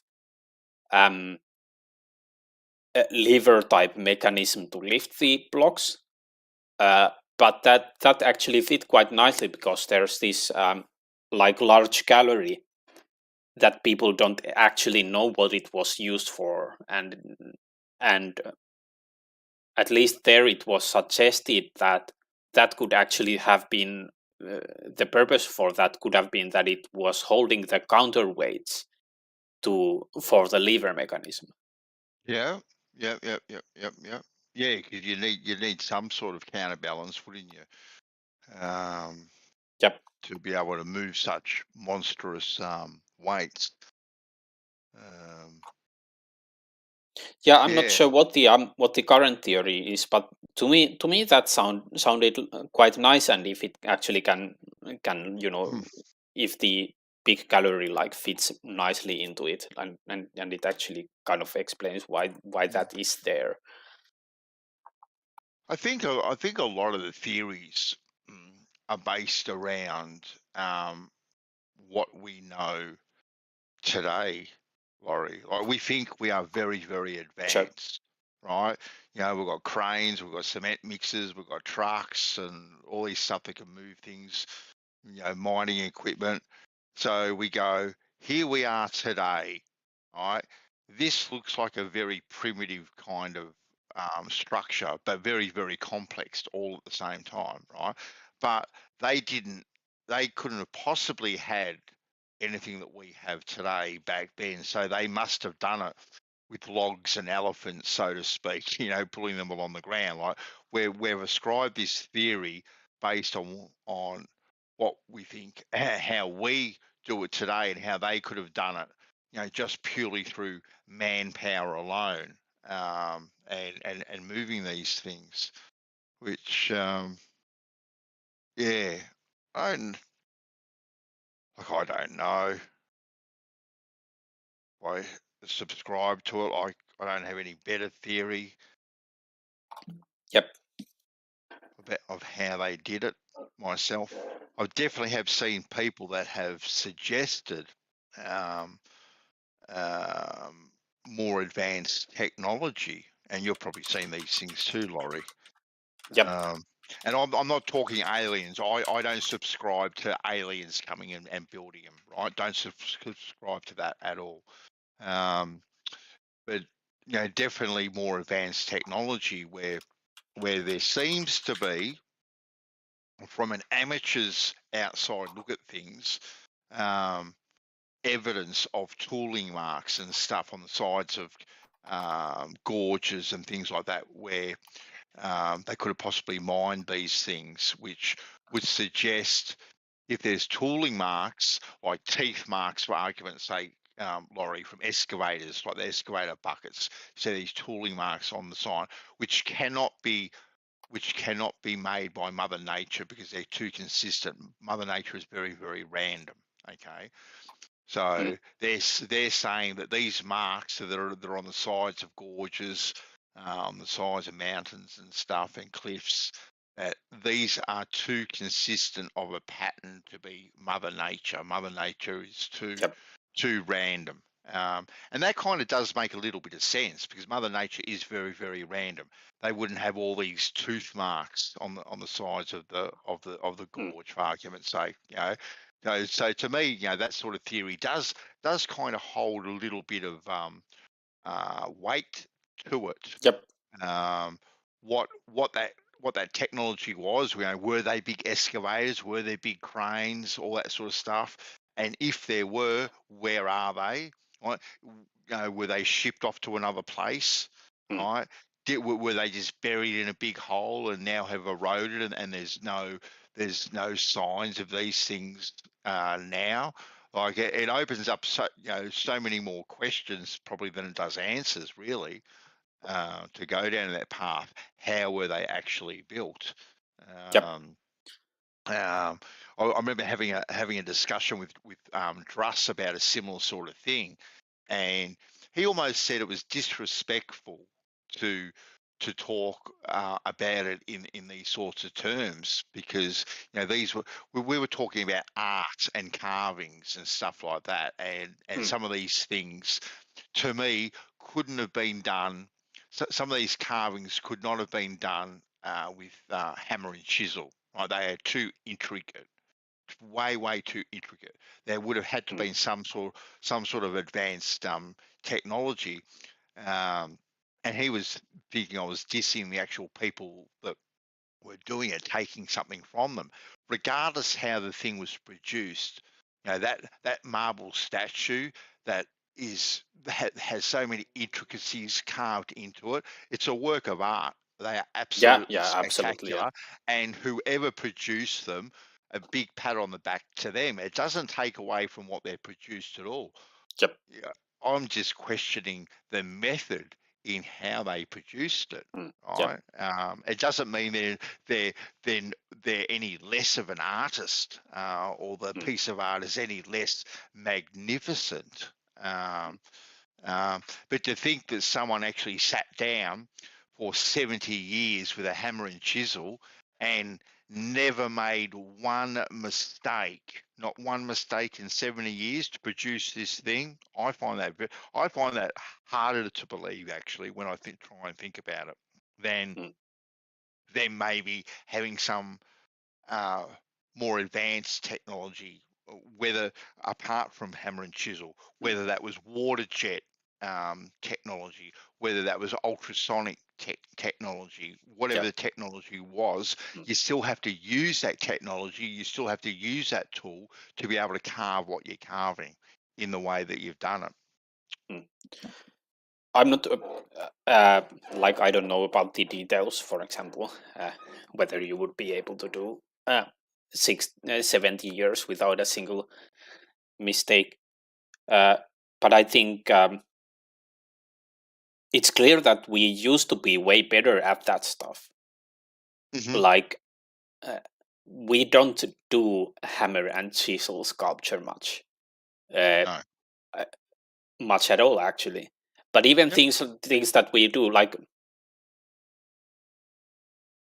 the more population you have doing any given practice, the more like obviously you will get those like outstanding individuals among all the population that actually shine and like are very fucking good at what they do. But also, it was sort of a different culture. Like, we had the whole the discipleship and training and stuff like that, and we're not so much into that practical side of actually constructing things. So yeah, agree. Like, absolutely, if you put the best sculptor back in the day against the best sculptor today, I'm not sure that we would actually win that competition. Measure up? Yeah, we might not measure up. Yeah, and there is also too a lot of trades that have been forgotten about and been lost. Yeah, too. absolutely. Things like coopers, boilermakers, thatchers, these sorts of blacksmiths, these sorts of professions that the art of doing it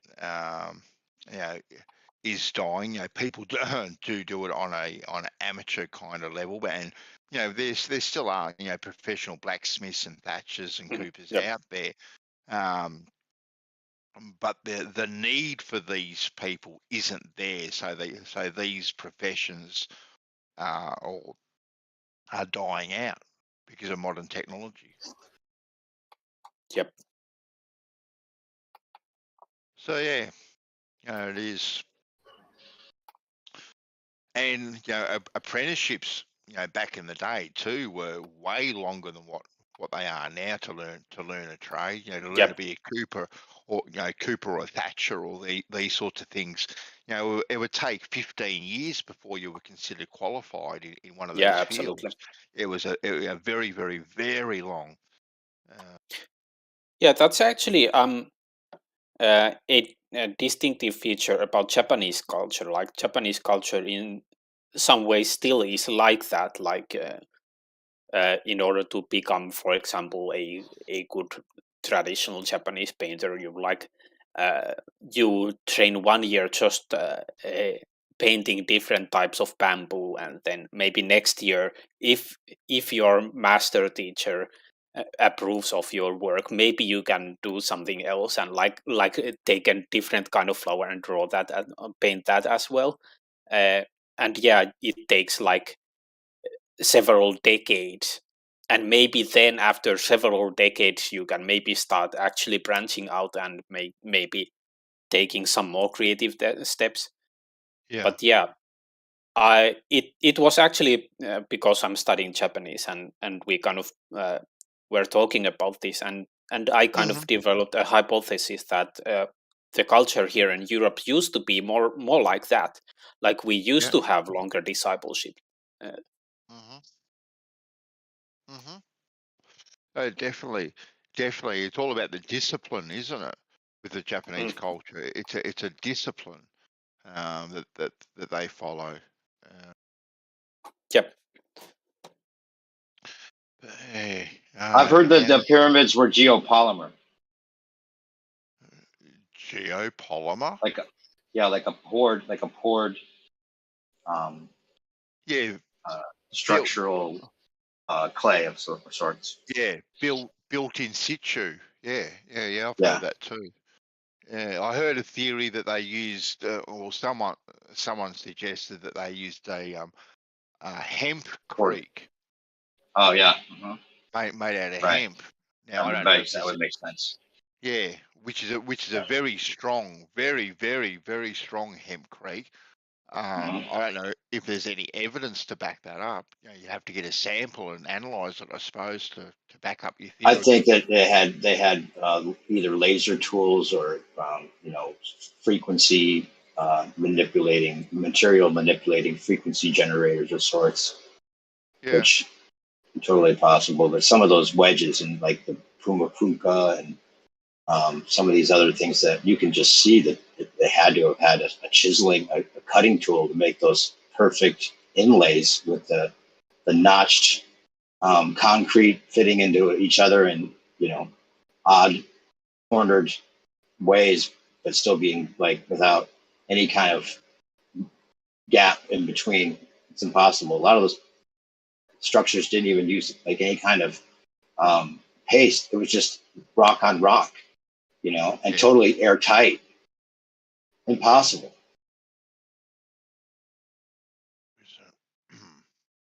What would you? How many paste? What do you use when you do bricks? The cement, right, or whatever. What do you? What adheres the bricks? Cement, I guess. Yeah. Cement like glue, whatever that glue is. Cementy glue. Here we go. Is Laurie still here? No, Laurie's deafened. What was that thing that I was trying to look up? Cuttlefish, the thing that Ewar mentioned in his videos that used to excavate, that they use. It's a big bulldozing machine, and it was called Cuttlefish, but I'm not getting anything. Oh, they've got the big wheel on them, and they spin round. Yeah, the big spiraling drill bit. Yeah. How would I describe that? It was like a bulldozing. They're called underground drilling machines. What are they called? I can't remember. That's a good way of describing it, though. Drilling machine, underground drilling machine. It was called a cuttlefish. I remember the name distinctly. Oh, I think it's called a deep boring machine or underground. Deep boring. Okay. Yeah. Oh, that might be right. Deep boring cuttlefish. I know it was called cuttlefish, but I'm only getting the fish cuttlefish. I don't know if it's spelled the same. Anyway, those things. the statues, when he shows those statues holding the blades, you know, the spiraling blades on those on the statues, Yeah, on that their makes it hands. seem like maybe they had some of that kind of tech that they were making those tunnels with, or they would have had to, right? I mean, the tunnel systems. I bet if you were able to see every tunnel system underneath us, your mind would explode. I bet it's like it would be the most amazing thing, like a whole nother world below us, completely. You know they have them, right? All over America. Mm-hmm. And a You're lot of other talking places. about where are we?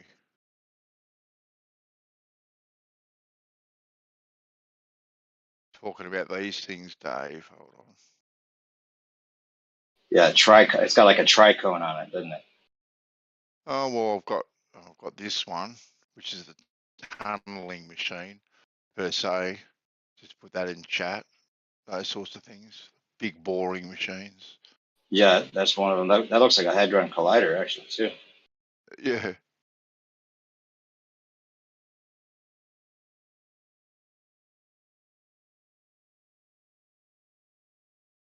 I know. They're a impressive piece of kit too. The way they can not only bore their way through, but lay the tunnel and everything all at the same time, and it's all the one unit. Very impressive piece of kit.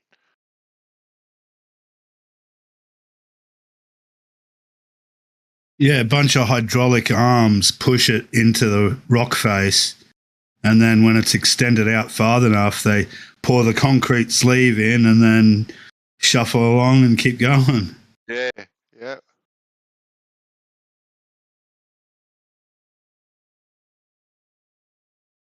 And look how Hey, straight that Bandsaw, thing do you is. remember that Aussie bloke we were speaking to, I don't know, about a month or 6 weeks ago, and he was doing some research into some C19 vaccination stuff? Remember? And he showed us those pictures. Has he gotten any further with that? Any news? No, not yet. But he says stuff is coming out as far as his information. But yeah, no, as far as him releasing things, no more. Now look at this thing, all right? Now this thing here, this is one of those plant SRAMs. Hold on, just nip it, and I'll post it. Okay, boom. Oh, this is, I think that's that, but it's as straight as a die, that thing. Straight as a die. Look at it, all right? And they'll tell you when they dig a tunnel from one side to another, like they did from France to England, that they had to take in the Earth's curvature so the tunnels would meet. I don't think so. Not with these sort of machines. Took into consideration the Earth's curvature. Right. Well, maybe they can articulate like a snake and actually move, because they'd have to be able to move in curved lines sometimes. I don't know. Look at the one I just posted, Bandsaw. Maybe. Yeah. Zoom in on that. Like, look at the bottom of that thing. Why? What's going on here? Why is that star thing there? Like, it doesn't look like it's on wheels. It looks like it's on a movie set or something. Like almost like that part of, like, it doesn't seem like it would go anywhere, right? Where are the wheels?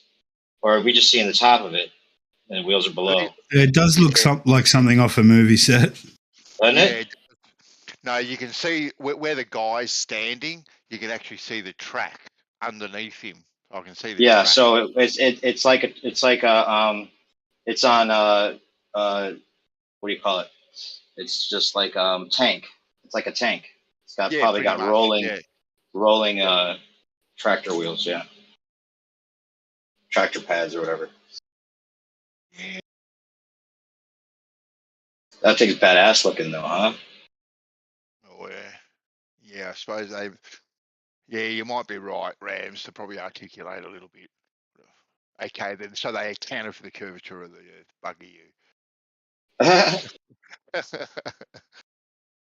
I thought Rams was a flat earther last time I talked to him. I think I even called him a flat earther on accident. I was like, Rams, Yeah. I know you're a flat earther, but why are you acting like such a baller? Oh, I just like to question that shit, you know, make sure I'm getting their story right. Yeah, some people want to go by that. Yeah, that's fair enough.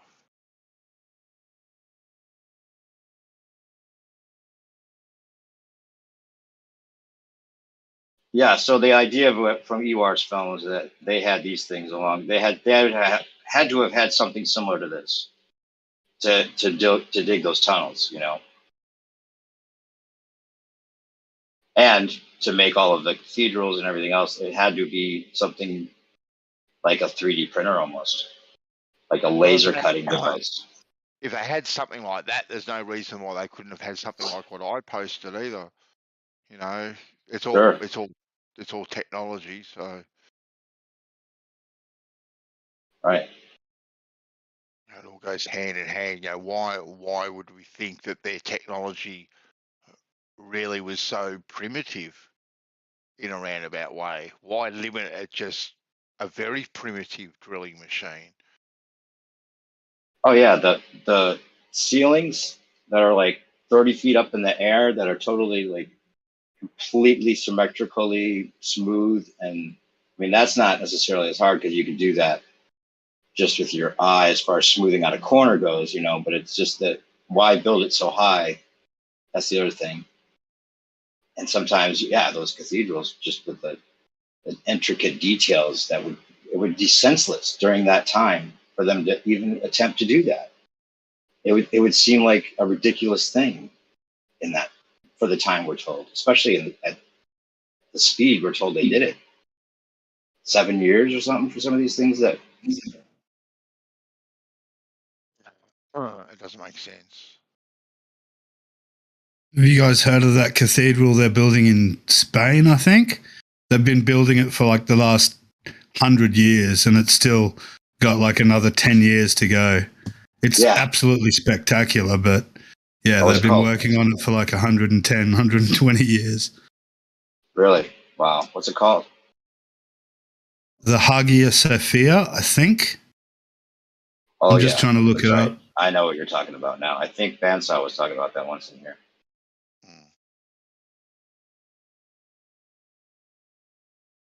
Hagia, is that what you said? Sophia. Isn't it in Turkey though? I thought it was in Turkey.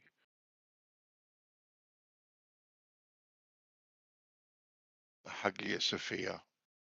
I think that was in Turkey. How do you spell Hagia? No, it's not the Hagia Sophia. It's I'm looking. I'll find it. Yeah.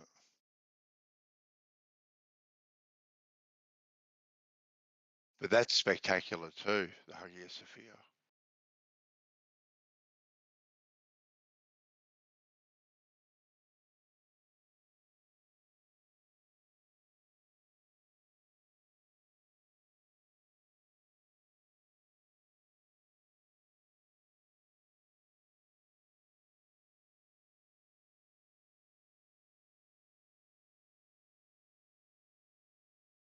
The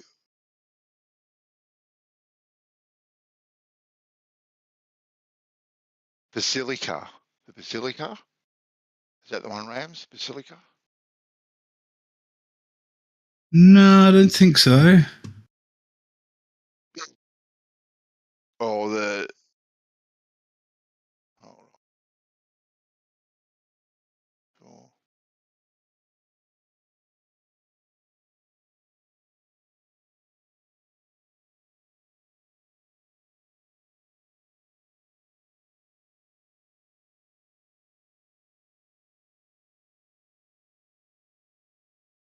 Did you know, speaking of structures, did you know what they're building in Kazakhstan?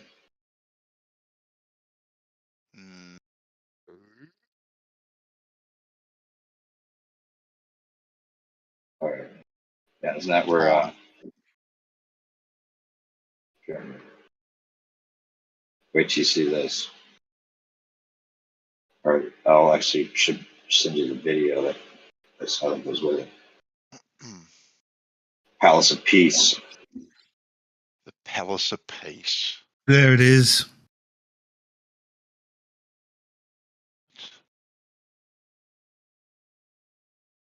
Sagrada Familia in Barcelona. Yeah. Began nearly 150 years ago. Damn.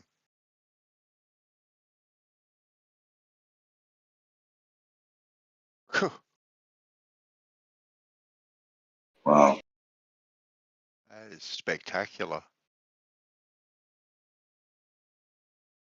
Etheric energy collecting spires there, I see.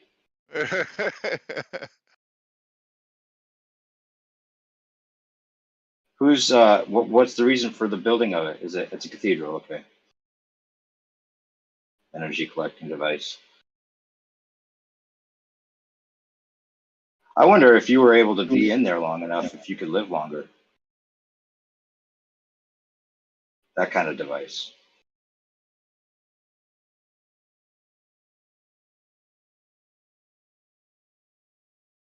Negative ions, just running through you the whole time. You guys know anything about negative ions? Not too much. Not too much. I've heard of them. Supposed to be good for you. Mm.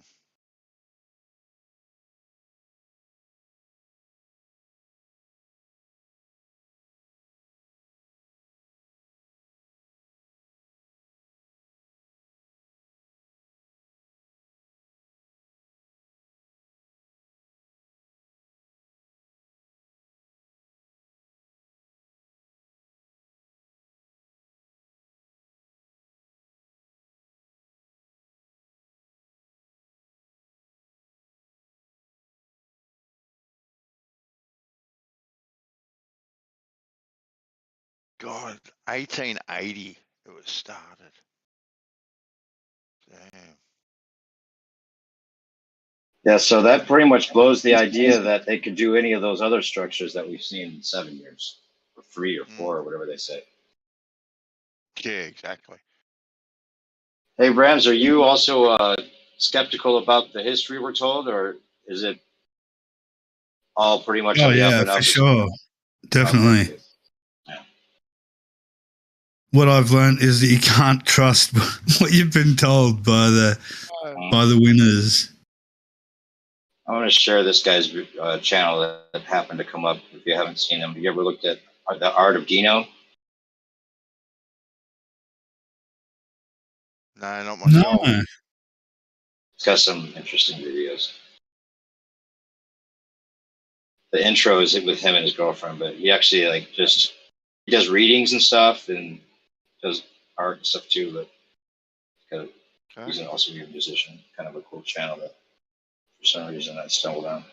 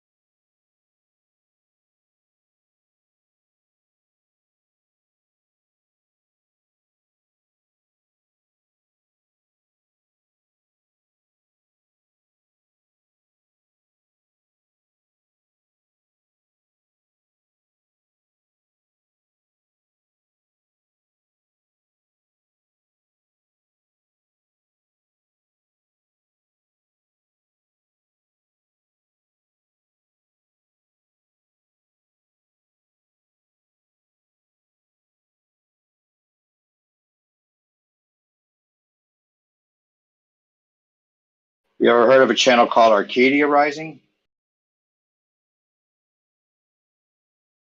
Put that one here too. No. Do you watch Divergent, that channel? Yeah, I've seen some of his stuff. Yeah. Yeah, I think I sent it to you. Yeah.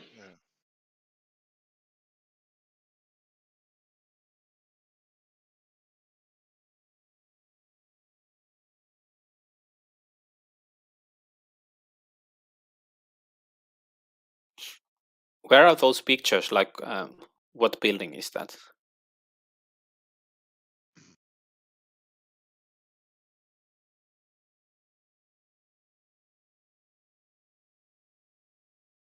That's inside that cathedral, Rams. I'm presuming. Yeah, La Sagrada Familia. Yeah.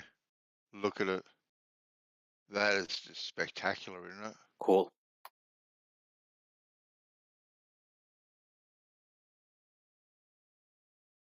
That's what human beings should be doing, eh? Is building incredible, inspiring shit like that all over the place. Yeah. And that's what it is. It's inspiring. Just looking at the pictures. Like, imagine being inside it, Rams. Walking inside Oh, yeah. Imagine listening to a choir singing there. I mean, it's probably designed for the audio as well, you know? Yeah. Acoustics. Yep. And that's taken 150 years to build and it's still not finished. Yeah, that's insane. Crazy. Yeah. They are currently constructing it, or what? Yeah, it's still going, Laurie. It's still going. It's unfinished. Yeah, 4 or 5 years to go, hopefully. But it might be delayed because of COVID.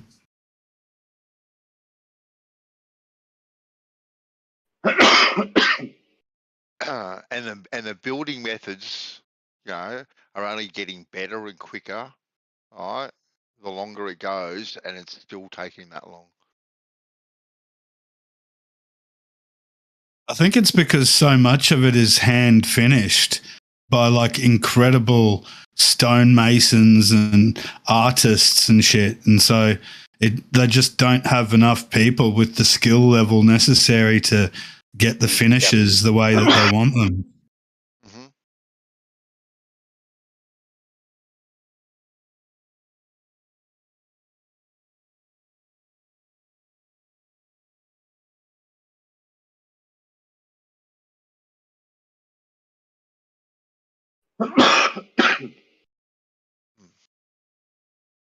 Well, the detail on the roof is just,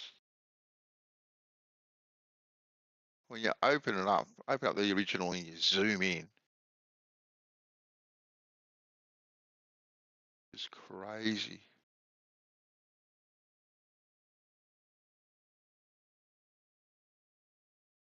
Yeah, and even the inside of the ceiling is just unbelievable. I know. Plus, they'd have to hide all the lighting somewhere and wire it very carefully as well to light everything properly.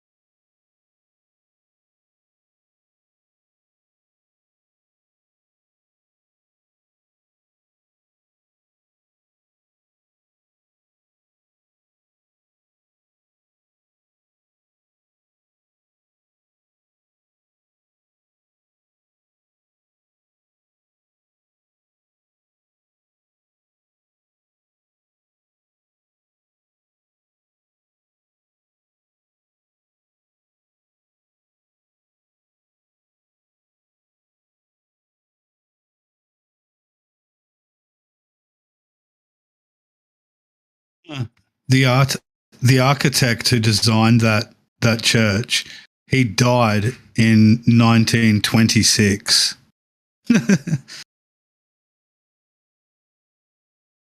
There's a video that's not the one I was looking for, but it's kind of along the same lines of Kazakhstan being the palace for the new world order, unification of all religion type shit.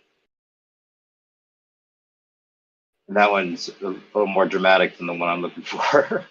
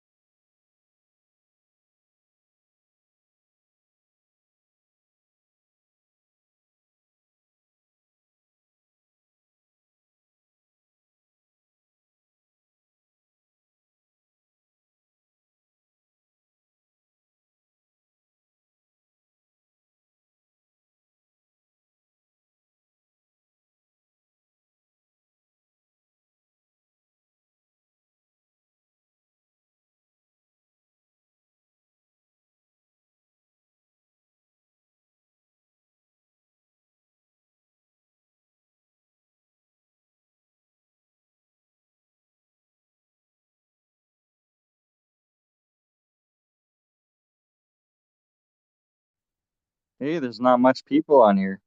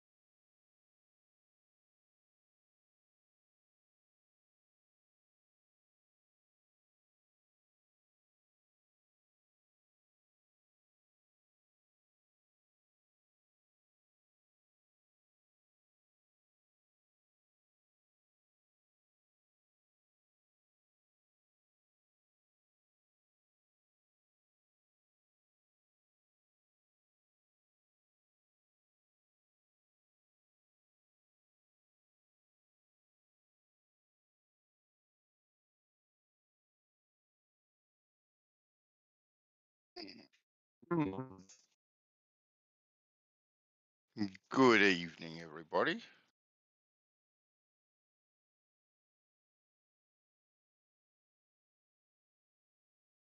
Buongiorno. Buongiorno. Hey, Carlos. How we going? Hey. Yeah, I just finished watching a few of those videos that were posted in the text chat. Pretty good. Did you watch the one each to their own dropped? I watched the one about the Antichrist, and I watched the one about who really rules the world, which I'm pretty sure I've seen that before, but in a different format. Yeah. It I think all of us know that there's a few just a few puppet masters, but so it wasn't really a surprise to kind of see it laid out, and pointed out with simple Google searches of who owns what and stuff. Tell me about it. Yeah. It just if nothing else, it probably just reaffirms the way you're thinking, Carlos. You know what I mean? Just reaffirms. It's just like, yeah, well, no surprise here.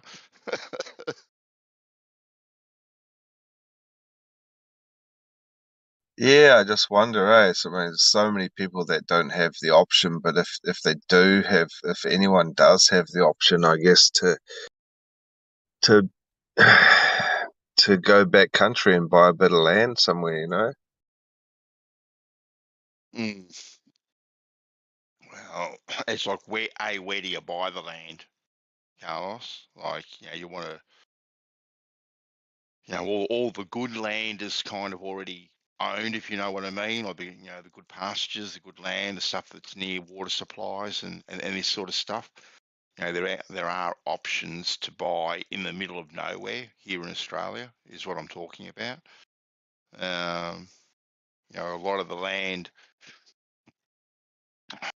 is pretty much already taken, and the stuff that ain't, or the stuff that's on the market that's in a reasonable position to maybe be self-sufficient comes at a price tag too.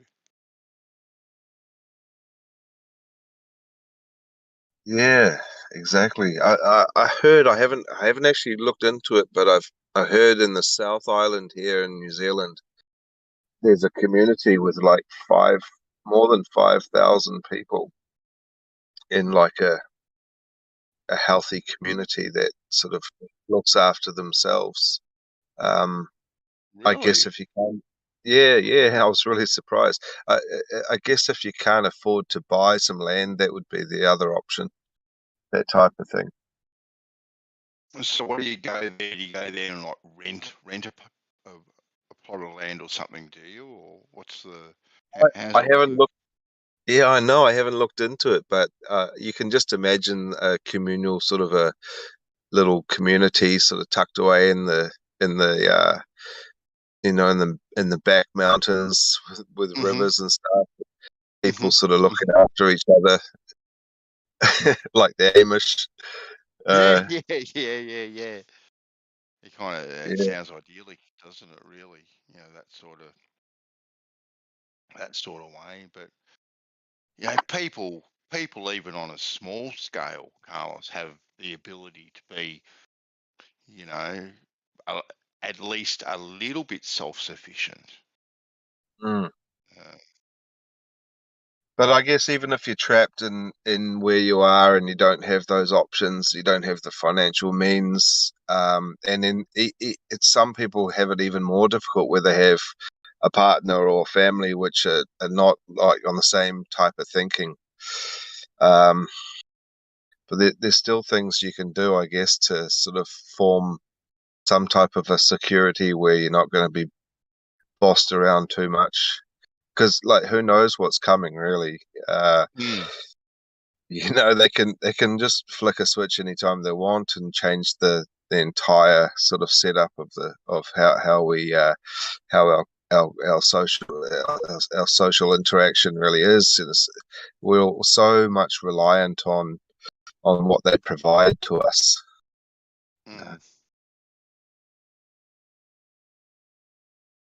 Yeah, you can have freedom in your mind, Dawn, but yeah, you still Oh, to some extent got to put food in your belly and stuff like that. as long as I've got my tobacco and my beer, I'll be all right.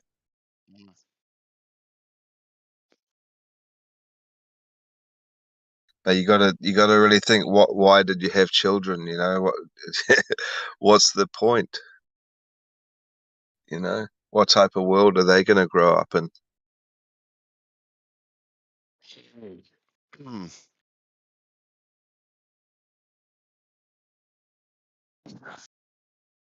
It'd be it'd be an interesting proposition to start with this mindset, I suppose, to be starting a family.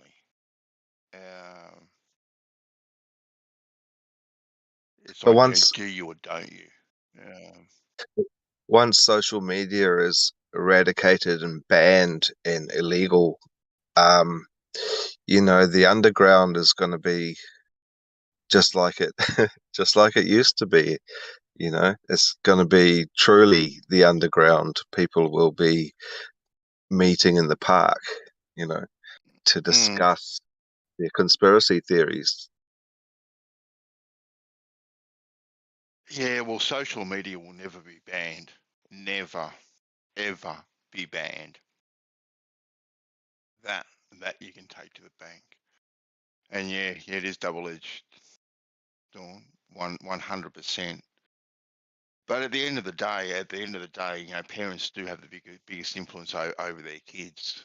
You know, too. You know you know, you do have the biggest influence on their direction. Yeah, they've got outside influences as well, but you know, the home is where it all starts, everything. And they take that forever. You know, I'm blessed with my kids. They are very skeptical of where they live and what they live in and all that sort of stuff. They don't believe a bloody thing at all. And they all have that attitude of, you got to be in the system but out of the system but in the system at the same time to kind of survive. But yeah, just avoid it and have as little contact with it. Scam and manipulate your way around it. Got to be a player. You do. Yeah. You got to be a player. You got to hang the shoes on the power lines outside your house. Yeah.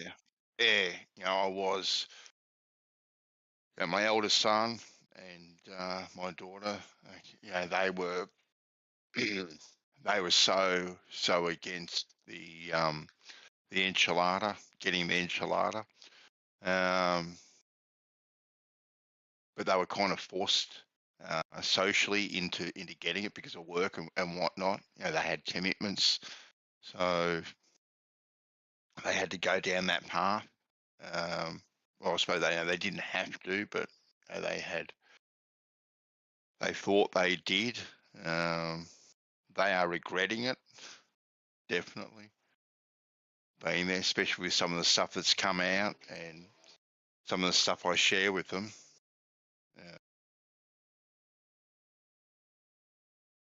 And maybe I shouldn't, but share some of the stuff. I should keep it more private to myself. Maybe I'm doing them a disservice sometimes in sharing stuff. Yeah. No, it's hard. It's hard, really.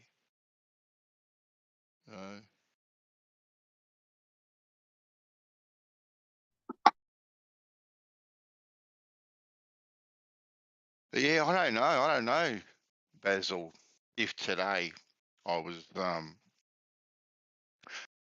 a young fella all again and in exactly the same position, you know, in this realm, knowing what I know, knowing what I think about the realm that I'm in, and I'm not talking about flat or globe or anything like that. I'm just talking about the evils of everything and where it seems to be going. I don't know actually if I'd have kids. I don't know. Really don't.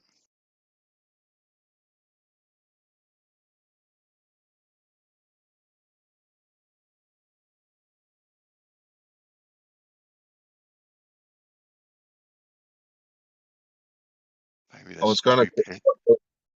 I was gonna ask Gio earlier on, like, because he's had quite a few experiences with all sorts of psychedelics.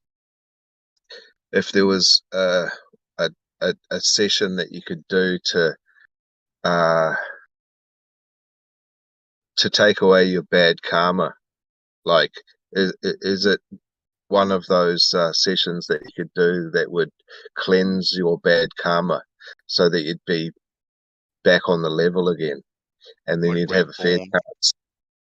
Well, I don't know if you believe in karma or not, but if you have an idea of what that means, is that you know, what goes around comes around, and whatever you've done, if you believe in a past life or even in this lifetime, if you can cleanse yourself of bad karma, and then you'd have a nice fresh, like, you wouldn't have anything that you'd be not looking forward to. Like, you'd know that everything would just go smoothly without any interruptions.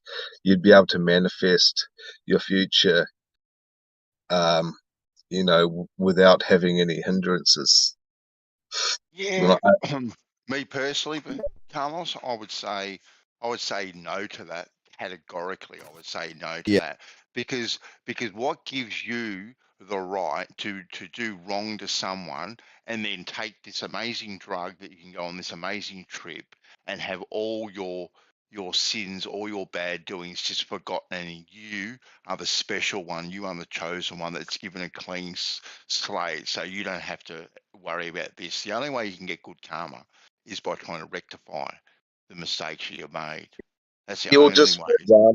just for example, you stole an apple from an apple shop on the other side of the world, and now you're back in your home country, and there's no way for you to ever go back to that apple shop and to say, I'm really sorry for what I did, I'll pay you. Like, how do you get forgiveness for that? So you maybe got to some way forgive of yourself, Basil, for that. some way of being able to get into a certain state of consciousness where you could show your forgiveness and cleanse your karma. You can forgive yourself and then say, I will never do that again. I'm really sorry, or whatever, to yourself and to God. And then just know that someone might steal an apple off you one day, but hopefully it'll work itself out because you forgive yourself. But you can Self-forgiveness. you can't. I don't think you can ever get rid of it because one day someone might take an apple off you. It just might happen. Exactly right. Now, what you could do, right, is open up the phone book, right, look up the address, write them a letter, send them a penny, say I'm terribly sorry, I stole this from you, and I want to set it right. All right, but to be cleansed, to be baptized, to be born again, and forgiven of all those sins by some greater power, so you can walk, you know, free of repercussions. No, I don't think you can actually. But isn't that what Christians believe, though? That you can actually ask Jesus Christ for forgiveness. Yeah, but it's progress. Yeah. I think you have to be a bit of a silly Christian to think you're above sin from now on, kind of thing. And they don't believe in karma, but you can't suddenly make yourself perfect from now on just by believing in Christ. I don't think it works like that. Yeah. You can only try and move forward and not do these things again, right? Then what'll happen? Sorry, Dawn. I interrupt.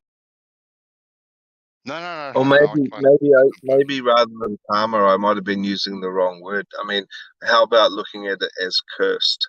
You know, Yeah, it's to just remove. it's just a word. It's fine. I just want to say, White's had a good idea. You could give an apple or something more with more value to someone else, and that would help balance the universe, kind of, because you've then sacrificed your own apple for someone that needed it. So giving is the answer. Perhaps. It could be one answer, like to get towards forgiveness. But it won't necessarily maybe not stop an apple being stolen from you just because you've No. given another apple away. So that's all built into the word then, forgiveness. So giving forwards. I guess it is, yeah. Yeah. That's the name. Yeah. Well, forgive, yeah. I don't know what the for means. Forgiving. Forward. Give forward. Well, Yes, I think that you're saying I forgive your past things and we're going to go forward. Yeah. Something like that. Regardless, we're all cursed and doomed to Delma. Some countries are cursed. It's like not just the individuals. That is a way to look at it, but every action you do curses you to a reaction, and that might be time delayed or whatever. That's the idea of karma. Your doing is creating consequences, so you better do it well.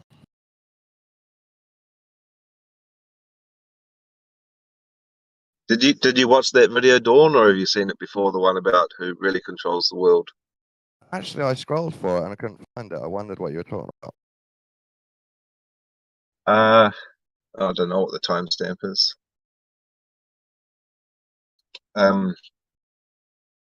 Is it a YouTube video? No, it wasn't a YouTube video. I tried to share it, and the only way I could share it, because I don't have Facebook or Twitter, I was only able to email it as a link. It was an embedded video. What was it? It's quite a way back.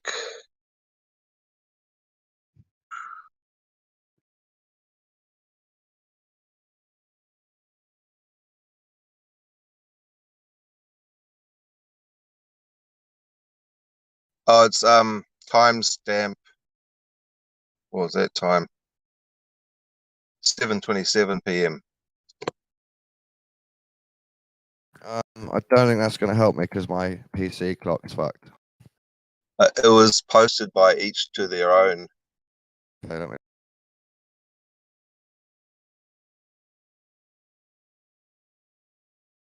It's a Vimeo video by Gerald Bock. B-O with the two little dots above it. Bock, B-O-C-K. It's called Monopoly, Who Owns the World? A documentary by Tim Galen. Yeah, I'll just post it again. Oh, I can't do it. Found it. The video's not rated. Got to log in. Vimeo? Yeah. There's a post just below it by the sheep professor with pyramids. Yeah, it's the Vimeo one. It's actually good. It's a good video. And what's the end hypothesis? Basically, the world's just basically run by about half a dozen people, half a dozen families, sort of thing. Families, yeah. Yeah, and we are the 99%. There's still hope if we band together. We can fix it all. Yeah, that's great. As long as we get a membership on Earth Awakenings. Well, you can look at it as all doom and gloom, because I think the video kind of says that 80% of the world's wealth is owned by 0.0001% of the world's population. Like, it's absolutely insidious. Well, I think that everybody already knew it, but just didn't know the names, if they haven't seen it before or investigated like Yahoo Finance or whatever. But everybody already knew it. So it's just another part of the, the awakening of the new consciousness that people are realizing where we are, and who we're controlled by in this physical. People don't care, Carlos. People just want their flat screen TVs. They don't want to know where they came from. They don't want to know who they're voting for, or where their drugs are coming from. Or, No, they don't. They'll watch a sci-fi film about it, but they don't want to actually know.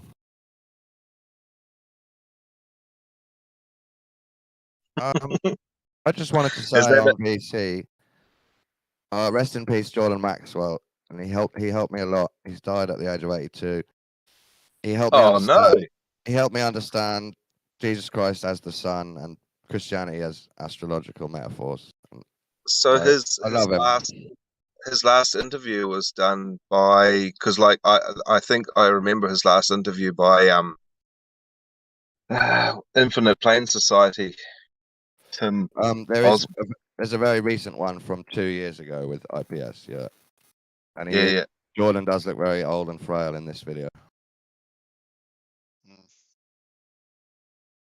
But he was a great man, and he helped me understand a lot of things, symbols. Yep. Yeah, he was a really amazing researcher, for sure. He was dedicated. Yeah. I just hope that Manny P. Hall's library doesn't get stolen from his will somehow. It probably will. Okay. Would you say 84 years old? 82, yeah, 1940 to 2020. Oh, yeah. 2022, sorry.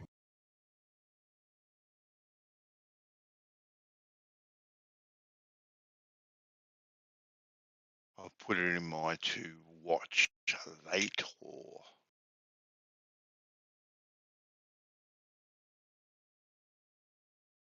I was just watching Secret Life of Symbols by Jordan Maxwell the other night, and maybe that was when he died. Like, came through to me. And I just had a feeling to watch him. Yeah.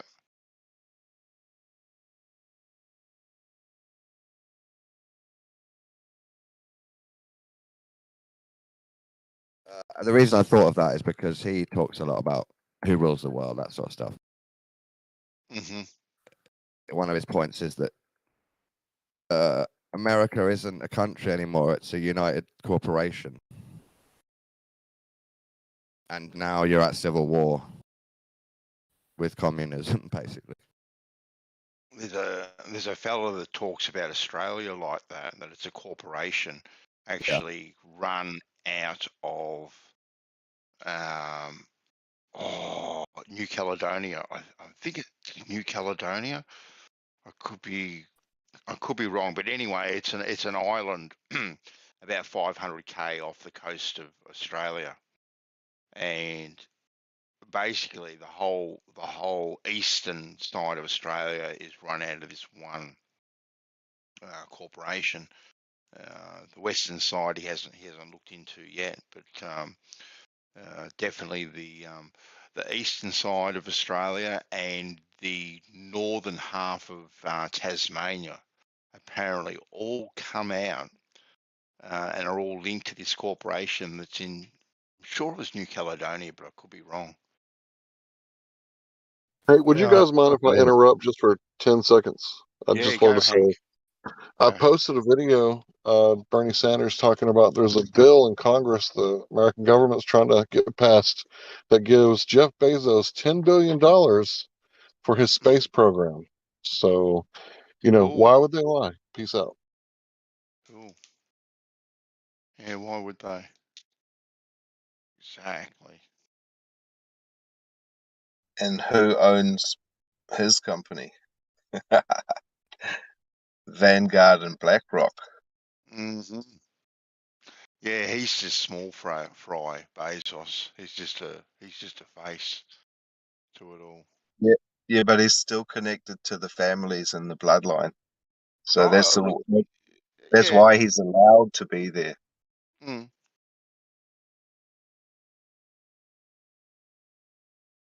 Play with his toys. I want to know who owns SpaceX. It's probably the same people. Is that the that's the Musk one, isn't it? SpaceX? Yeah. Yeah. Yeah. Look, it's all the same. Doesn't really make any difference. They're all doing the same, exactly the same thing. I'm still I'm still waiting for my email reply back from NASA. They haven't replied to me. I'm very disappointed, I must say. Very. What were you asking? I wanted to see one of their a little rocket that had been tested in a vacuum before they sent the big rocket into the big vacuum. Yeah, well, I wanted to see their little rocket that lands on its ass. The little SpaceX rocket. I wanted to see the testing of that in a vacuum, or even like just a model version would have been pretty good.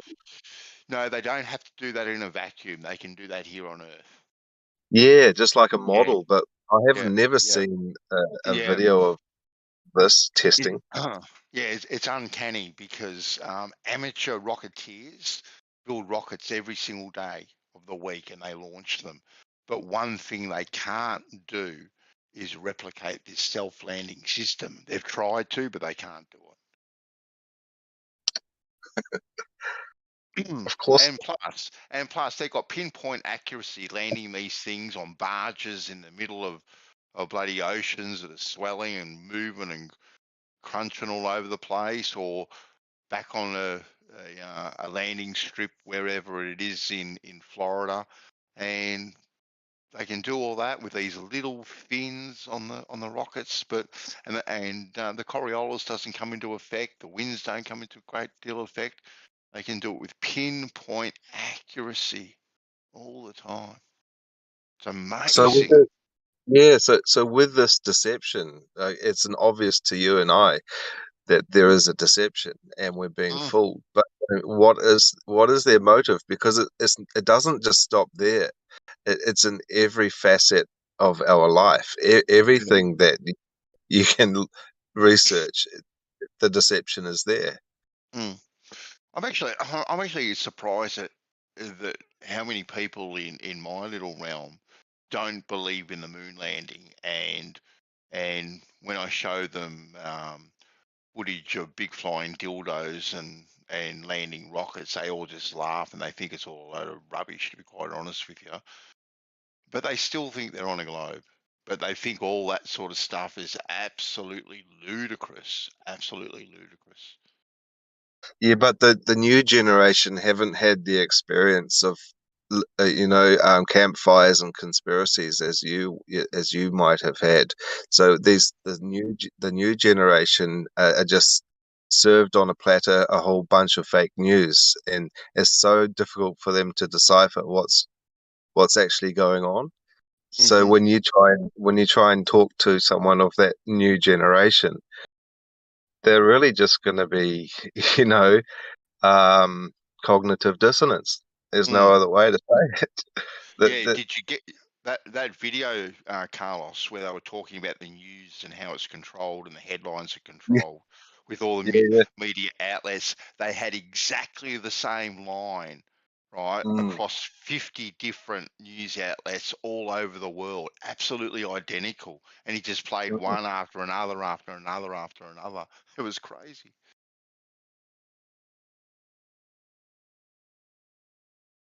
It seems to be all over the Western world, though. It doesn't seem to really have rooted itself in maybe Asia.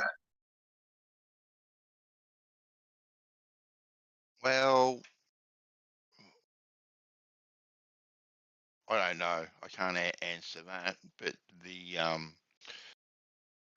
definitely the control is in the Asian countries. You know, it doesn't matter what Asian countries you're talking about, whether it's China or India or Japan or any of these countries. the control is still there because they've still fallen under the control over the last couple of years, what everyone else is being controlled with. Well, they're so busy like making products in their factories to sort of have their own theories and thinking, and they just lean towards whatever the West is doing must be the truth. You know, a lot of in Thailand they just love America. They just lap it up, you know, and you know, they just whatever comes out of the American media, that must be it. So, you know, that's their belief. That's their religion. Yeah, it's crazy how the world is so American centric, to be quite honest with you. Oh, don't get me wrong. I love America and I love American people, and I feel sorry. I feel sorry that they've had to, you know, be the ones that have to be at the center of all of this. Yeah, no, I'm not talking about the people. I'm talking about Yeah. you know, government and you know the ways and you know all that sort of stuff. You know, you get a lot And really, on your media. at the end of the day, though, it's really because the Americans are at the center of all of this. I think it's up to the Americans to stand up and to bring this all to a closure. No, the Americans aren't at the center of it. Not at all. It's not an American thing. Well, not if you look No, at that but at that what I video mean is, closely. It's not America. everybody's affected, but I think Americans have been affected the most. No, I don't think so. If you look at that video you're just talking about with all the TV stations, the news outlets saying the same thing, they were all American stations. No, they weren't. No, they weren't. Or were there some English ones in there as well? Yeah. English. There was French. There was an Australian one. Yeah, definitely. Yeah. But some people do talk about America as being Rome, as being in the Bible. Look, America is the empire that is leading the way at the moment. Just like back in the day when it was, you know, the Romans, right? That empire led the way. But all empires have a lifespan. They all come to an end. You know, I think we're looking at a shift at the moment where especially the trading empire, the trading conglomerate is moving towards this this BRICS alliance, which China will be the head of. But you know, they've got, you know, countries like, you know, Russia and India, South Africa. So at the end of the day, like, as well. you have to work within the system that you're given, right? Because there's not much you can do except for have an understanding and an awakening yourself. You have to look after your family. You have to look after yourself first, right? So you got to be a player. But at the end of the day, what's really going to be the thing that changes the world is if people realize that this place ain't fucking spinning. And as soon as everyone, you know, we get a big group of people understanding this, and it's, you know, we need to have some confirmation. That's what's going to change the world. Yeah, I don't know. I don't know about that. There's no conspiracy that you can talk about aliens or Vanguard and BlackRock, or, you know, dirty politicians and corruption and all of this. They're all sort of not really at the level of this place being a ball or being flat, you know, because as soon as people realize that the biggest lie, the biggest conspiracy is where you're standing, I think that's the only thing that's going to be able to change people's thinking of their paradigm. Might change people's thinking, but then you're going to shift into another paradigm, and you're always, because people are always going to be people, Basil, right? Well, They're always going as soon as the truth comes out, right? You need to get the evidence, and if you keep fighting every day like you do, It's going to come out eventually when someone fucks up and reads off the wrong teleprompter, you know? Yeah, but even so, right? You know, this idea of everyone realizing it's a flat Earth and we're going to be living in utopia. I just don't buy that. Just don't buy No, it it's going to be at hell. all. At the beginning, At all. at the beginning, it's going to be fucking crazy madness. It's going to be nuts. People are going to be pulling their hairs out and slitting their wrists. You're going to have people suiciding everywhere. It's going to be nuts. But I tell you, once the truth is out, once people realize, you get enough people realizing this, the world is going to change overnight. You're not going to have The world would golf clubs. change, Basil. I agree. The world would change with what people believe that they live on, right? But what won't change, right, is people. You're always going to get greedy people. You're always going to get people that want to that want to lead and they want control, right? And they will do Yeah. anything to get that control, and regardless, right? So these people, all of a sudden, right, are going to go, "Yep, I'm on a plane." Right, but I still want control of this plane. So you're still going to get these people doing exactly the same thing. So the idea that everyone all of a sudden wakes up and realizes exactly where they are, I don't think that is a recipe for utopia at all. Not at all. I think it's far No, far from it. I agree. I don't think it's going to be utopia, but I think it's going to make the top of the pyramid crumble. Yeah, but then someone else will take the place on the top. They'll be replaced. So you don't think you don't think that's a good start of the crunching the dominoes and just like making this house of cards all crumble, because there's going to be a lot of companies once people realize, the big ones, that the ISS is going to be redundant and no. I think to change anything for the better is a good thing, Basil. Don't get me wrong. Right? I think it's a good thing, right? Trying to change things for the better. But I see people for what people are, and we're flawed, right? We're flawed. That's why we're here, right? That's why we're here, because we're flawed. Right? If you believe in a creator or anything like that, if you believe the stories, the only reason we're here is because we're flawed and we have a free will. And people are going to use that free will to their own benefit at times. And at times, that is going to be for greed and power. But at the end of the day, the flat Earth thinking, the flat Earth philosophy, is going to create a new group of thinkers who have a certain type of discernment. And once this discernment is set in concrete, people are going to be looking around and saying, no, we can't have that. We can't have this and we can't have that. Maybe for a lot, that's exactly what may happen. But yeah, I'd be hopeful. I'd be all on board for that sort of way, Carlos. All on board, right? I just try and be in reality a little bit, I suppose. And I just don't think, in the grander picture of things, you're still going to get these people that don't want very nice things for other people, to put it simply. Yeah, well, I'm hoping it goes, like, if you can think about some type of alternative religious style cults out there, like what's the name of that one? There's a few sort of cults out there that if you could get one of the leaders to take on flat Earth and start preaching to their millions and millions of followers, that would be a really good start, wouldn't it? If you like the Baha'i, have you heard of Baha'i? You get one of those dudes, or SGI, Soka Gakkai International, who they have millions of members around the world. You just need someone influential like that to start preaching and telling the truth. But see now you want to introduce another religion for people to follow, Basil.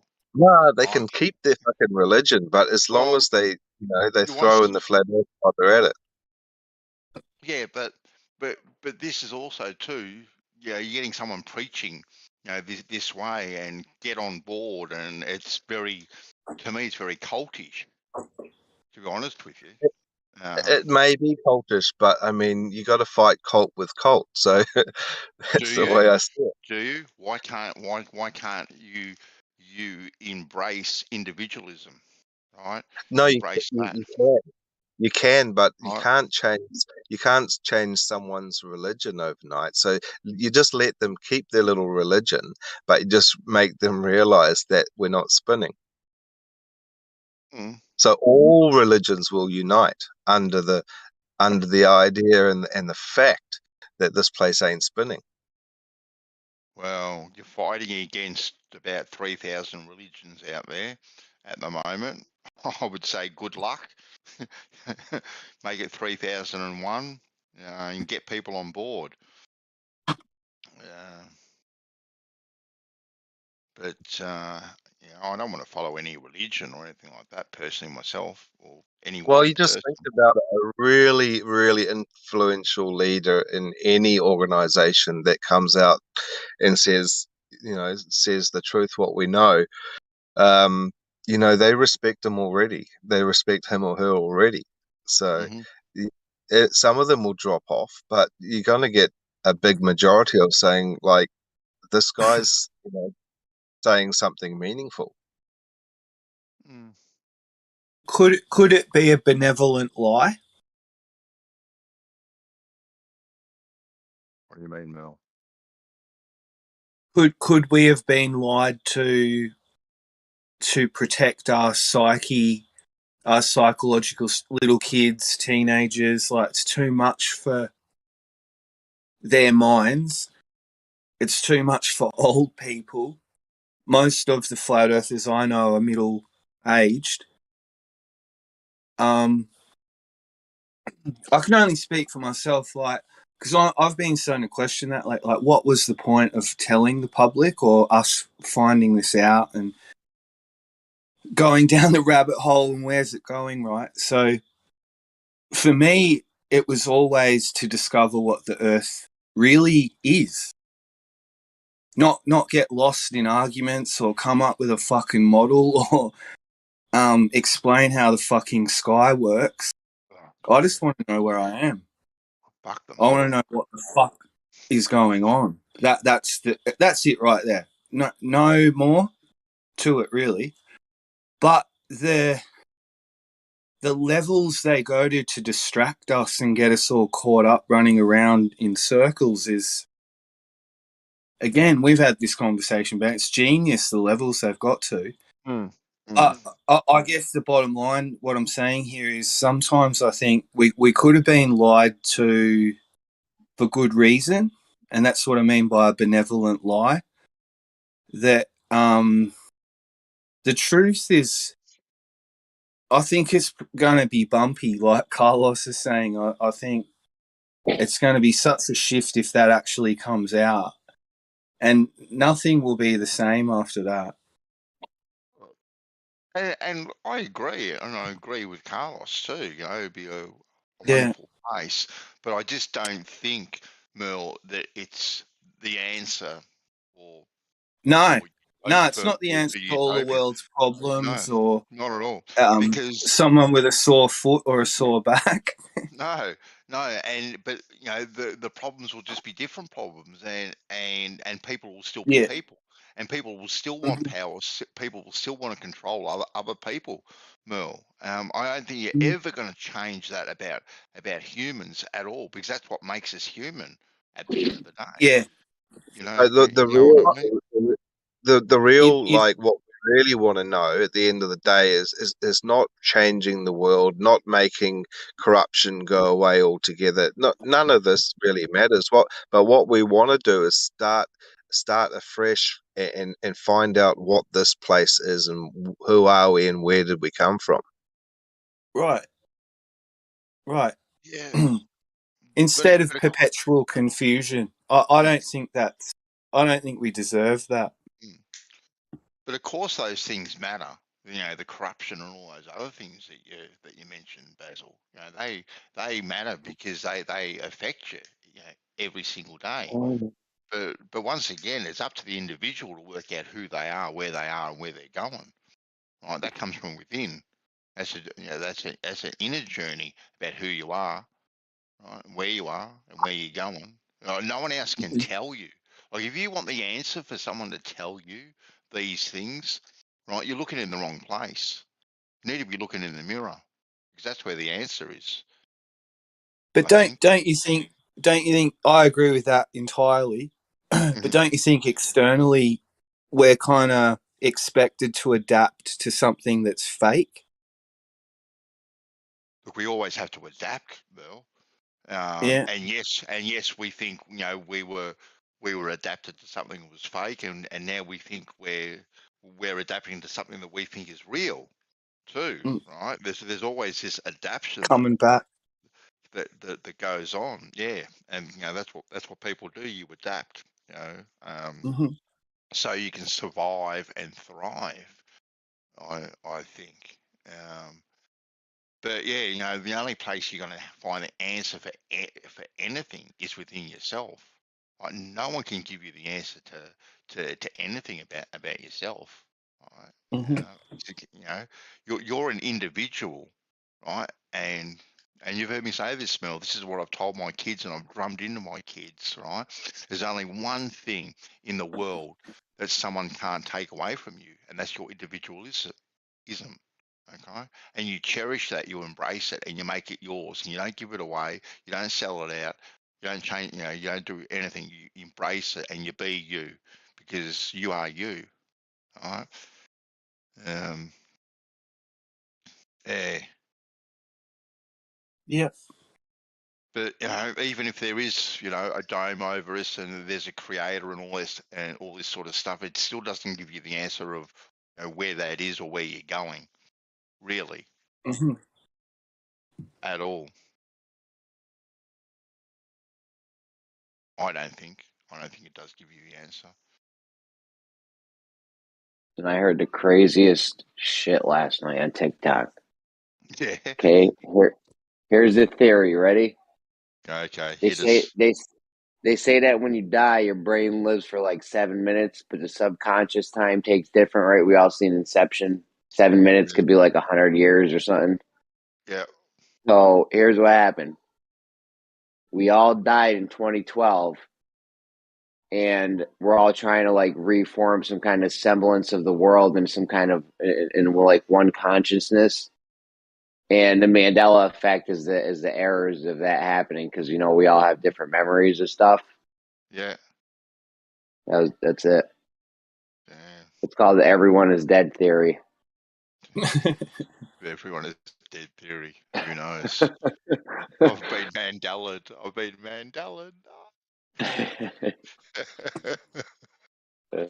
But I wouldn't have run towards the light, so I'd be somewhere else than everyone else. Well, we're not actually dead yet because your brain lives for 7 minutes. So the light's coming.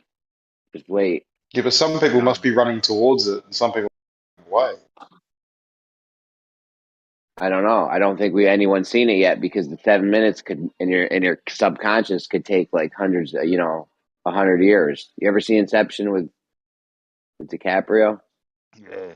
Yeah, I've seen it. I hope it's not 100 years of running towards the light. That'd suck. Man. I think some people are already brain dead. Yes. Yes. Codswallop. Yeah, I don't get into the Mandela too much, JJ, myself. Yeah, me neither. I mean, I don't know. If they changed the symbol of a product of the Pepsi symbol or something, like, I don't think that's a big problem. I don't know. No, yeah, someone said that there was a Mandela with the VW symbol for the car. Yeah. It's Like now different. Yeah, well, it's just different to what it was back then, and it's not Mandela, you numpties. It's just changed. That's what I mean. Companies just change their symbols over time. They want to like update, keep it fresh. Yeah. The Berenstein Bear thing is weird, though. Yeah, I don't know. I never That was one of Owen Benjamin's big ones, wasn't it? Bernstein Bears.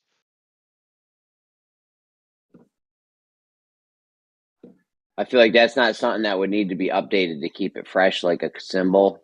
You know what I mean? I know someone. People just remember shit different, though. I don't know, but there is isn't there different copies of it and stuff? I don't know. I never got into it. No, me neither. But I heard with the Mandela effect, one of the craziest ones I heard was the Statue of Liberty is actually in a different place now. They just in the middle of the night just woke up one day with big cranes and moved the Statue of Liberty. That's crazy.